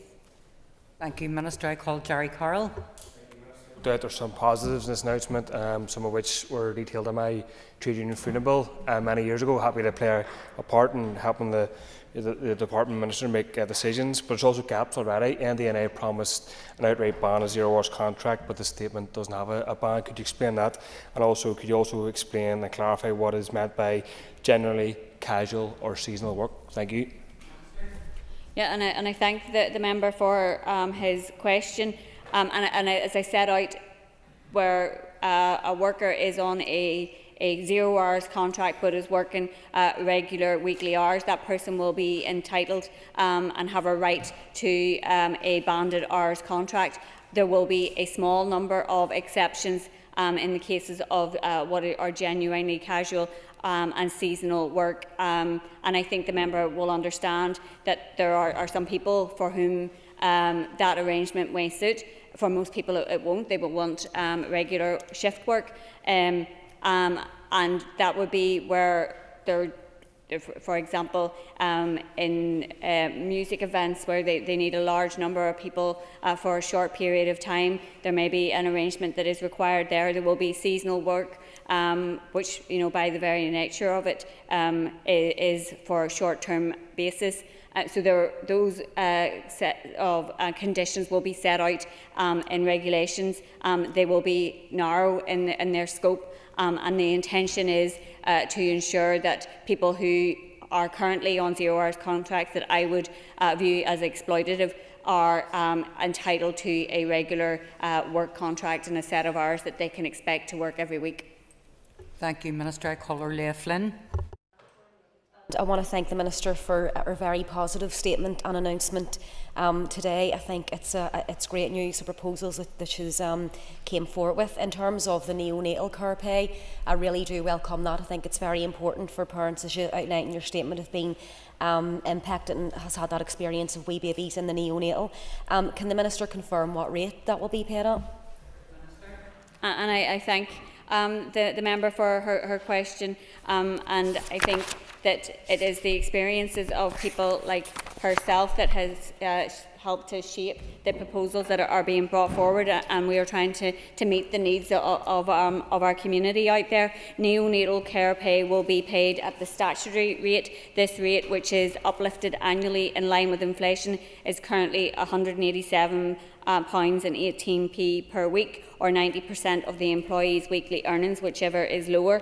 Any difference from how the rights operate in Britain would require HMRC to implement costly system changes, which would not only result in a delay to when the right would become operational, but would also result in annually recurring costs for the Executive. Thank you, Minister. I call Philip McGuigan.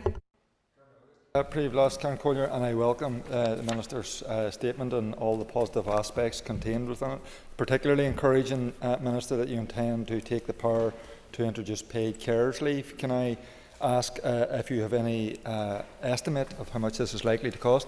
Minister. And I thank the member for his question.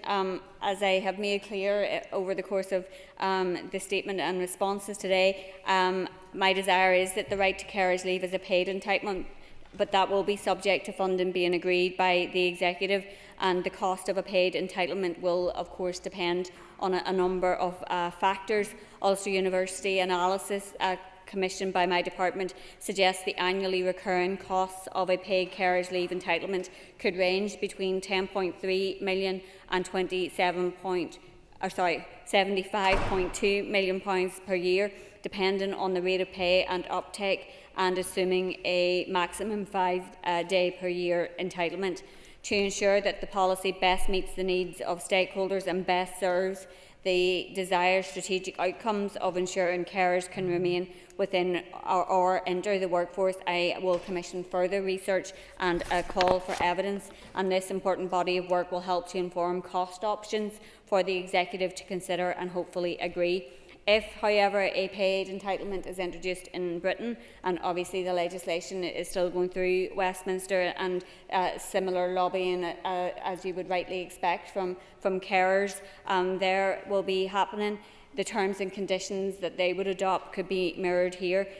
The annually recurring costs would then be paid from the consolidated fund, and there would be no additional costs for the Executive. But I think we all recognise the invaluable role that unpaid carers do in our society in supporting their loved ones and others, and we want to be able to recognise that.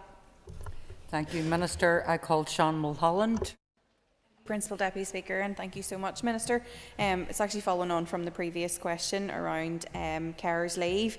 There has been a really low uptake of it in GB where it's already law, and I'm just wondering, in terms of that research that you had referenced there about paid carers leave, is there a timeline for that, and is there a timeline for any discussions about paid carers leave going through the Executive?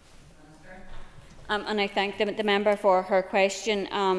When I wrote to Executive colleagues today, I highlighted the proposals that I have made today, and that it would be my desire to discuss a paid carers leave entitlement. The timelines in terms of research, obviously they will have to correspond with the timelines of drafting and introducing the legislation, so they will be in the very near future. And I'm happy to correspond with the Minister or with the member in respect of the exact timetables in relation to that. Thank you, Minister. I call Emma Sheeran. Minister, I know that your predecessor had met with businesses and with trade unions to discuss the bill during the pre-consultation and consultation stage. Can you confirm that you're going to continue those conversations as the detail of this bill is worked out? Thank you, Minister.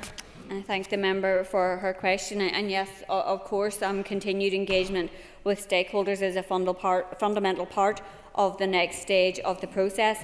My department will seek to further refine the details of these proposals in consultation with key stakeholders, primarily through the LRA engagement forum, and I encourage all members of that forum to engage constructively with the department, as it is only by being part of the process that the views of stakeholders can be reflected. For example, I'm seeking to introduce a statutory code of practice on facilitating workplace relationships. This will be one of the first key asks for the LRA forum. There will also be further opportunities for engagement once the bill is introduced in the Assembly through the scrutiny of the Economy Committee. So I very much look forward to the further engagement that I'm going to have with all involved in relation to these proposals and getting them introduced into the Assembly. And lastly, Patrick Delargy. Last can call you, and I thank the Minister for her detailed answers. Minister, your statement represents a significant step forward on your Good Jobs Bill agenda. Do you agree that it will also help us to improve productivity, which is another of your key economic objectives? Yes. And I thank the member for his question. The research was published on the 18th of June last year by my predecessor Conor Murphy on the case for good jobs. This research from the Labour Relations Agency and carried out by Warwick University demonstrates the benefits of good jobs for businesses as well as workers. The research looked at local case studies comparing the 7 components of job quality with 3 key business outcomes: increased innovation, productivity and employee health and well-being.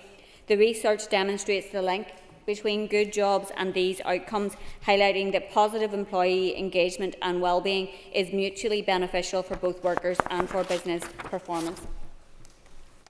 Thank you. That ends questions to the Minister on her Good Jobs Bill statement. Could members take their ease, please?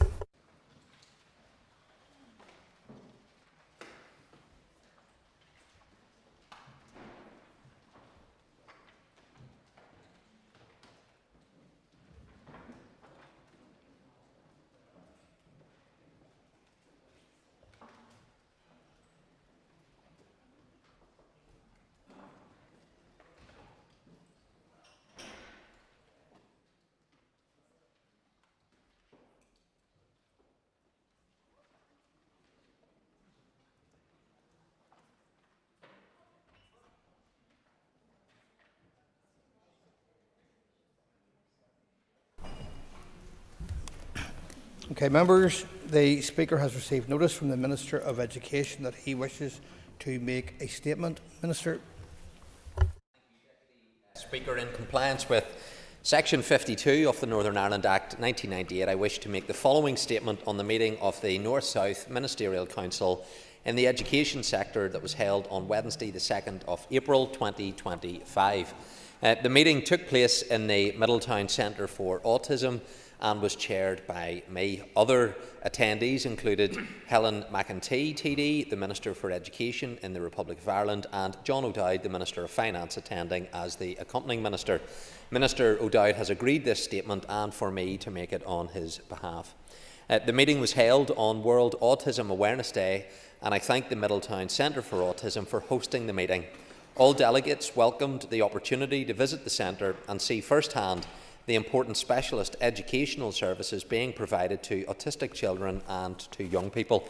The following main areas were discussed at the meeting, and I'll go through each one in detail, but it was special educational needs, addressing educational disadvantage, digital literacy, school, youth and teacher exchanges, promoting well-being and mental health in schools. On special educational needs, ministers welcomed the continued work of both departments and the Middletown Centre for Autism to develop, extend and enhance its services and to scope the potential for expansion of the services to meet the needs, including emergent needs across the jurisdictions.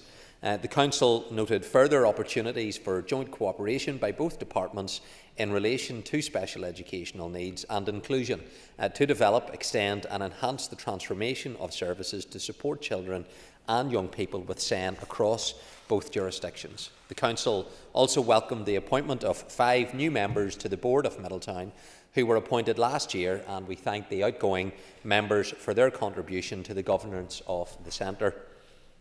On addressing educational disadvantage, the Council received an update on the implementation of the RAISE programme and noted the signing of the Memorandum of Understanding between the Departments of Education in both jurisdictions, supporting the pilot cooperation programme to address educational disadvantage, which includes the RAISE programme. Ministers noted the announcement of the RAISE programme on the 16th of October 2024, which is supported by an allocation of up to €25 million from the Government of Ireland's Shared Island Fund, and agreed that updates on the overall delivery of this pilot programme will be provided at future meetings. The NSMC noted the funding allocation also includes up to €4 million for Northern Ireland to extend the Teachers Research Exchange platform and provide a new Creative Connections Arts Education pilot programme, and that these programmes are currently under development. The progress made in implementing projects being supported under the Peace Plus Shared Learning Together programme was noted, and we welcomed the official launches of related projects which have been held to date or are planned to take place shortly. The Council agreed that officials will explore potential for further cooperation in addressing educational disadvantage and will provide an update at the next sectoral meeting.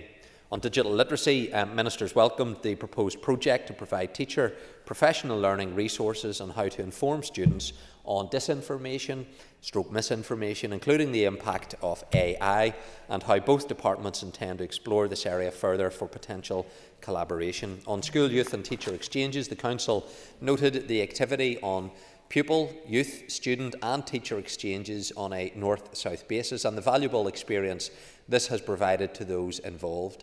Ministers requested a progress report on these activities to be provided on an annual basis to the NSMC education sectoral meetings. Ministers noted progress to the implementation stage of successful applicants to the Peace Plus programme under the Shared Learning Together investment area, including specific North-South school civic exchanges and youth mental health and wellbeing area programmes. We welcomed the progress that's been made by both education departments and the Mary Immaculate College, Limerick, to extend development and delivery of the Teacher Research Exchange across both jurisdictions. The NSMC noted the ongoing review of the North-South Education and Training Standards Committee, which endorses undergraduate and postgraduate youth work programmes, and noted the ongoing work of the North-South Youth Work Sector Practice Development Hub in strengthening and developing sustainable North-South youth work sector relationships and enhancing the quality of the learning experience of young people participating in youth services across the island. Ministers noted the continued cooperation across inspectorates.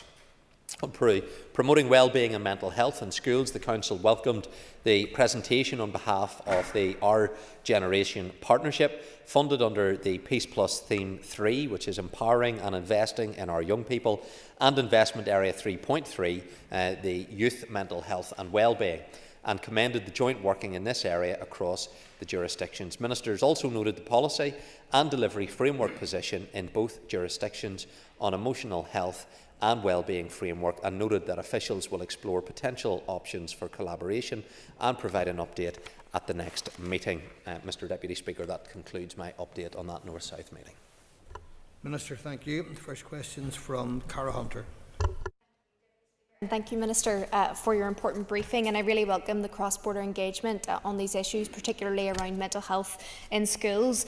Minister, across my constituency, teachers and parents are crying out for further support for mental health in the school setting. Can you provide more detail to the House today on the conversations that you've had on a north-south basis on these matters and with Minister Nesbitt on this very urgent issue, and what level of investment you think is necessary to adequately meet the needs and the mental health needs of our children here in Northern Ireland in school?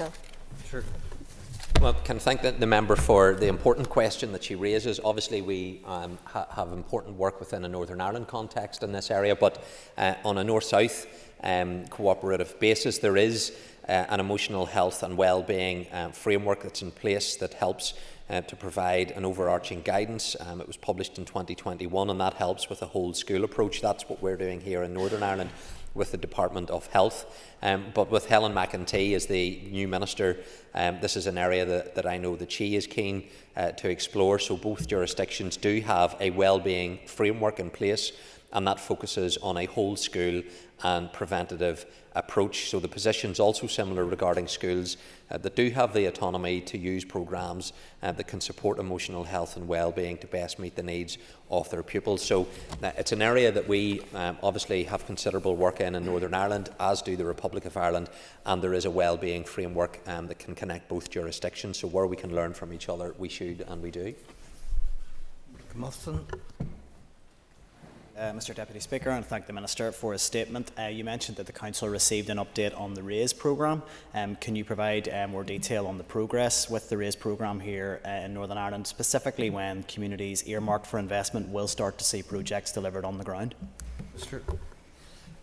Deputy Speaker, again, can I thank the member for the question. So there was an update provided on the RAISE programme, and we've been continuing to roll that out. There was some feedback that members had provided and stakeholders, which was taken into account in terms of some of the subsequent decisions that were taken. Groups have all been informed now of the allocations which they have been provided with. They're developing those plans that then will need to come forward for approval, but work continues to take the particular RAISE programmes where they're operating in those different areas in Northern Ireland ahead. In terms of the key tenet of the programme's design, it's the locality reference groups, and they're being established within each RAISE area. So obviously I'm keen that we get on with the work and that we can get funding rolled out.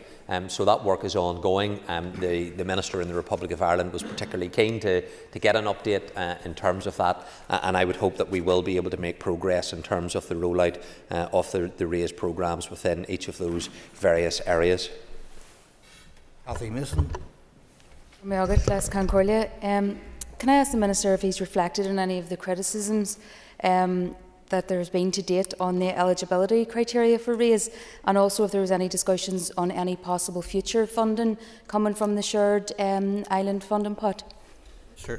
So, Deputy Speaker, just to pick up on the point that I made from Mr Matheson, so obviously there were issues brought to my attention that was reflected upon, and in one area, for example, in West Belfast, there is a degree of flexibility that has been provided to that particular area, that if they want to include areas that are strictly speaking outside of the parameters, that's something that they're able to do, but it is still within the funding envelope that has been provided for that area to operate in. Listen, I know that there are many areas in Northern Ireland that would love to be included. There is a limited pot of funding available for this. I know that the government in the Republic of Ireland, they've provided this funding, and they're also keen to provide future funding. I think that what is important is that we get on with developing the plans now within those areas, that they can come forward, that decisions can be taken then to proceed with funding, because if there's opportunity for this to be extended beyond 2 years, we need to start getting those programmes developed so that we can go to the Irish Government, who have indicated a willingness to have that conversation, and I believe that we can secure additional funding beyond the 2-year period. So let's progress the work, and then we can go to the Government in the South and see, is there funding potentially. They've indicated that there may be funding for a further 2 years, but that's something that we would need to engage with them on. I think the priority now has to be developing within these 15 areas through the locality reference groups, the specific plans, and getting the funding allocated to them to allow that work to commence. David Briggs. Thank you, Mr Deputy Speaker. Thanks to the Minister for his statement. Could the Minister provide some additional information in relation, in particular, to the school, youth and teacher exchanges? I thank the member for that. So obviously the exchange programmes are an opportunity for not just teachers but also for young people to engage in those civic exchanges, particularly in those border communities as well. So this is something that is there. It's something that the North-South body provides funding to, and I would like to see that work being taken forward. So the Peace Plus funding is an area where there is an allocation of funding in terms of 7 education-related projects approved to date under the Peace Plus investment area. It's worth almost €68 million. So this is not an insignificant amount of funding. It's very significant. Support's also included for 2 shared learning together projects, and that is being provided for as well. So it's something that my department has a role in terms of accounting for this particular area of spend within SEUPB, and it's one that I think is a very worthwhile expenditure. Alan Crawford. Speaker, and I thank the Minister for his update this afternoon. Minister, just to go back to RAISE, can I ask if you can detail out of the €4 million allocated to Northern Ireland, how will this actually be spent, and is there any guarantees in place to ensure that it directly benefits disadvantaged pupils here? Minister. It's an area that the Assembly has discussed on a number of occasions, but the RAISE programme at a high level, it's €24 million that's being made available to us. It's being funded through the Republic of Ireland. We have 15 areas that were identified that provided regional balance to that. I made the point that there are many areas that didn't qualify, that would like to have qualified, but there's a limited funding that's available to it. Within the allocations that have now been formally advised to the groups, that allows them now to get on with designing the particular schemes that they want to design, and then bring them forward.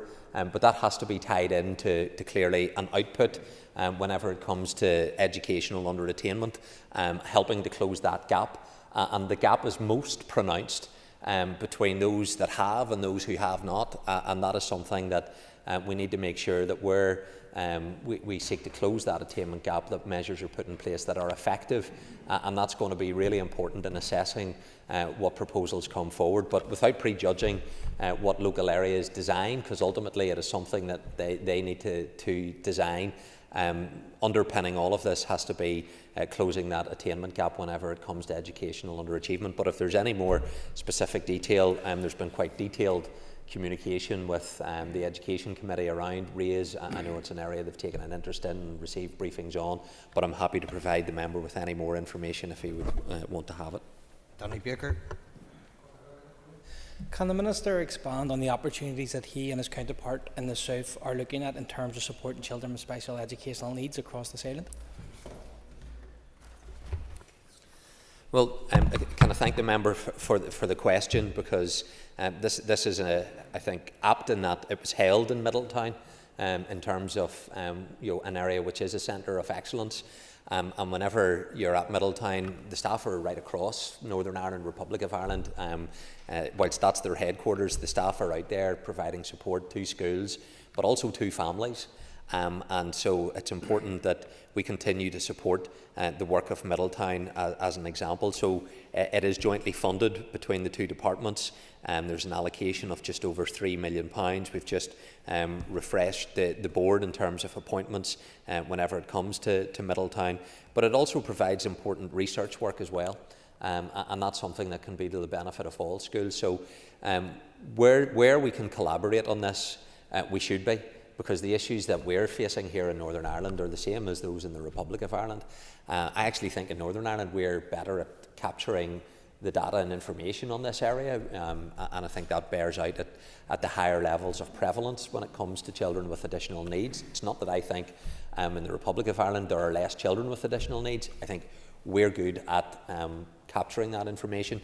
However, when it comes to meeting the needs and the resources that we're able to provide, that's a different challenge that we have compared to the South when it comes to this. But there's very much a willingness across both departments of education, North and South, where we can collaborate, share information and best practice. That's something that we should be doing, and I certainly encourage it. Peter Martin. Thank you very much, Mr. Deputy Speaker, and I want to thank the Minister for his statement so far. Minister, can I ask, regarding educational disadvantage and underachievement in Northern Ireland, does he believe that the NSMC is providing practical assistance, and if so, how, in terms of addressing those needs in Northern Ireland? Minister.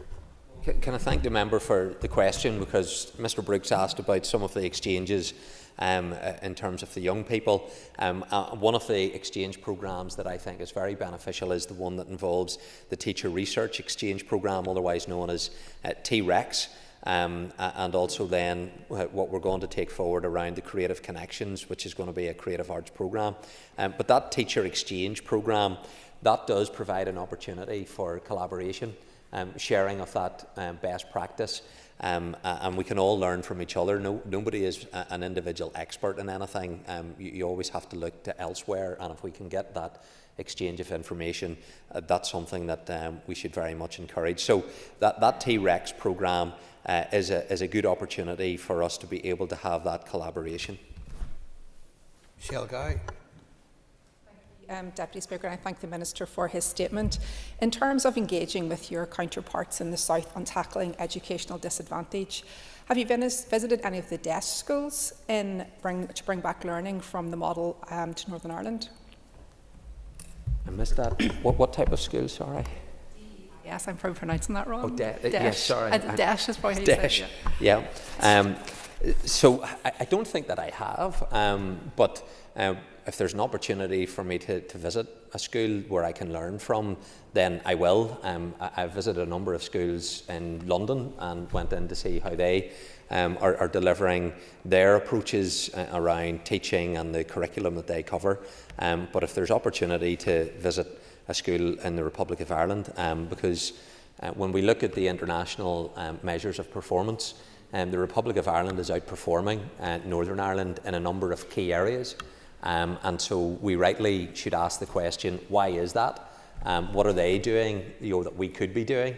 And that's partly why when it comes to the Transform Ed strategy that I announced and I'm taking forward, with that we have an international ministerial advisory panel, and one of the members who is helping on that was a former I believe it was a Chief Inspectorate of the Republic of Ireland, because we're trying to gather that information at an international level to help inform what we do here in Northern Ireland. But I'm more than happy to visit a DESH school. Thank you, Mr. Deputy Speaker. Minister, I have never visited the Middletown Centre, and the question to you is, what impresses you as Minister after your visit, and could you provide further information on the work they do now and plan for in the future? That's a good question. Mr Buchanan, I've been down a couple of occasions now to Middletown. It's a beautiful site. It has within its responsibility, though, some buildings that there is an old chapel that's there, lovely or ornate chapel, but it's not one that is used from an educational perspective, and yet there's a responsibility to help to retain that, and I think there's great heritage there at the particular site. So if anyone hasn't been down, I think the Education Committee maybe were down recently.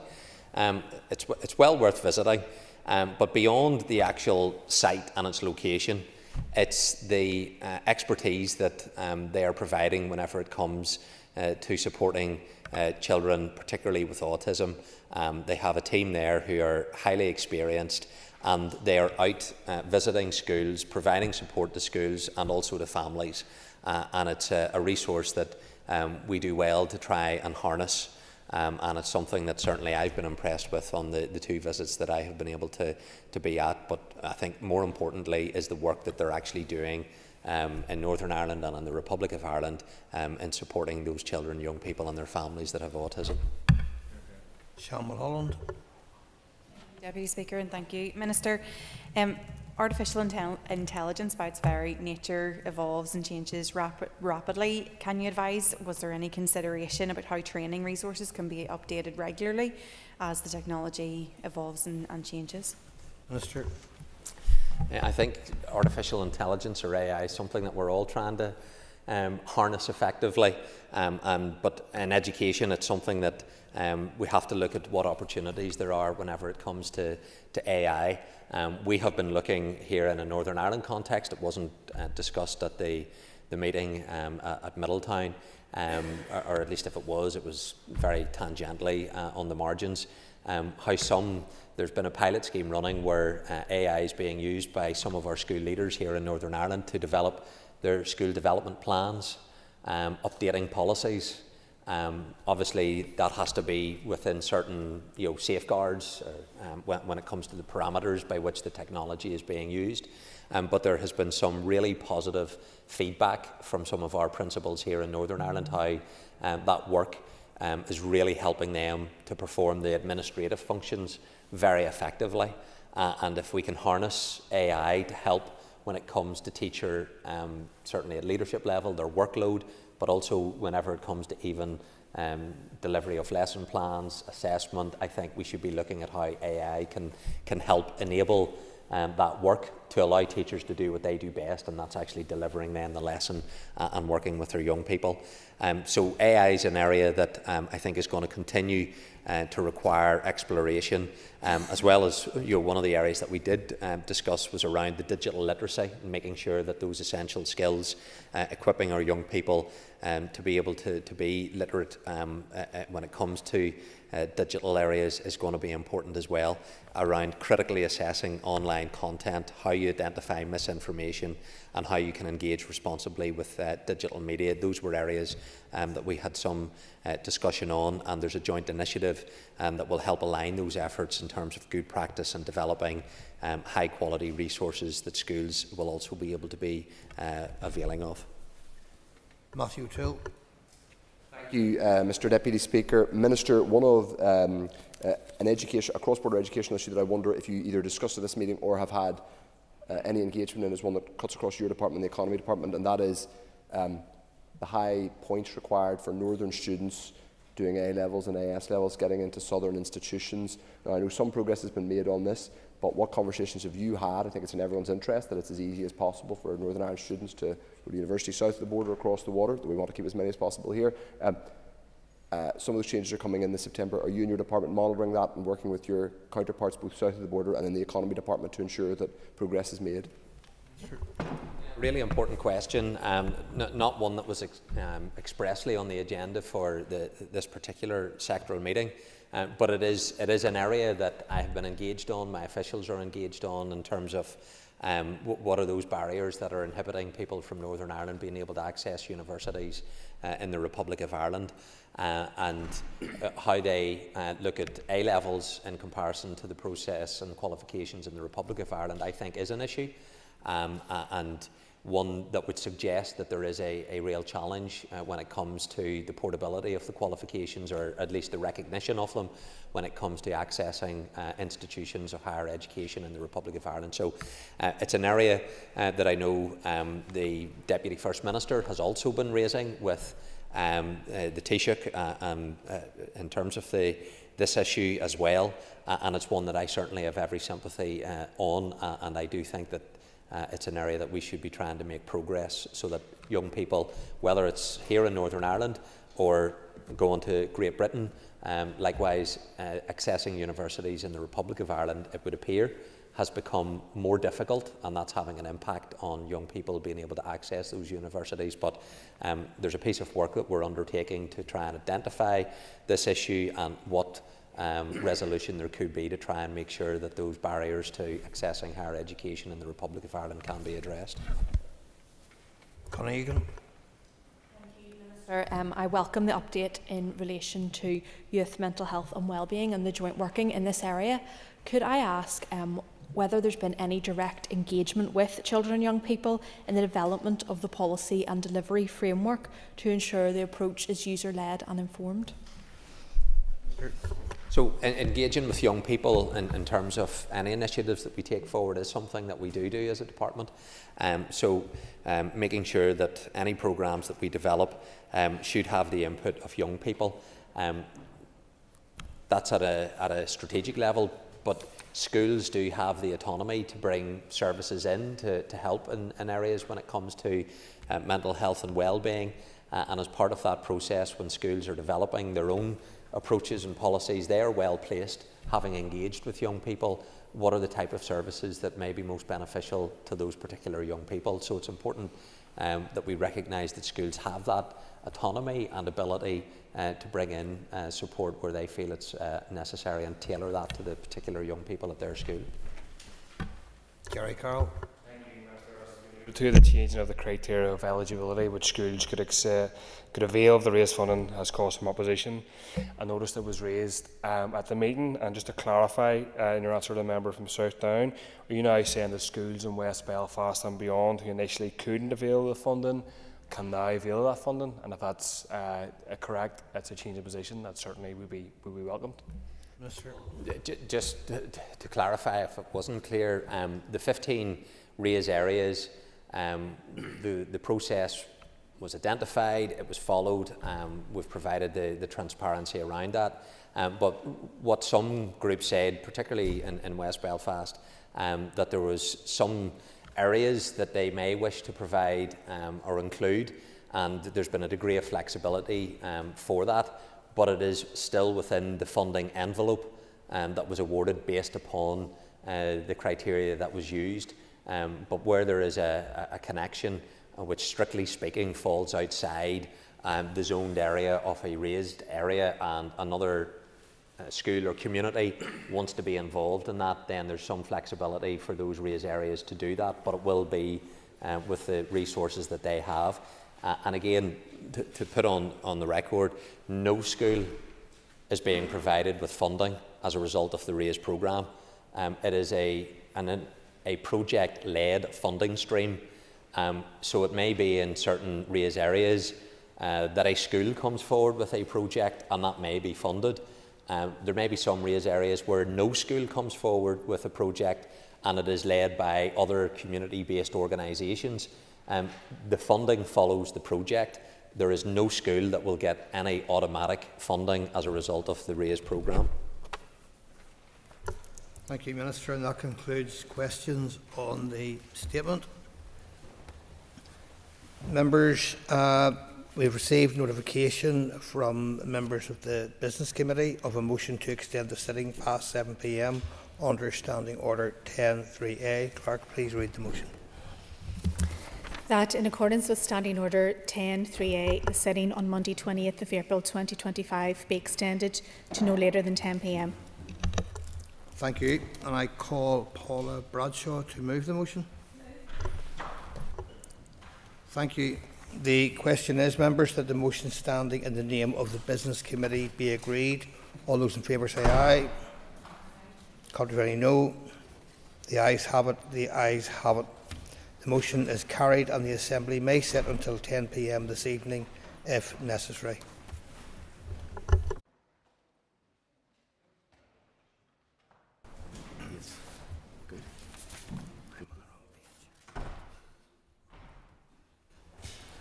Members, the Speaker has received notice from the Minister of Finance that he wishes to make a statement. Minister.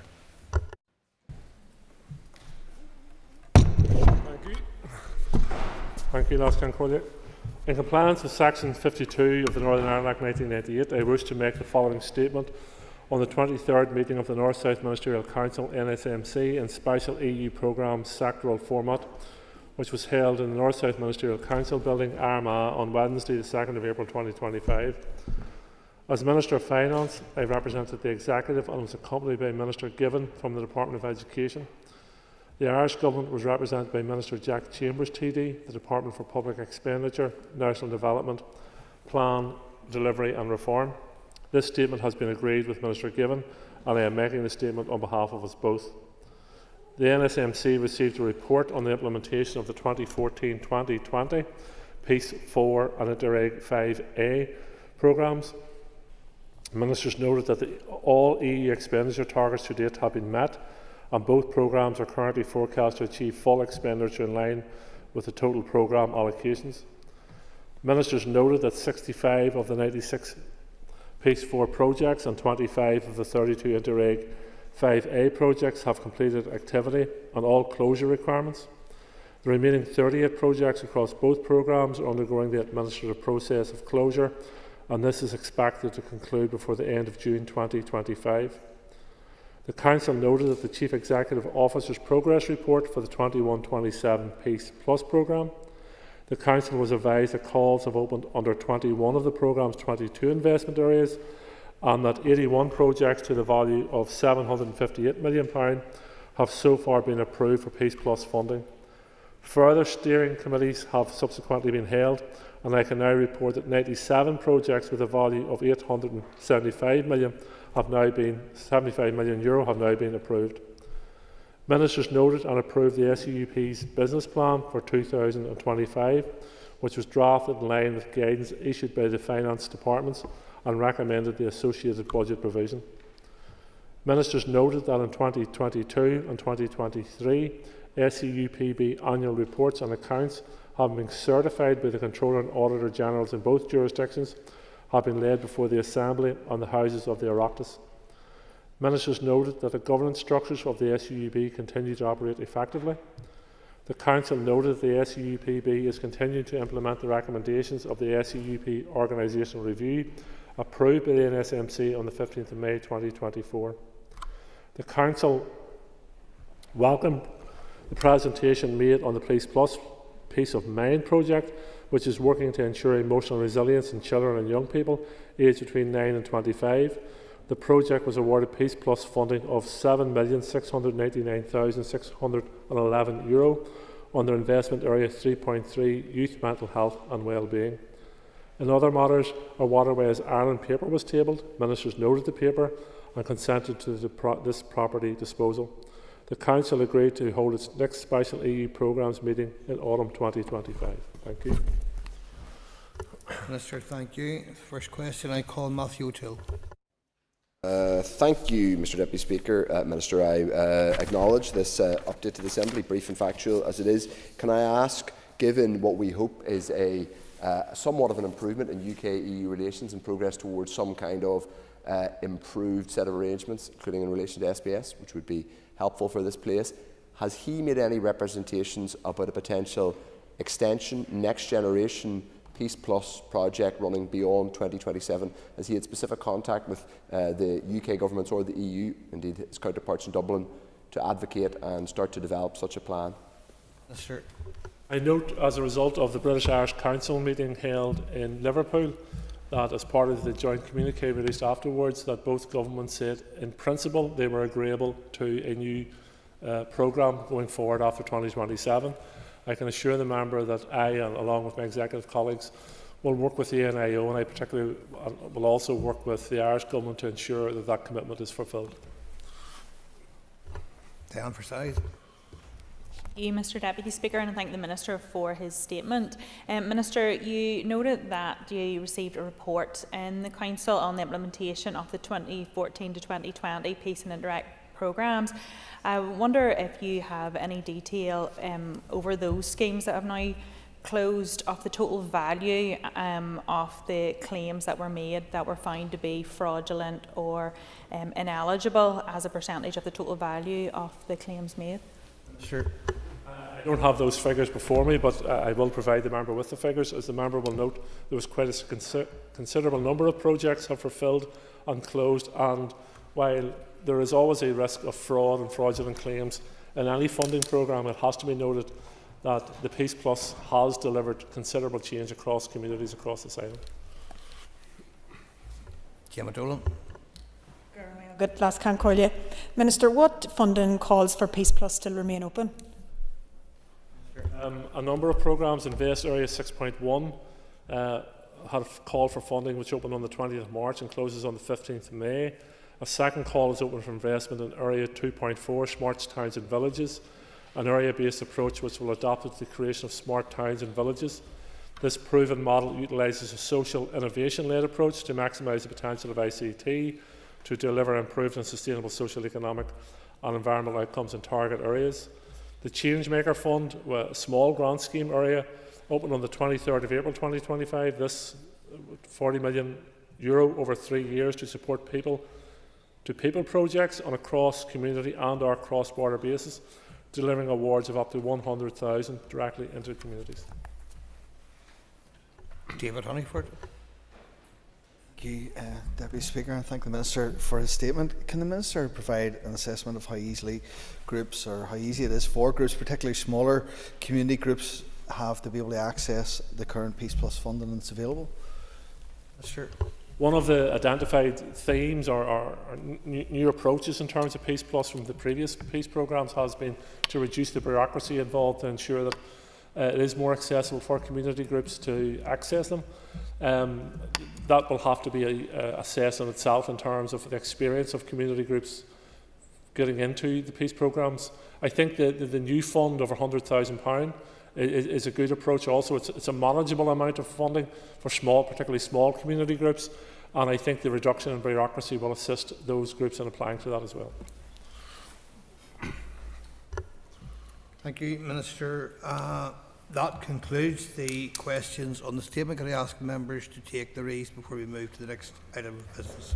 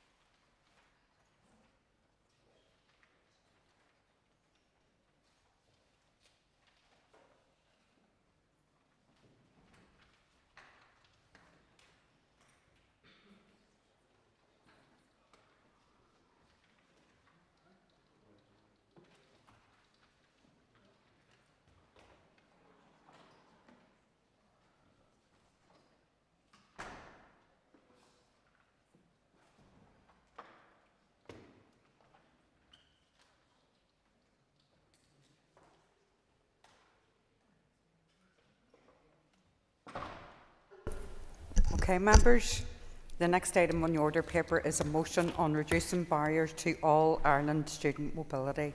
Clerk, could you please read the motion? That this Assembly welcomes the progress made in providing equivalence in A-level and Leaving Certificate admissions processes ahead of the 2025-26 academic year, recognises that the previous disparities in admissions created unfair obstacles for students here seeking to access higher education institutions across the island of Ireland, notes the confirmation from Universities Ireland that the Central Applications Office process will be amended to provide greater parity, including the allocation of 25 bonus points for A-level students completing maths and the recognition of a fourth AS level in admissions calculations, further welcomes the increased levels of cooperation between UCAS and the CAO on delivering this, and urges further cooperation on admission dates and clearing processes, acknowledges the benefit that increased cross-border student mobility brings in ensuring the students have additional options to upskill and find work across the island, commends the ongoing efforts to enhance cross-border student mobility, and calls on the Minister of Education to ensure that students receive clear guidance and support in navigating the revised admissions process. Thank you. I call on Padraig Delargy to move the motion. Thank you, Padraig. The Business Committee has agreed to allow up to 1 hour and 30 minutes for this debate. The proposer of the motion will have 10 minutes to propose and 10 minutes to wind. As an amendment has been selected and is published on the marshal list, the Business Committee has agreed that 15 minutes will be added to the total time for the debate. The Minister for the Economy was due to respond to this debate but is now unavailable to do so, and thankfully we have Junior Minister Riley who will respond on her behalf. So, Padraig, could you open the debate on the motion? Thank you. Today we are asking this House to support a simple but a powerful idea. that no young person on this island should be held back from accessing education by an artificial barrier, be it financial, bureaucratic or political. Because education should open doors, not be a postcode lottery. We live on one island, our communities are connected, our students are ambitious, yet for too long the systems and structures that we have inherited continue to divide and to disadvantage our students. It's time we face this head on.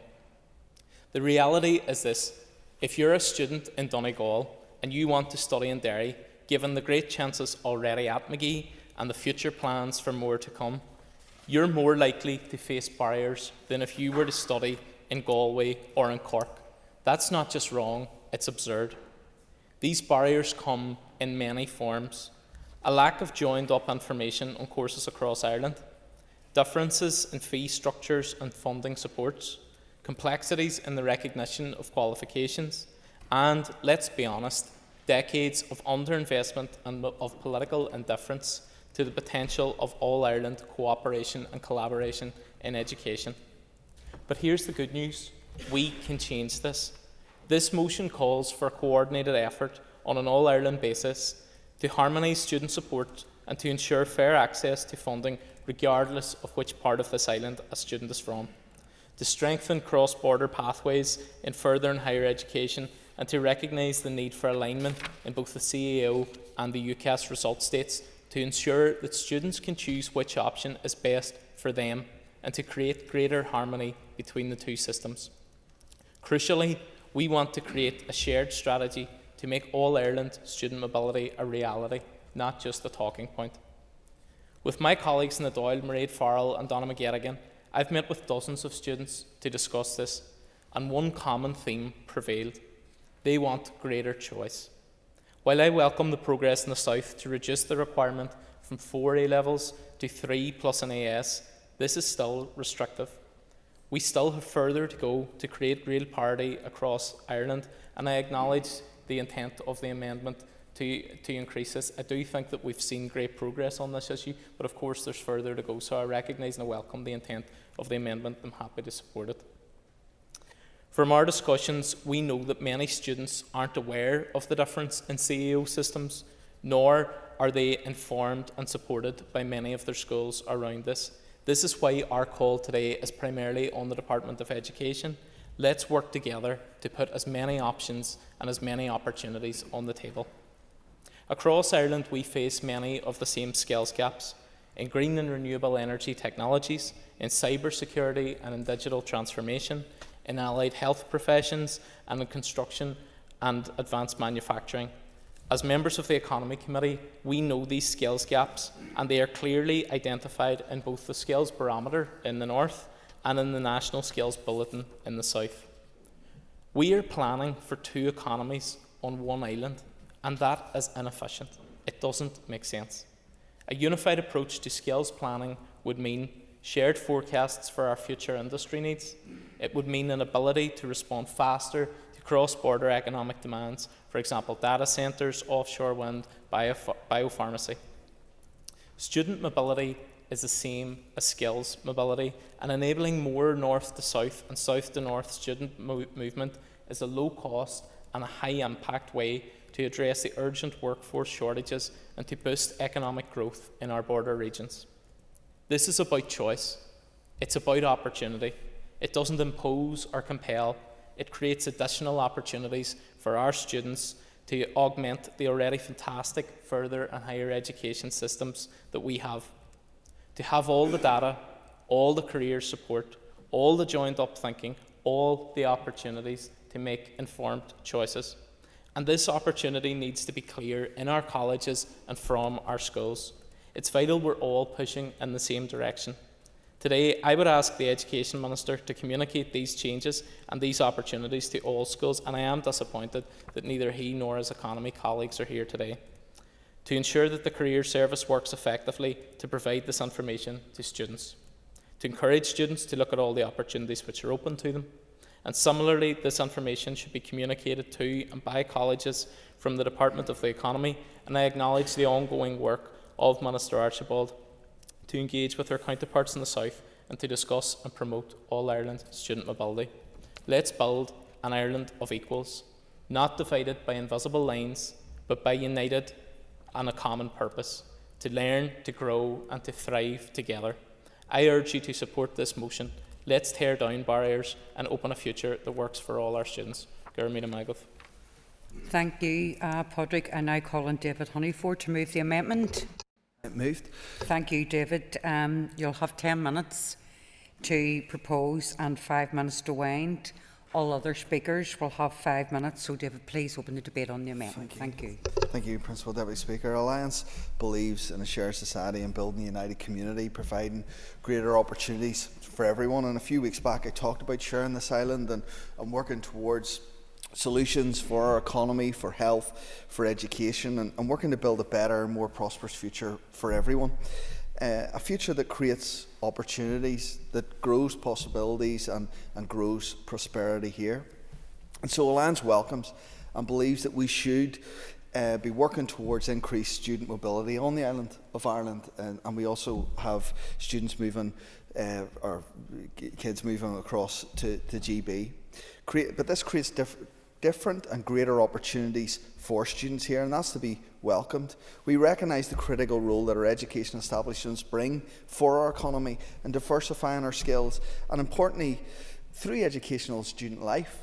And we welcome the diversity of opinion and bringing people here, and that brings strength to us, it challenges us, and it further creates a stronger and united community. I have been raising CAO within the committee and the entrance for Northern students for some time. I've lived this. My daughter is currently studying at Trinity in Dublin. So as family we went through this CAO system. My son's in Loughborough, or was in Loughborough University in England, and we went through the UCAS and the comparison of that. But in 1998, the student numbers studying in Trinity from Northern Ireland was approximately 10%. That today is less than 1%. So there's a massive issue that needs to be resolved. And though I welcome the changes that the Padraig's talked through, that we have downgraded that needing the 4th A level to an A star, or sorry, to an AS, the issue isn't and is far from sorted, and thus the reason for our amendment. I appreciate the words that we are trying to help this and create or provide solutions or work towards solutions that we can see students move north-south. And while the numbers of southern students applying to the north needs to be noted as well, that has trebled in the last 5 years. So the number of students that have been accepted in Northern Ireland has trebled, yet the number of students accepted into universities in the Republic of Ireland remains very low in number. And I want to talk about 3 key issues. One is the grade disparity. The points required to achieve entry into the South universities means Northern Ireland students have to study that extra A level. Up until this point now it'll be the AS, but it's more than that. They actually need A stars right across the board to gain entry. So the grade comparison is not there. When the CAA points and an A-level equivalent, it's just completely unjust on our students. When a Northern student needs 4 A stars, they would still only get 600 points. They get 25 points if they study maths, but that has always been the case. So if you use Trinity as the example, and one I know, but it's not exclusive to there, a Northern student basically can't get entry to a variety of courses there, from pharmacy to medicine to law and politics to a range of the science subjects.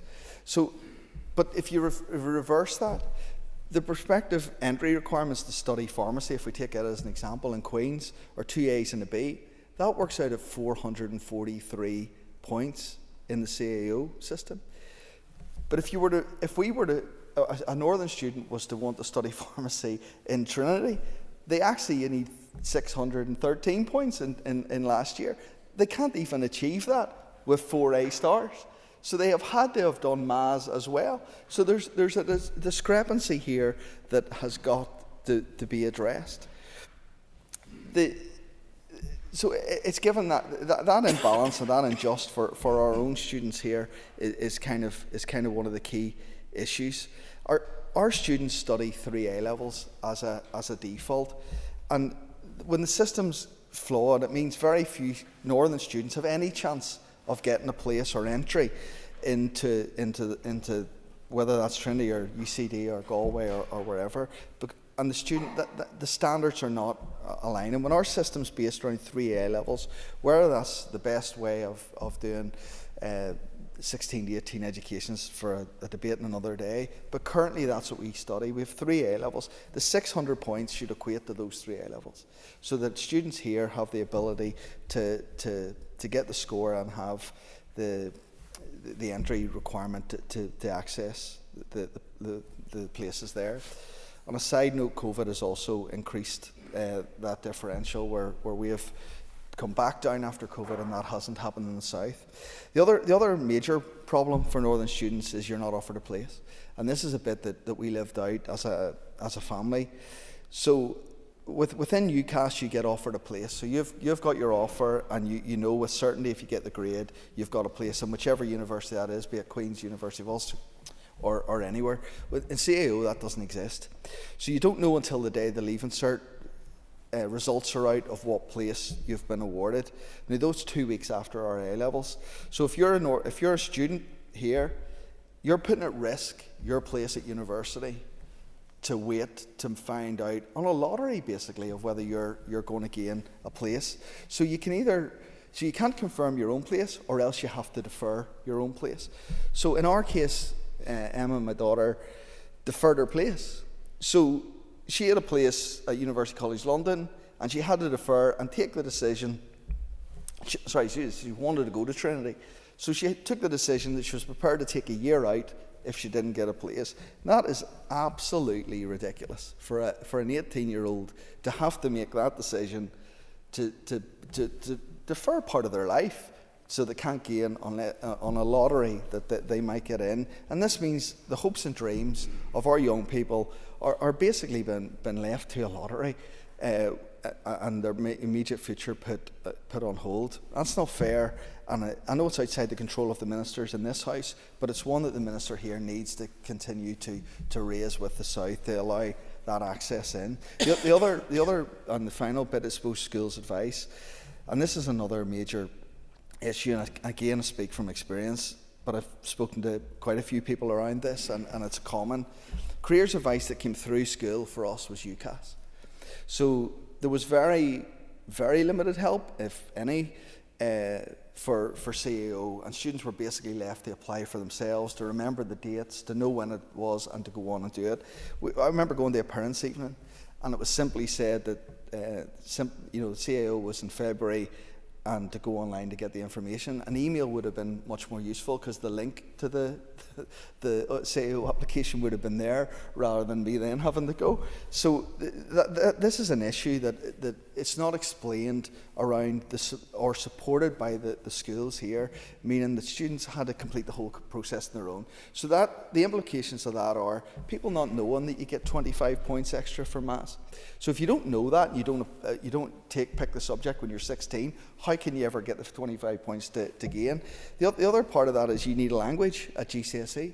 So if you don't study, I know most do, but if you don't study a language at GCSE, then you actually rule yourself out from any course. So again, it's just advice and knowing and advising our students and making sure that is all in front of them. So whenever they are making those career, so we talk a lot in the Economy Committee about career advice and career decisions. Whenever those decisions are happening in your life, that you know at that point that you're not limiting yourself. That advice needs to come through, and that needs to come through from the Department of Education to schools.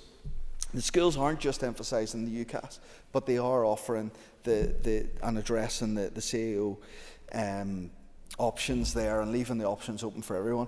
I'm going to leave it there, but those are the three key issues for ourselves. We've laid them out in our amendment, that this is the Minister continuing to work to try and make this a fair and equality issue for our students, and also for the education to be highlighting the issues that are there, so all schools provide our kids with all of the opportunities so we can build a better shared society for all of us. Thank you, Principal Deputy Speaker. No bother, David. Thank you very much. I now call David Briggs.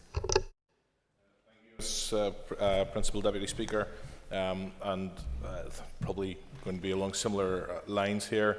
I think there's some commonality. I would dissent from some of the more ideological elements of my colleague in the opposite benches around the all-island element in terms of the economy and so on, but we'll not get into that now. I think we all recognise that when making decisions to apply to a higher education course, it can be a stressful time for many of our young people across Northern Ireland, that it comes with much uncertainty, and there are big choices to be made. Yeah.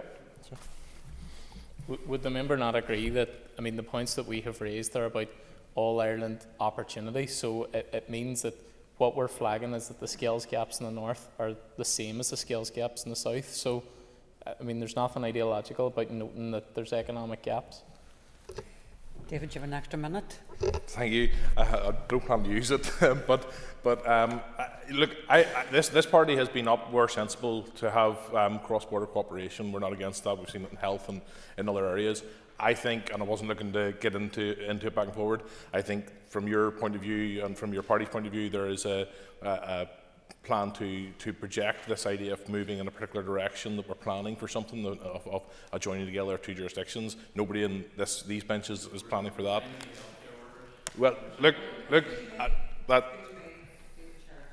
well, I appreciate. I was just outlining a point of difference. I don't plan to get into that particular debate. I'm going to address the issue, but I was outlining how we come from a different angle in that regard. But with those choices comes a degree of uncertainty and big choices to be made. If more clarity can be provided for students when making those choices, this should be encouraged. I know this is an issue that our party has been to the fore in raising. Indeed, the Deputy First Minister, I know, has been raising it at the North-South Ministerial Council and with the Taoiseach and with other relevant stakeholders. We want to see a system that is fair for our students and for students here to have those choices not only open to them, but also achievable through appropriate recognition of their academic achievements. And whilst the member opposite has indicated he was disappointed the Education Minister isn't here today, the Education Minister addressed this issue in response to Mr O'Toole just probably 20 minutes ago, so his view on this is on the record. The CAO system clearly has undervalued A-level qualifications in a way that has been exclusionary of Northern Ireland students, or at least forces them to go over and above in terms of their A-level workload, despite the same qualifications being more than acceptable for many world-leading universities. It is, of course, any country's prerogative to set its own system, but in wanting to support that mobility for our own students, I would observe that the continuing disparity and unjustified disadvantage in the current CAO system, and a disadvantage which has not been inherent for Republic of Ireland students engaging with UK universities and within our own system. Indeed, those students are able to access our universities on a similar basis from Northern Ireland students and the rest of the UK, rather than as a foreign jurisdiction. Only a minority of applicants from Northern Ireland or the rest of the UK make it all the way through to being offered and accepting a place in Irish higher education institutions. ESRI found that this partly relates to these candidates being less likely than those from Ireland to meet the minimum matriculation requirements. In Northern Ireland, there are very few students who take 4 A-level subjects, and therefore the point system when applying to an institution in the Republic of Ireland can cause difficulty. ESRI conducted a report on student mobility in Ireland and Northern Ireland, which found that the points differential and the timing disparity of CAO and UCAS officers discourages, as the members talked of, our A-level students from applying at Irish universities, and I think Mr Honeyford's personal experiences has outlined some of that as well. The disparity in timing is further demonstrated as leaving certificate students applying to UK institutions will have their offer held pending confirmation of the UCAS system. From our own end, as well as engaging towards a fairer system for our students, we might wish to reflect on what more can be done to inform and prepare those students for as wide a choice as possible. At my own school, as far as I recall, we were encouraged to apply to universities in Northern Ireland, one in the UK and one in the South or internationally, but I'm not sure that even then, and it seems a while ago now, I had a full understanding of the system, although perhaps those who expressed an interest in going south would have had more information provided. Nevertheless, students from the UK struggle with the CAO application and the translation of A-level results into Leaving Cert points. The British Council found that some schools in Northern Ireland provided information on the CAO application system, but generally students did not receive assistance. The CAO system is challenging for A-level students to navigate and understand. We know that cross-border mobility provides opportunities for students and opens doors to a range of courses. This is particularly the case for those who are seeking to study veterinary medicine, as we have no established veterinary school in Northern Ireland, this would help address our current shortage. Undergraduate and postgraduate enrolment in Ireland from students based in the UK has been volatile, and in 2020-21, students from Northern Ireland made up only 0.6% of students in Ireland. Numbers from NI have increased each year, but only by 12 students in the same period. If Irish institutions want to attract A-level students to choose their offering, they must provide clarity on how they can do so. Coming to the end, but just to say, Mrs. Principal Deputy Speaker, that we will be obviously supporting the motion and the amendment today. Thank you. Thank you, David. I call Diana Armstrong. Thank you, Madam Principal Deputy Speaker, and I thank the member for bringing the motion today, and I will be speaking in favour of the motion along with the amendment. The motion before us discusses the disparities between the two systems, and of course it is a positive aspiration to increase all Ireland student mobility, but I do want to look at this from another angle.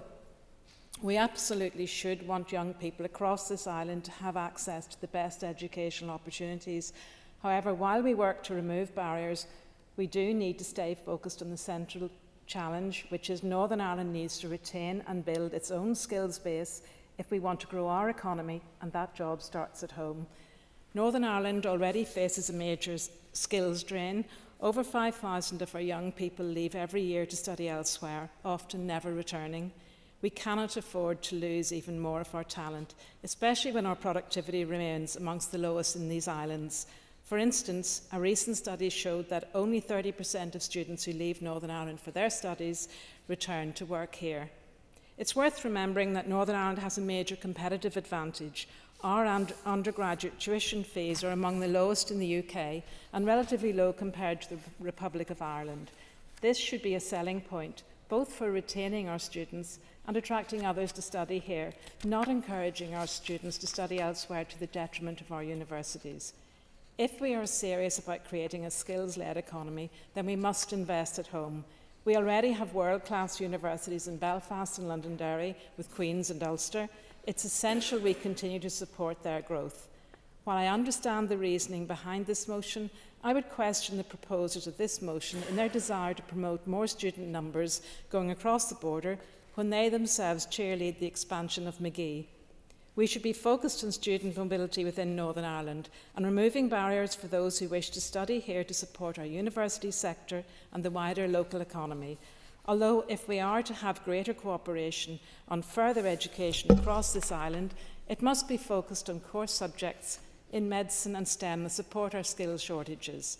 So yes, let's work to reduce obstacles to all Ireland study where it makes sense, but let's be very clear, our top priority must be to build the skills and retain the talent that Northern Ireland needs for the future. That means investing in our universities, in affordable housing for our students, and in promoting Northern Ireland as a world-class and accessible place to study and build a life. Thank you. Thank you, Diana. I call Cara Hunter. Principal Deputy Speaker, and today I rise to welcome both the motion and the amendment in recognition of the progress that has been made towards achieving parity in university admissions across this island, but also in recognition of the challenges that do still exist. For too long, students from the north have faced unnecessary barriers when trying to access higher education in the south. The SDLP has consistently called for these obstacles to be dismantled and to ensure there is an easy process for students who wish to study on this island, north and south. For a long time, previous requirements were putting unnecessary pressure on students from the north and forcing them to keep on 4 A-levels because having only 3, as mentioned by previous members, wouldn't generate enough points to meet the admissions criteria, which was grossly unfair. Cross-border pathways must be strengthened. Student mobility currently remains too low. Students from the north make up just 0.6% of students in southern universities.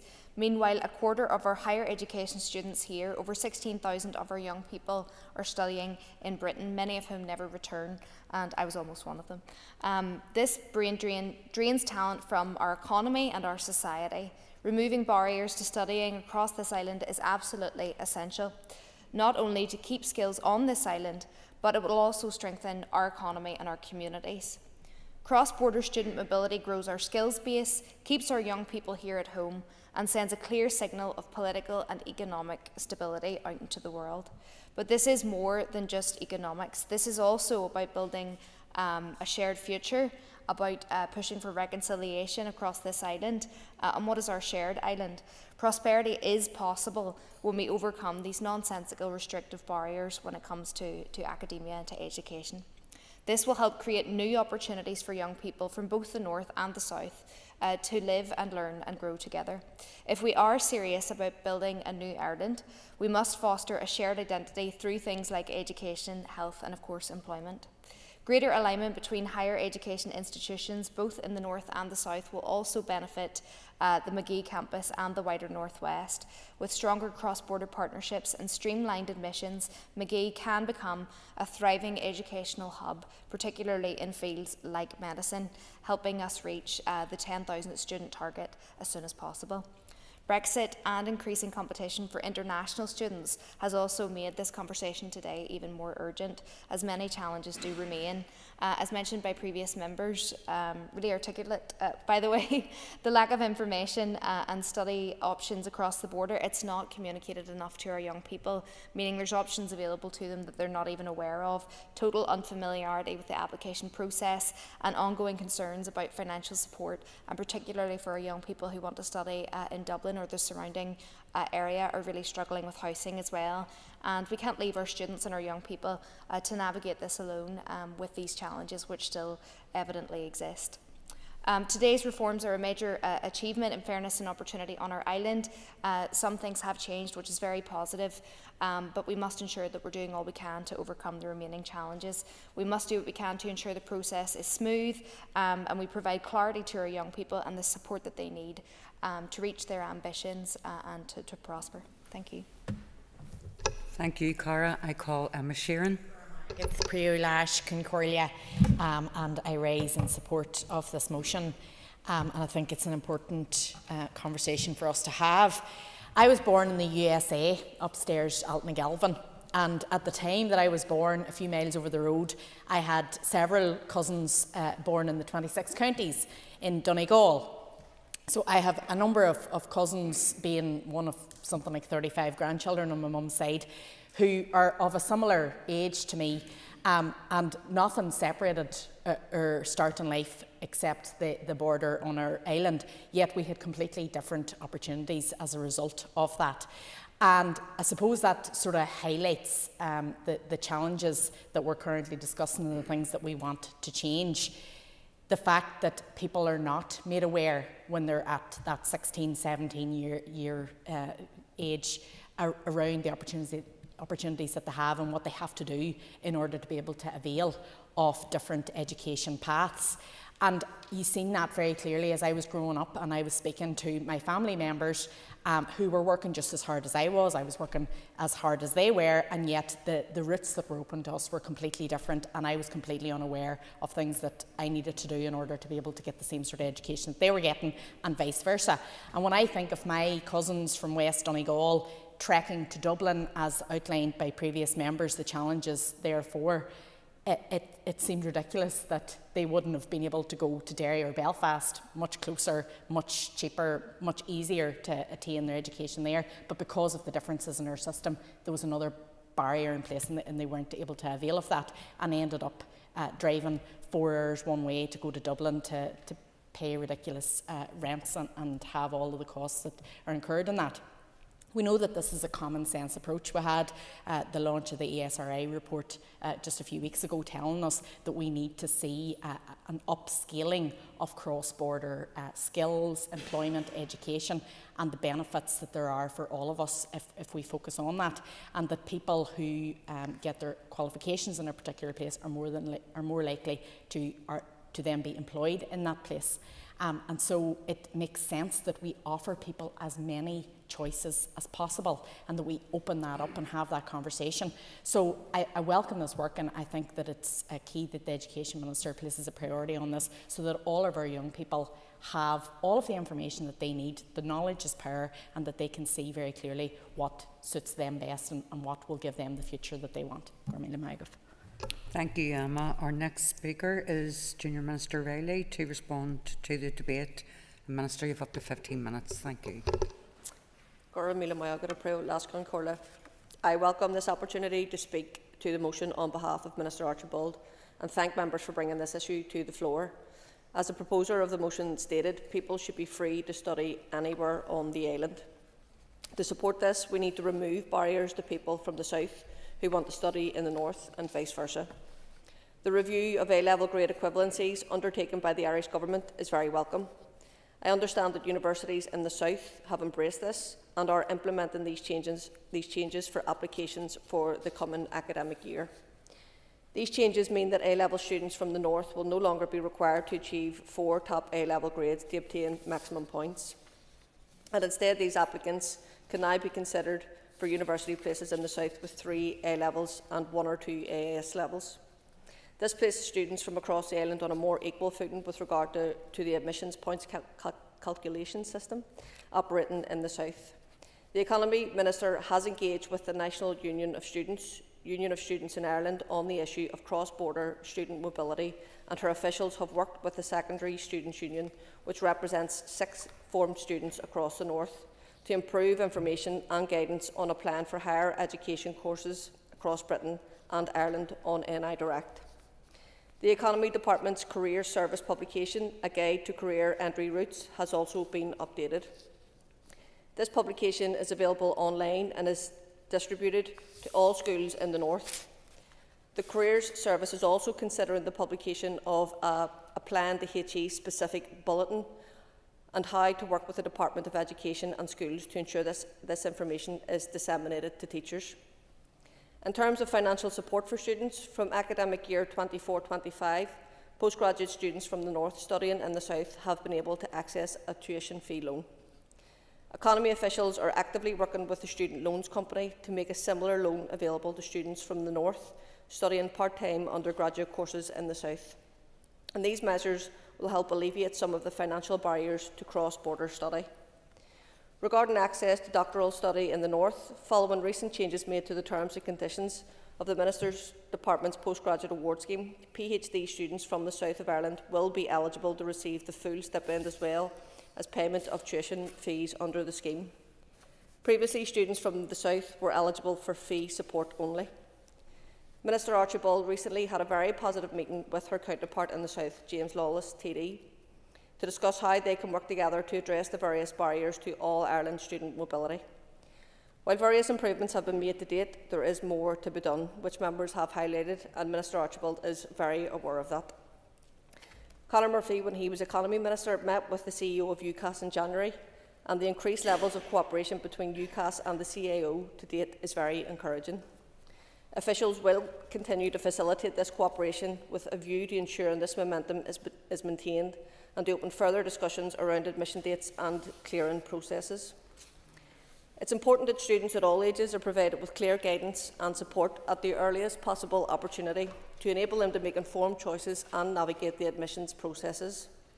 The Department of Education will have an important role to play in assisting with this, to make sure pupils have an awareness of a clear pathway of options and that their needs when applying for higher education courses across this island are met in this regard.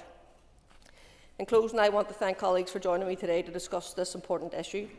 The Economy Ministers North and South will continue to work together to make sure that barriers to all Ireland student mobility are addressed and that all students, both North and South, have equal opportunity to access higher education institutions across this island.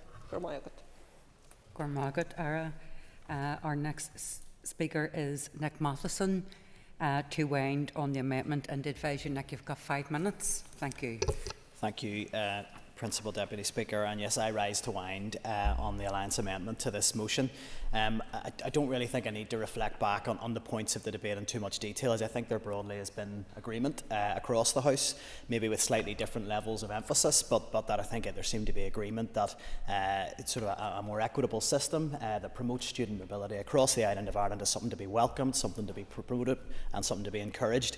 So I think that's a very positive outworking of this debate, that we've got cross-party consensus on that, and I welcome the Junior Minister's comments in particular that did acknowledge, while some progress has been made, more does need to be done in terms of the admissions processes at CAO, that it's not a level playing field currently and that work needs to be done.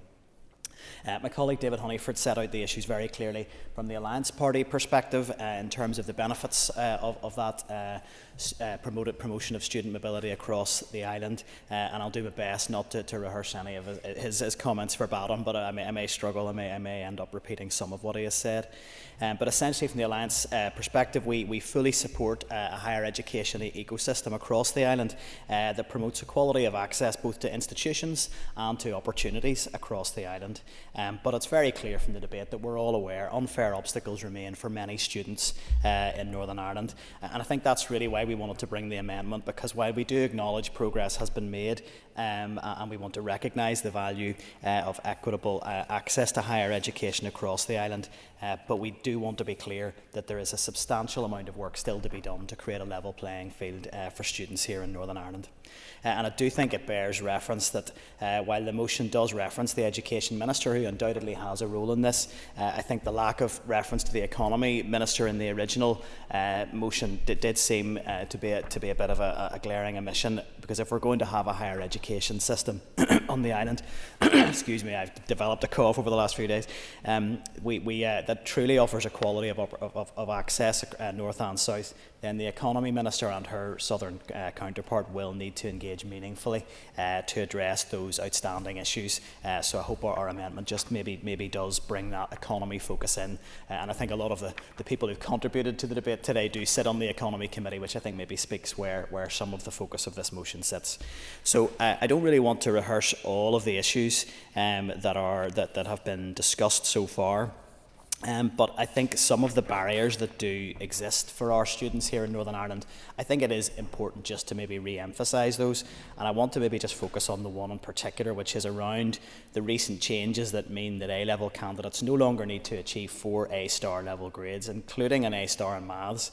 Now, while that is further maths or pure maths, now that is progress, but as many have said, still needing to receive top grades in 3 A-levels in combination with a 4th level or AS to get the maximum 625 points, with one of those subjects still being in maths, is simply not a level playing field, and I think David Honeyford set that out very clearly from his own personal family experience. So I think on that, on all of the other issues that we've highlighted around where there is not genuine equity at the minute, I really would urge the Economy Minister to take that forward with her counterpart in the South. But I think I'll probably just leave my comments there at that point. I think we're clear of the issues, we're clear of where the disparities sit. We're clear of where CAO and UCAS need to work better together, I think particularly around those admissions timelines. I think the idea that just because you may want to study in Cork or Galway or Trinity, that you would have to be compelled to really defer your entry to give yourself some certainty is not a fair scenario for our students. There is undoubtedly a role for the Education Minister. It would have been good to hear from him today, and perhaps it's something the Education Committee will be able to pick up at its meeting this week. But I think certainty and assurances that there is going to be information communicated to students clearly in all our schools across Northern Ireland around the changes that have already been made, and for any future changes to the admissions process, it would be really welcome to know what the Education Minister is going to do in that space. But I do welcome the fact that there has been support across the House today for our amendment, and I think it's welcome to see that there is a real appetite to see this promotion of student mobility across the island, which would be for the benefit of students ultimately both north and south, and I think that's something we should all be able to support today. Thank you. Thank you, Nick. Our next speaker is Cathy Mason to conclude and wind up on the debate on the motion, and advise you, Cathy, of up to 10 minutes. Thank you. And I also welcome the opportunity to participate in this debate and to wind on the motion here today, which has, I suppose it's safe to say, broad agreement across all parties. And like the member had stated, I don't think it's worthwhile going through everything that everybody said, as we do have that broad agreement. But we believe that it is important that all children and young people have opportunities to develop appropriate knowledge and skills so that they can become economically active, they can find gainful employment, and they can thrive. It is crucial that all children and young people, including those with disabilities and those from low-income families and special educational needs, are given the support, knowledge, encouragement and the opportunity to overcome barriers and to avail of education and training at whatever facility meets their needs, no matter where it is. Sinn Féin believes in an all-island approach to education that is based on accessibility, inclusion and is free from barriers. Despite living on a small island, it is clear that partition has had a huge impact on where young people choose to study, limiting their opportunities. Cross-border student enrolment on this island has remained low. Students from the north make up less than 1% of the student populations in the south colleges, as Member Cara Hunter had already alluded to earlier, and even with a lack of third-level education capacity in the north. Differences in admissions, funding and a general lack of collaboration between government institutions have resulted in limited opportunities for young people. The process of going to university in Belfast or Derry should be the same as going to college in Galway or Dublin. I want to commend the work of my colleagues Padraig Delargy, MLA, and Mairead Farrell, TD, as well as many others who have worked tirelessly to try and progress this issue. Reducing barriers to all-island student mobility is also a priority for my colleague, the Economy Minister, Kiva Archibald. And as the Junior Minister Riley have outlined already, Minister Archibald's department has worked with students to design and publish improved information and guidance for those from the north wishing to apply to higher education in the south. Minister Archibald's department has also introduced access to a tuition fee loan to postgraduate students from the north studying in the south, and work is ongoing to provide tuition fee support to students from the north studying part-time in the south. I also, like Junior Minister has outlined, would like to acknowledge the call that has been made by the North Secondary Students' Union with support from the South Second Level Students' Union for reform of the university application process between North and South. And it is indeed very welcome that further progress has been made in providing equivalents in A-level Leaving Cert admissions processes ahead of the 25-26 academic year. The amendment to the admissions processes is a significant step forward in opening opportunities for northern students to attain a university degree in institutions across Ireland. Previous arrangements, as we know, created inequalities for northern students in terms of having their grades recognised equally in point systems and admission processes. The changes for the upcoming year help address that imbalance, and in doing so will improve cross-border student mobility.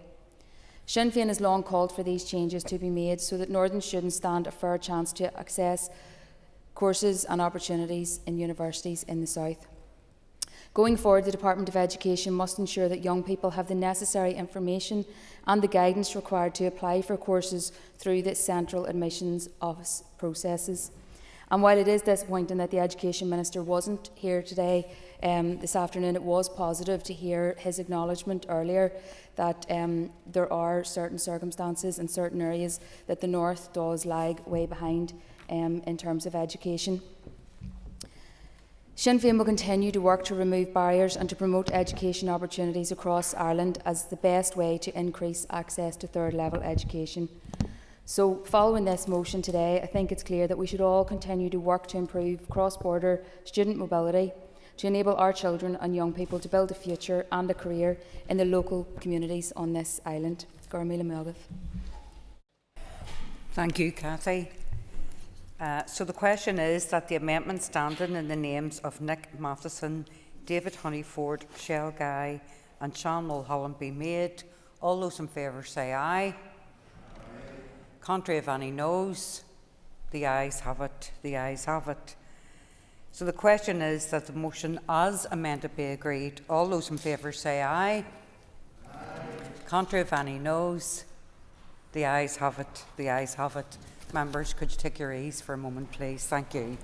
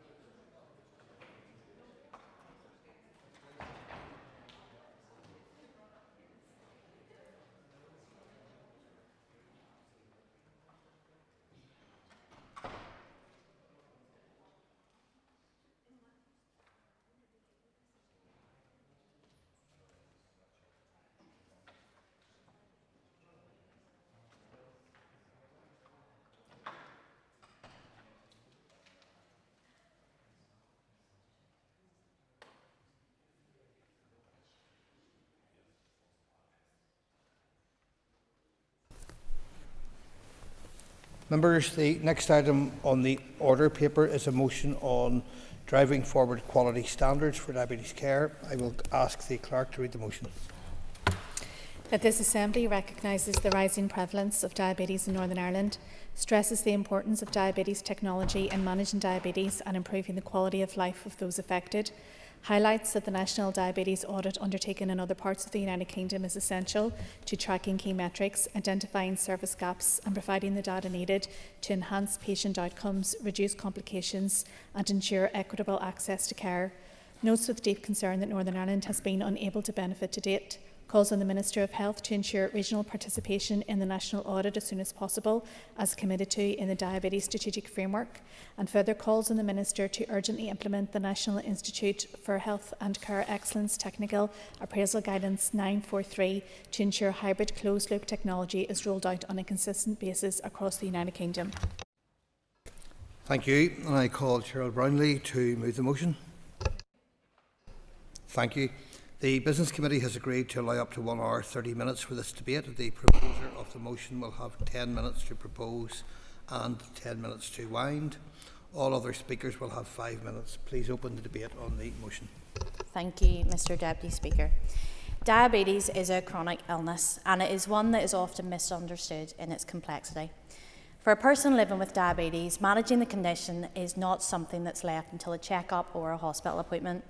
It's every moment, it's every day, and a constant cycle of monitoring, adjusting, planning and reacting. One of the best depictions I've ever seen of what it's like is a simple video, and it's a person going about their day, walking, working, parenting, all while trying to keep a blue balloon in the air. Constantly adjusting, constantly aware, and never quite able to rest. Sometimes the balloon drops, sometimes it soars away, but always the focus is there, and it is exhausting.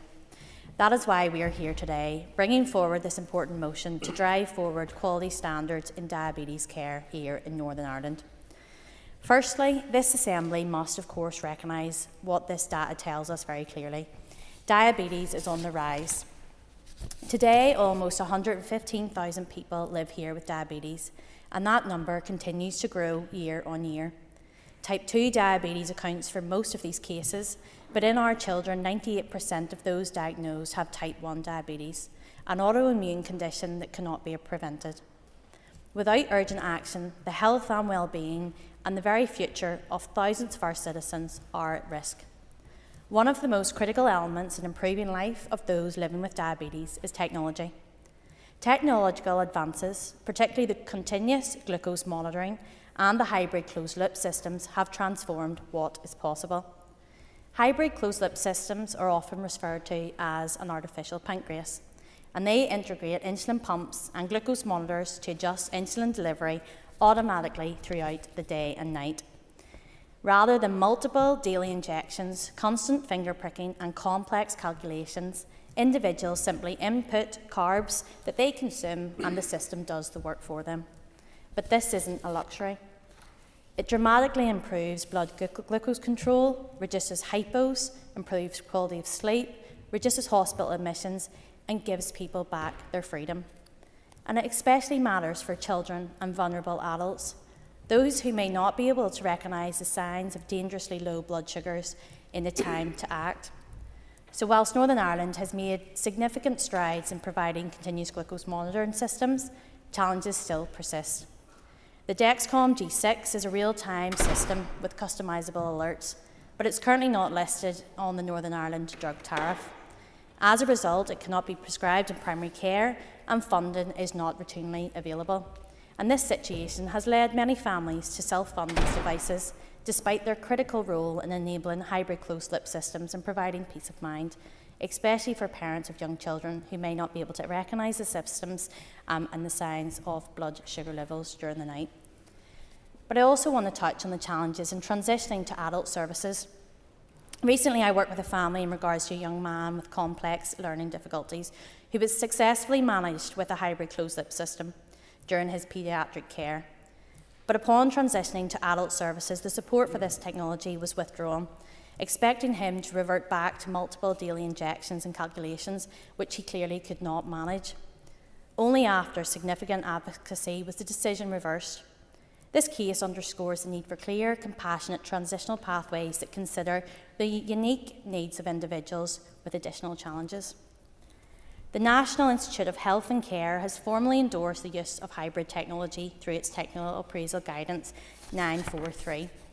Yet today, while some children and adults here in Northern Ireland are clearly benefiting from this incredible technology, access is not equal, and it depends far too often on where you live, and it's the cruel reality of that postcode lottery. This is despite clear commitments set out in our own diabetes strategic framework dating back to 2016, which prioritise access to technology and better outcomes. But alongside this, data is absolutely critical to drive improvements. The National Diabetes Audit, undertaken in England, Scotland and Wales, collects vital information, tracking outcomes, highlighting service gaps and identifying inequalities. In those regions, the audit has shaped better services and continues to drive stronger outcomes.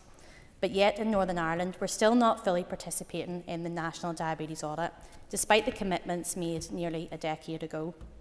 Infrastructure challenges, including delayed systems, means we do not have a full picture of how our diabetes services are actually performing.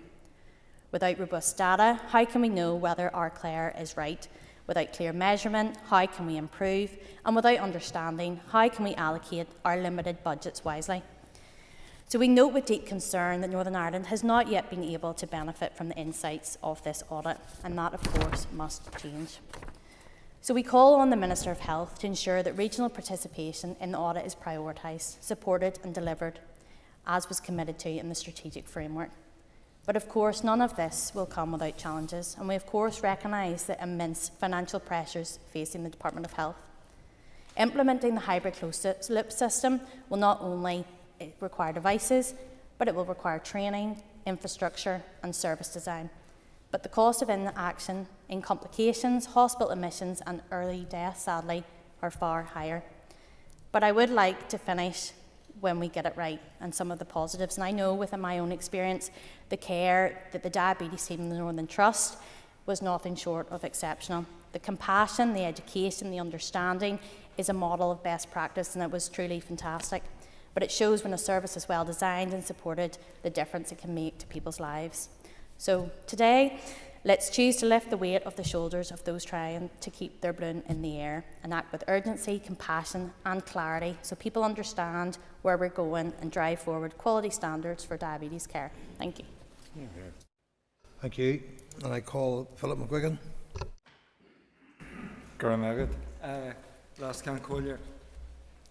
Can I just begin by declaring an interest, as my wife has been a type 1 diabetic of 37 years and my son a type 1 diabetic of 9 years. So whilst I don't have first-hand experience, I have been party to thousands of hours of conversations on blood sugar levels, sugar contents of various food, the number of units of insulin required before injections for before or after various meals. I have seen many hyperglycemic events and many hypos Thankfully, only a few times have I had to administer an emergency pen drive.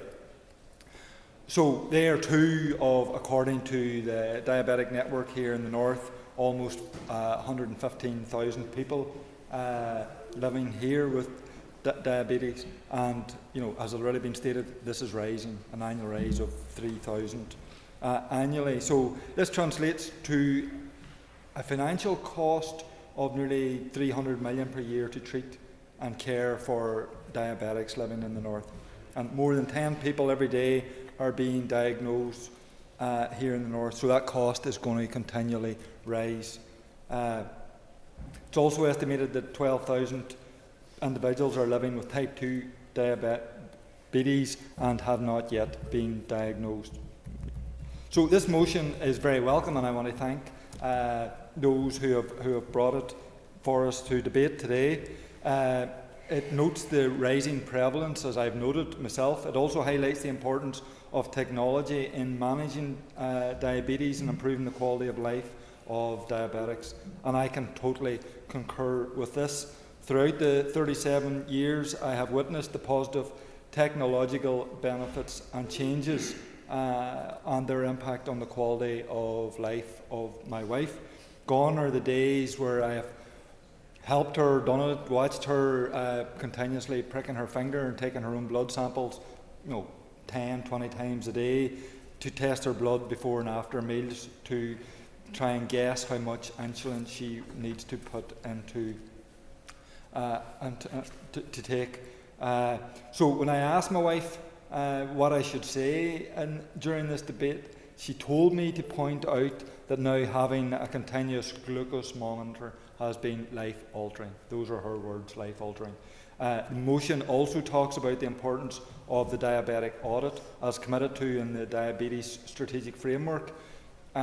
This was a framework introduced by my colleague, the now First Minister, Michelle O'Neill, when she was the Health Minister. It's due to end in 2026. So, I mean, we have all been engaged with those within the diabetes sector, and what they, I suppose, want to know and what we want to seek clarity on today is what comes next when the strategy or the framework runs out. So hopefully the Minister can give clarity on what comes next, what preparatory work is currently underway, and will there be a co-design approach moving forward. We also want to, suppose, seek a commitment from the Minister that there will be no gap before what is currently in place and what will follow. Not all the recommendations within the framework, as has been said, have been actioned, in particular, as the motion indicates, the regional participation in the national audit. So I think it is important that for diabetics here in the north that we have access to that audit. Perhaps the Minister and his contribution can tell us why we haven't been included thus far, what are the blockages, but more importantly, give us an indication of when he expects us to be in a position to participate in that audit and when it will happen. I think it's important, as with all of these things, particularly within the health service, that information gathered is vitally important in providing the best patient outcomes, the best treatment and the best efficiency for costs. In terms of the motion, again, it talks about the technology, the hybrid closed-loop system. This has the potential to transform, again, the lives of those with type 1 diabetes, both in terms of the quality of life and their outcome. So, in conclusion, Last Concollier, audit and information is vital, technology equally vital, but I would also add a third string to this in terms of education programmes for diabetics themselves is also equally important.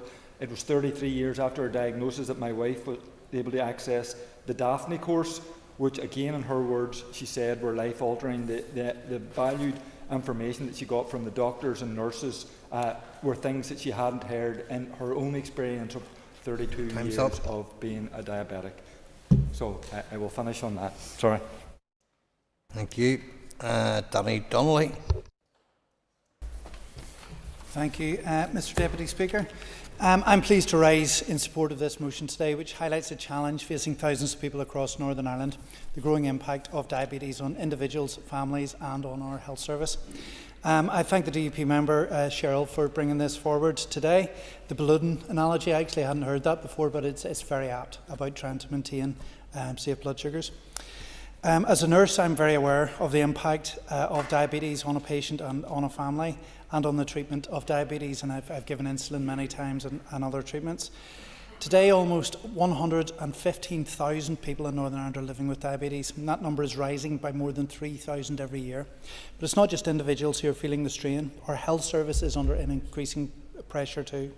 Diabetes is a risk factor for cardiovascular disease, which can lead to serious complications such as heart attacks, angina and strokes. According to Diabetes UK, complications linked to diabetes currently cost our health service $162 million a year, a figure that is projected to rise to over $290 million within the next decade, and that is simply not sustainable. And yet, while the numbers of cases and the costs are rising, the same cannot be said for standards in care, innovation in treatment, or accountability in outcomes. And like Philip, I have also noticed the advances in technology that Cheryl has mentioned, and you'll see people, at sports events with the sensors on, and running marathons and things like that. So people are using these technological advances to make their lives easier. They certainly are a huge benefit. We need a system that's not just reactive but forward-looking and integrated, evidence-based and focused on prevention. Northern Ireland should be part of the National Diabetes Audit, just like every other region in the UK. Alliance is committed to ensuring that diabetes receives the attention it deserves here in the Assembly, within our local health trusts and at the departmental level. We're working closely with healthcare professionals and organisations like Diabetes UK to promote best practice across the board, whether that's supporting people living with type 1 or type 2 diabetes to access community-based care they need, or ensuring that women with gestational diabetes receive informed, continuous support throughout their pregnancies. Early intervention and prevention matter. Community-based care matters, and these things can and do change lives. And I do agree with Philip McGuigan about education programmes as well. They're hugely, hugely important. It's also clear we need more than just piecemeal improvements. We need systemic reform. Tackling diabetes properly means having a clear joined-up strategy, one that puts prevention, early diagnosis, education and consistent support at its heart. It means making sure that no matter where you live in Northern Ireland, you can expect the same high standard of care. It means investing in community services to keep people well, not just treating complications when it's already too late. The technological advances that we've mentioned, such as the hybrid loop system, are making management of blood sugars much easier for people living with diabetes every day. We need ambition, coordination and above all leadership. Without that, we will simply keep spending more to achieve less, and patients will continue to pay the price. It's no secret that Alliance has been calling for reform for years. Reform of our institutions, our health system and the way decisions are made. Time and time again we see issues like this one suffer because of outdated, reactive and siloed thinking. Diabetes care is a prime example of where joined up strategic policy would make a real difference, not just to the budget but to real people every day. This will improve the health of our population and reduce the numbers of people who develop severe complications such as heart disease. But this is about more than just policy, it's about people, and Alliance will continue to push for a diabetes strategy that is fit for the future, and that's why we will be supporting this motion today. Thank you. Alan Chambers. Thank you, Mr. Deputy Speaker. There's no doubt that diabetes is one of the biggest health threats of our time. The number of people living with the condition is expected to rise dramatically in the coming years. In just a decade from 2014 to 2024, the number of people on the diabetic register jumped by 40%. Similar increases have also been witnessed in neighbouring jurisdictions. In this chamber, we often use the phrase crisis, but the increasing prevalence of diabetes genuinely is a health crisis that, if left unchecked, has the potential to overwhelm our already stretched healthcare system. The condition can also have a major impact on the physical and psychological well-being of individuals and their families. Male or female, young or old, diabetes can happen to anyone. Whilst by no means always too many of the cases of type 2 diabetes are being too often driven by lifestyle factors such as poor diet, physical inactivity and obesity. Of course, on the latter point of obesity, greater awareness and early intervention is always much more preferable to trying to resolve the problem once it manifests itself. Societal obesity is an issue that I know the Minister has also been focusing on, and as such, I look forward to announcements in this space shortly. Yet it's clear that better communication and awareness raising alone won't turn the tide on the rapidly rising rates of diabetes. That is why any improvements in treatments and techniques are also so important. The hybrid closed-loop system is one such innovation, and like everyone else, I really want to see equitable access to this technology. But again, and not for the first time, Mr. Deputy Speaker, I must remind the proposers of this motion that they are asking the Health Service in Northern Ireland to do more, whilst at the same time financially tying its arm behind its back. That said, I do hope that it will be rolled out as quickly as possible, not least because of the already proven benefit for the people that it can help. Thank you, Mr. Deputy Speaker. Thank you. Call Colin McGrath. If, Deputy Speaker, we were to spend £1 million a day giving our children free sweets, I am sure that there would be an absolute outcry. Maybe not from the children, but I think there would be from everybody else within the health sector. But in Northern Ireland, we are spending in excess of £1 million every day managing the consequences of diabetes, and the outcry at times is somewhat muted. And it's not a distant crisis. This is a crisis that we are facing right now. It is present today, and it is impacting the people that we represent. So I want to start by supporting this motion today and to thank the proposers for bringing it. And diabetes is not just a clinical diagnosis. It is a deeply social condition. It can be shaped and worsened by poverty, inequality, and decades of missed opportunities in public health. And when we talk about type 2 diabetes, which accounts for about 90% of all cases, we're not only talking about those blood sugar levels. We're talking about the food that is actually on somebody's table. It's about the heating that there is in their home. It's about the streets and the community services that are around them. And that is why those that are in our poorest communities are twice as likely to develop diabetes. So that's a fairly stark reality there that says this is just not about educating people what to eat and what not to eat. There are many other underlying issues that we maybe need to address, because this is not just a healthcare failure, it's social injustice. And the cost of that inaction is staggering. As I've said, diabetes is costing us £1 million every day. So those who are living with diabetes will know how difficult it can be to manage it, and there's been those other experiences. And I have family members who also have the type 2 diabetes and sometimes have to go through the fight of staying off certain types of food, and it's never a polite response that can come back the way. But it is important that we use the opportunity that are all available to us, whether it is that education, whether it is that tackling the social injustices that there is in our community. And it's up to us as legislators to stop managing diabetes after the damage is done. We must move much quicker towards a preventative model where we stop people getting to the stage where they have diabetes. That will mean, of course, investing in diabetes prevention programme. And I can remember right back to the times of the Bengoa discussions, and this was the type of thing that he was talking about then. It was that idea, if you stop people from getting sick, then they won't have to use the health service. And there was always the suggestion at that time that one of the greatest things that we could prevent is diabetes, because the impact that it is having is absolutely massive on our service. But also, as we go forward, it's only going to increase unless we do something. And I know and appreciate that within the executive parties there will be this discussion about, if we want to change something, you need to give me the money to do it, and if you don't give me the money to do it, I can't do it. But we do have to analyse these decisions, and I want to see an executive that analyses all of the decisions that it has to take and then prioritise the ones that it actually can do. Of course, the executive is not going to be able to do everything, but if it can prioritise what it can do, what it can fund in terms of transformation, be that of our community as well as the services, I'm pretty certain that whenever it will come to health services, trying to change the outcomes for people with diabetes would be up there.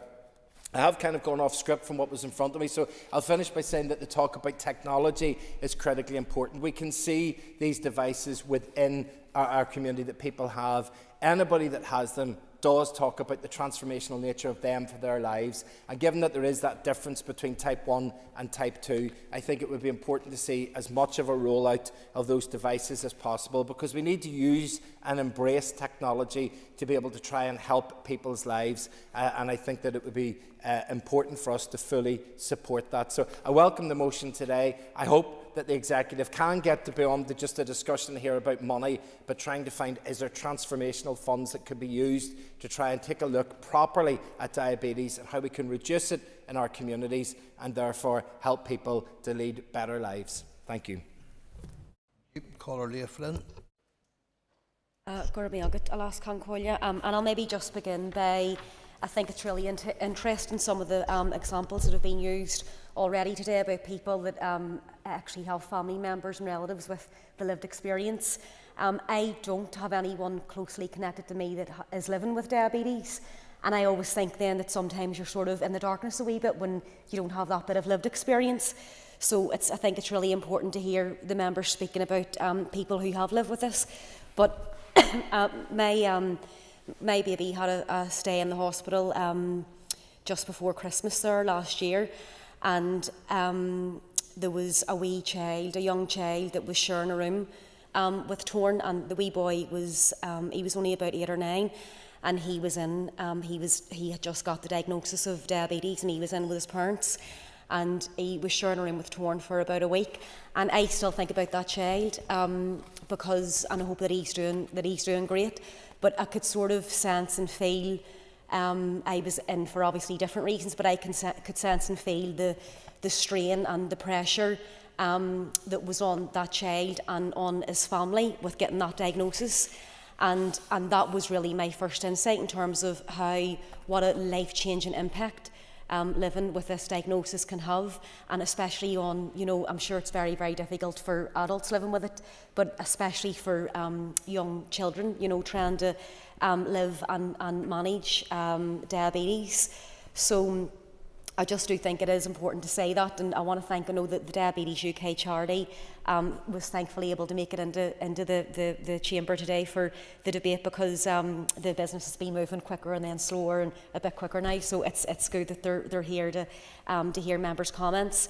But the points have been made as well in terms of the connection with the diagnosis of diabetes and the connection with areas that are areas of higher deprivation. And so it's probably not a surprise that we're seeing some of those bigger spikes in some of those areas. Conscious that the Minister has previously spoken, he's made health inequalities one of his top priorities since coming into post. So he might have some feedback in terms of how his health inequalities priorities or programmes can maybe try and target and do some of the prevention stuff that the motion and that other members have been talking about. And again, the prevention has come up time and time again from everybody. So I think that obviously, like many other illnesses and diagnoses, where you can intervene earlier, where you can educate better, then there's probably a better chance of making these illnesses more bearable to live with.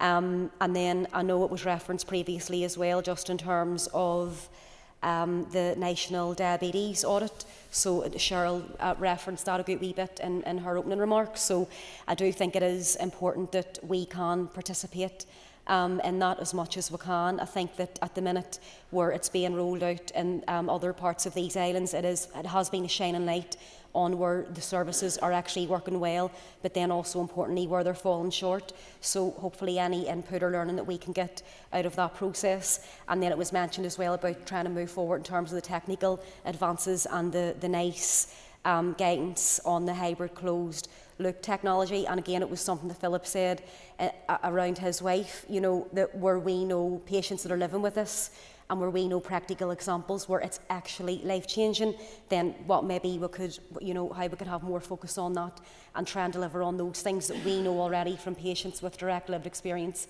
These things are actually helping massively in their lives.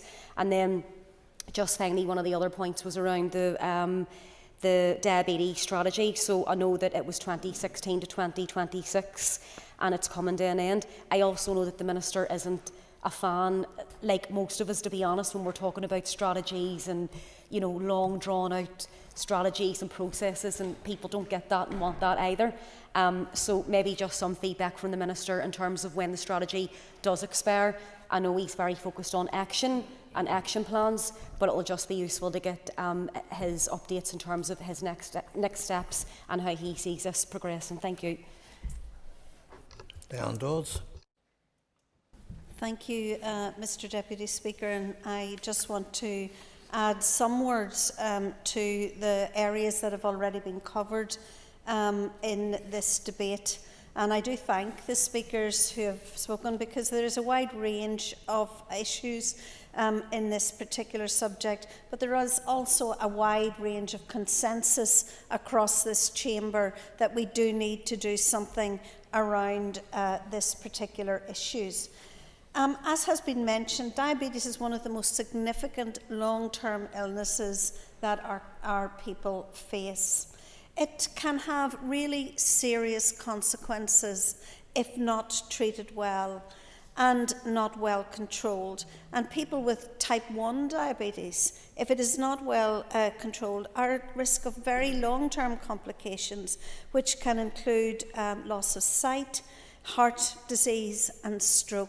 And these are very, very serious issues. So this is a debate that is worth having because of the number of people that this potentially can impact. As others have said in the meeting, or in the debate today, Diabetes UK have predicted that the cost to Northern Ireland is £291 million per year, and that sum is expected to rise over the next 10 years to approximately £524 million by 2035. And I know that many of my colleagues are very protective of the health budget, but surely this is the classic Professor Bengoa issue, that we must do something to stop people getting sick in order to be able to spend money on other priority areas within the health budget. And therefore I think it is important that we actually look at this element. As of the 31st of March 2024, there were 114,673 patients recorded on the diabetes register. That is a significant amount. That equates to a raw prevalence rate of 70.3 per 1,000 patients, and that ranged from 65.3 per 1,000 among practices in the Southern Trust area to 77.4 in the Northern Trust. So there's a variation in the prevalence of diabetes across different trust areas. By GP federation, the raw prevalence rate ranged from 53.8 per 1,000 in South Belfast to 82.6 per 1,000 in the Ards GP Federation. And I don't know if the Minister has insight into the reason for the variations, but I think it does would make for a very interesting study in order to do that. Now, many speakers, and my colleague in introducing the debate, has talked about the issue of technology and care and the improvements that that can bring. And while that is undoubtedly the case, I think that one of the things we have to accept is that, again, this technology is available, but almost on a postcode lottery system within Northern Ireland. And that's really not good enough. We should be offering people the same treatment across Northern Ireland, and this is something, I think, not just in diabetes, but in a whole range of areas that really has to change for the future in Northern Ireland. Again, many colleagues across the chamber have talked about the National Diabetes Audit, and surely it is just sensible that we know those key metrics, that they help us to identify service gaps, that we have the data that enables us to enhance the outcomes, reduce the complications, and ensure that there is equitable care across Northern Ireland. And we'd really like to see the Minister make progress on trying to have Northern Ireland included within this. And it's important that we are able to get a timeline. Can I finish just very quickly by talking again something that Orlia talked about, which was the impact on families and children with children with type 1 diabetes. And, you know, many of those parents fear for their children, and particularly those who don't have that loop system in order to help them manage their diabetes. And children are less able, less careful maybe, at being able to identify the symptoms that they have. And I really do think that we could relieve a lot of the stress on parents, on family life, in trying to eradicate diabetes, but also in managing it through the technology that's available to us. Thank you, Mr. Deputy. I call Stuart Dixon. Thank you very much, Deputy Speaker. Thank you to my East Antrim colleague, Shawn Brown, for bringing this motion today, and it is a very important one. Like others, I can speak from personal experience. My wife is a type 2 diabetic, and for her, the constant pricking of the finger and watching her diet has been dramatically changed by her sensor, which she wears, and it is the most amazing piece of technology brought forward. Of that, there is no doubt. As others have said, diabetes is one of the most serious health issues of our time, with over 115,000 people living in Northern Ireland with it, rising annually by some 3,000. Every day, more individuals are diagnosed. Families have to learn to adapt to the new realities, and every day the cost to our health service grows. Over £1 million, or 10% of our local health and social care budget daily to manage diabetes. But behind those statistics are people, real people, people living not just with a medical condition, but also with fear, anxiety, and huge mental and emotional strains. That's why it's vital that our health system provides more than treatment. It has to provide support, dignity and fairness. And I have to say, in respect of my wife's team in the Northern Trust, that's what I see every time she comes in contact with them. Deputy Speaker, I am pleased to be the chair of the all-party group on diabetes, and I've had the privilege in times and also the frustration of hearing directly from people living with diabetes. From clinicians, charities such as Diabetes UK, NI, the message has been constant. Promises must become action. Strategies must become services that people can actually see and feel. We've known for years that proper data is vital. Deputy Speaker, in 2016 we committed to participating in the National Diabetes Audit, similar to the same audit used in England and Wales. But nothing's happened. 9 years later, Northern Ireland still doesn't have the infrastructure in place. Without this data, our clinicians, and worst of all, our patients, are working blind. We cannot properly plan, we can't measure, and importantly, we can't improve properly. Think of where we would be today if we'd had that audit in place in 2016. I'm going to make a direct question to the Minister today. Minister, will you commit to join that audit? When can we expect to see that audit deliver for patients in Northern Ireland? The same sole progress is true of technology. Hybrid closed-loop systems endorsed by NICE, now recognised across the United Kingdom as a major advancement. They reduce the burden on patients, they improve health outcomes and they improve lives. Yet once again, Northern Ireland lags behind in implementation. Good intentions aren't enough. Approval on paper is not enough. Delivery is what matters, and it matters urgently. Mr. Speaker, in preparing for today's debate, I consulted with Diabetes UK NI because I wanted to ensure that whatever I said here today reflected the voice of those who matter most, people living with diabetes and the organisations who support them. Because while motions and debates are important, what matters far more is what happens after these words are spoken. Like my colleague Danny Donnelly said, Alliance has been consistent in pushing for practical change. We've worked closely with stakeholders, we've listened and we've acted. Last year I sponsored the Live Well Hub event here at Stormont, showcasing community-based support that's already making a difference. Deputy Speaker, those living with diabetes are not asking for special treatment, they're asking for fairness. They're asking for services that meet modern standards. They're asking for technology and care that reflects best practice, not outdated systems and endless waiting. We're supporting this motion today because we recognise its important truths. But let's be clear, the real test will not be today's debate.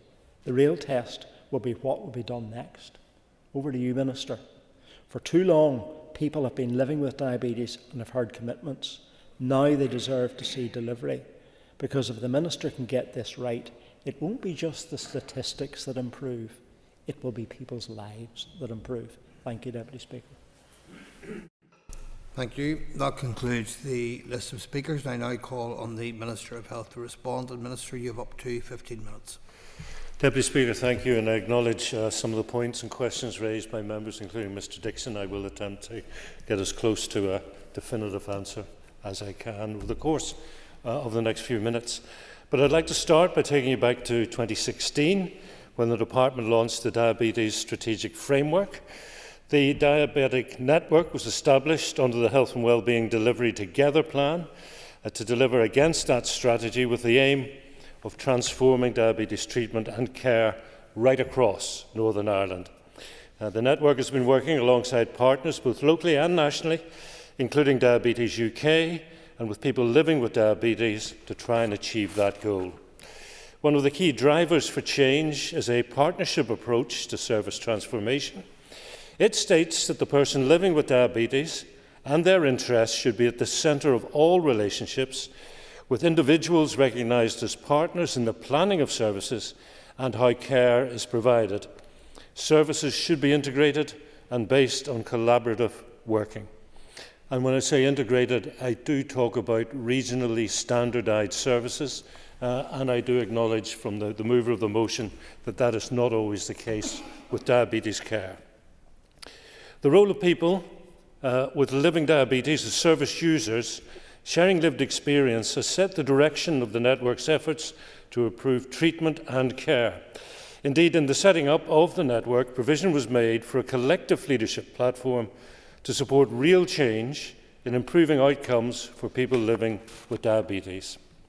That's the ethos under which the network has been working over recent years in the development of a regional integrated pathway. And that pathway aligns primary and secondary care through the creation of a community care model for type 2 diabetes. The process has not been easy. The number of people living with diabetes continues to grow, and as members have noted, almost 115,000 here currently live with diabetes. Through the valuable contribution of lived experiences, the clinical insights and commitment of healthcare professionals in the context of local and national best practice, the network has delivered a service model that will enable people living with diabetes to receive the right support in the right place at the right time under the right healthcare professional. Another key driver for change set out in the strategic framework is supporting self-management, empowering people through structured diabetes education. That structured education has been developed for people living with diabetes. Structured education meets nationally agreed criteria as defined by NICE, the National Institute for Health and Care Excellence, and it has an evidence-based curriculum which has quality-assured teaching standards and a regular audit. The aim of the structured education is to improve the knowledge, the skills and the confidence of those living with diabetes, and this in turn has enabled people with diabetes to take increasing control of their own condition and develop effective self-management in their daily lives. There are 3 agreed-upon quality-assured structured education programmes for Northern Ireland consistent with NICE criteria. These are, first of all, dose adjustment for normal eating, or DAFNE, diabetes education and self-management for ongoing and newly diagnosed, or DESMOND, and the CHOICE programme, and I'm sure Health Committee members in particular are aware the HSC does love a good acronym. DAPHNE is a way of managing type 1 diabetes, specifically for adults, and it provides the skills necessary to estimate the carbohydrates in each meal and to inject, therefore, the right dose of insulin. DESMOND is an NHS organisation that helps deliver high-quality patients' education to people with type 2 diabetes and those who are at risk of the condition. And the CHOICE programme is specifically for children, for young people and their families or carers. It aims to provide the skills and knowledge they need to manage their diabetes and reduce the impact of the condition on daily activities and lifestyle. The delivery of these programmes across Northern Ireland is crucial for providing people living with diabetes and their carers with the knowledge and skills needed to manage the condition effectively, supporting self-management and empowering individuals. Key Theme 5 of the Diabetes Strategic Framework is services for people living with diabetes, particularly those requiring complex treatment and care. One of the specific priorities identified within this theme is the transition to adult services for children and young people living with type 1. In response, working with key stakeholders, a regionally agreed young adults transition pathway for type 1 diabetes has been developed. This consists of 3 stages, which facilitates the smooth movement of children and young adults from paediatric services to adult services for their treatment and care. The paediatric preparation element is the first stage of the pathway, followed by the active progression stage, with stage 3 focusing on the provision of young adult services. The pathway supports and enables Health and Social Care Trust clinical teams to identify young adults who should attend, when it's the right time for them to attend, and based on their need as well as the young person's physical development, emotional maturity, local circumstances, and all other relevant factors. So not just solely based on age. The commissioning of young adult transition coordinator posts in each trust supports young people living with diabetes, ensuring they have a clearly defined pathway of transition, providing a supportive, smooth and seamless transition to adult services. I assume everybody here will acknowledge the fragile health ecosystem in which we find ourselves, but today we recognise what can be achieved when the parts of the system work together to support a common vision. I recognise diabetes prevalence is rising here in Northern Ireland, as it is in other nations. However, over the past 9 years, since the implementation of the framework, I've outlined examples of ongoing work directly improving treatment and care for people living with diabetes, improving their quality of life and their future health outcomes. So the Department of Health remains committed to working towards participation in the National Diabetes Audit, as stated in that framework. However, there have been significant challenges in progressing this recommendation, as the required infrastructure is not currently in place to participate in the audit fully. However, with the full implementation of Encompass, which is currently being rolled out across all the health and social care trusts, the provision of data that is both available and extractable for the region will become apparent, and this will support participation in the National Diabetes Audit in the future. Now, Mr Dixon asked for a timeline. What I can tell him is that the 2 trusts who currently are not on Encompass will be on Encompass on the 8th of May. So that's just 10 days' time. All 5 trusts will be on. There will need to be a period of embedding and validation. I am not entirely convinced that it is done as quickly as it might be. But certainly, I would have thought within this calendar year, at the very, very outside, we should then be harvesting the data that allows us to join that National Diabetes Audit. And I would make a commitment to the House to come back if there's any hint of a time delay on that front. All currently available data on diabetes prevalence, treatment and care has been collated and reviewed in the development of the Regional Integrated Pathways for Diabetes, and that was co-produced with stakeholders, including people with lived experience. Another key service development which has taken place in the last few years under that network and in line with the framework is the regional insulin pump service. In January of 2022, former Health Minister Swan formally announced the setting up of the regional insulin pump service to mark the 100th anniversary of the use of insulin to treat diabetes. The announcement, supported by £2 million funding by my department, enabled this life-changing service to be established. This investment made provision for both pump devices and the specialist workforce required to support people living with type 1 to receive insulin pump therapy. The aim of the regional service is to improve the lives of people living with type 1 diabetes. The regional pump service was co-produced with people living with diabetes, with clinicians and healthcare professionals across all trusts and alongside Diabetes UK. The goal is to provide equity, reduce variability and enhance outcomes for people living with diabetes. The service has established clear regional guidance and protocols in line with NICE and the Association of British Clinical Diabetologists. Following a formal commissioning process, Belfast Trust was selected to deliver the service. A regional multidisciplinary team delivers this insulin pump pathway, connecting with local trusts, providing a high-quality service. And in year one, the service began a rebalancing exercise across the region, directly supporting the ambition of equity as the chief priority.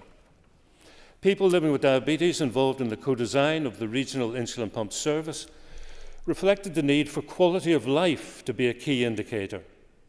Centrally, quality of life is a key consideration in pump decision-making. That is, clinical consideration of where provision would significantly improve quality of life for the person living with diabetes. Acceptance of this recommendation made Northern Ireland the first region among the 4 nations to use this as a criterion.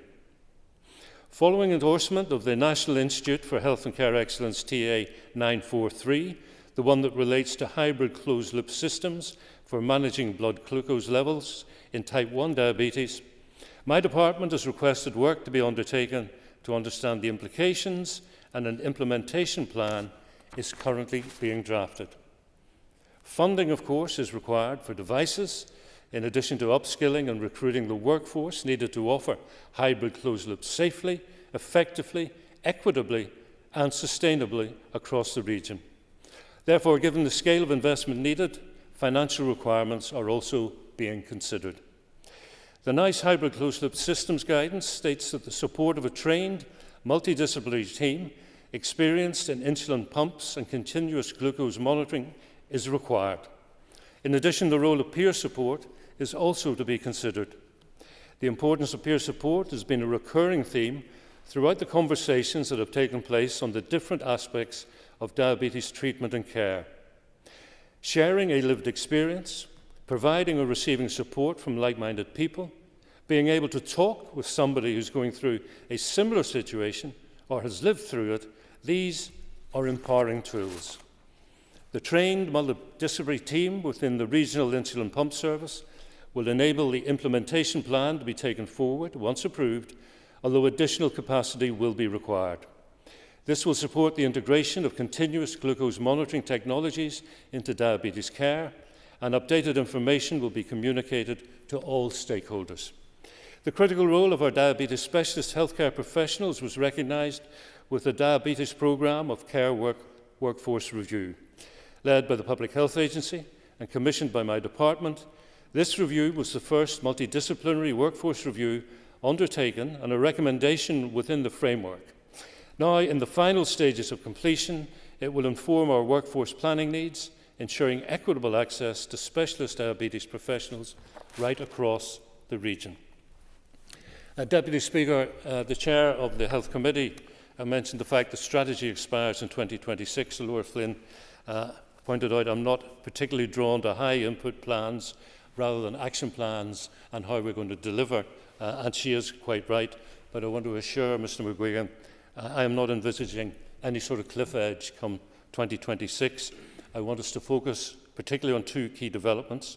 One is joining the national audit, and I've addressed that in my remarks already, but the other is a focus on that hybrid closed loop system. And I think similar to the other nations of the UK, work has been taking place to develop an implementation plan here in Northern Ireland. I hope members will understand the establishment of any new clinical service to required standards does take time, but I've recently supported the establishment of a clinical working group, and they're going to work with stakeholders across the Trust to develop that implementation plan, and it's being finalised, and it outlines an appropriate timescale for rollout, and I hope to have that as soon as possible. The plan should provide equitable, sustainable and affordable access to this technology, targeted to optimise outcomes from those who are most likely to benefit from it. I have to put in the proviso, as always, additional investment will be required both for the devices and for the workforce. England has outlined a 5-year implementation plan. In Northern Ireland, I'm very keen to emulate that in terms of priority groups, the rollout schedule, and I hope that this will be published in the very near future. And I hope, Deputy Speaker, that gives some assurance to the members on this important issue, of which they are quite rightly passionate. Thank you, Minister, for that response. I now call on Alan Robinson to conclude and wind up the debate on the motion, and you have up to 10 minutes. Thank you, Mr. Deputy Speaker. Given the late hour, and given there are a number of us with young families in this building tonight, I will be as short as I possibly can. Very grateful, though, Mr. Deputy Speaker, for the opportunity to speak on this issue, given that diabetes is recognised as a public health challenge in Northern Ireland, with 115,000 individuals now affected by this condition. Can I also say that my party are very grateful to the members across the chamber for their support for the motion tonight. It's been a long time, Mr. Speaker, since health debates has divided this House, and I hope that brings a little comfort to the Health Minister. We are all united when it comes to health in this chamber. Our motion simply asks that everyone affected by diabetes in this province receives the highest standard of care, and that they get access to the best available technologies on a UK-wide basis, and that they benefit from robust data-driven improvements to our services. I will just turn to some comments that were made, Mr. Deputy Speaker. Ms. Cheryl Brownlee talked about without intervention many people are at risk, and I applaud her for speaking so very highly of those in the health service who are on the front line.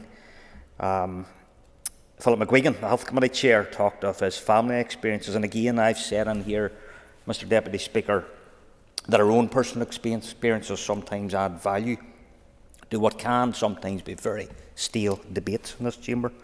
Danny Donnelly talked of the increase of 3,000 new cases every year. These are startling figures and reinforces the need for early intervention and education. Alan Chambers, my colleague on the Health Committee, recognised this issue as a health crisis, and we do thank Alan for that. Colin McGrath highlighted how 1 million per day is required to manage this issue, and keeping with the theme of others of the cost to the public service or the health service and to public funds. Orlia Flynn talked of the difficulties of children living with this condition. We all very much share that view. Deanne Dodds, my Health Committee colleague, talked of the long-term and serious consequences of this condition, which reinforces why we were keen to bring this motion, and particularly my party colleague Cheryl Brownlee. Maybe another marathon beckons for her to raise money for yet another fantastic cause. Stuart Dixon, the great, again brought life to the debate. He gave a personal family testimony, and he too spoke highly of the Northern Trust teams who are on the front line every day dealing with this issue.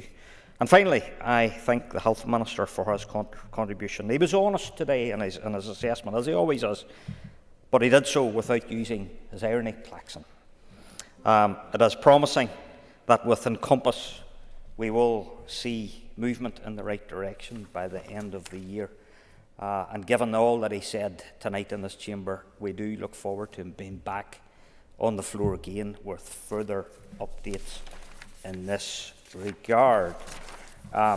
Mr. Deputy Speaker, all we are asking for in this motion is fairness and of ensuring that Northern Ireland keeps pace with the rest of the UK in delivering high-quality diabetes care. We ask the Department to be reactive but also proactive in addressing the needs of those living with diabetes. Thank you, Mr. Deputy Speaker. And thank you for concluding the debate. Members, the question is that the motion standing on the order paper be agreed. All those in favour say aye. Contrary, no. The ayes have it. The ayes have it. Members, that takes us to order paper item 5. Item 5 of the order paper is the adjournment. The question is that the Assembly do now adjourn. The Assembly is adjourned.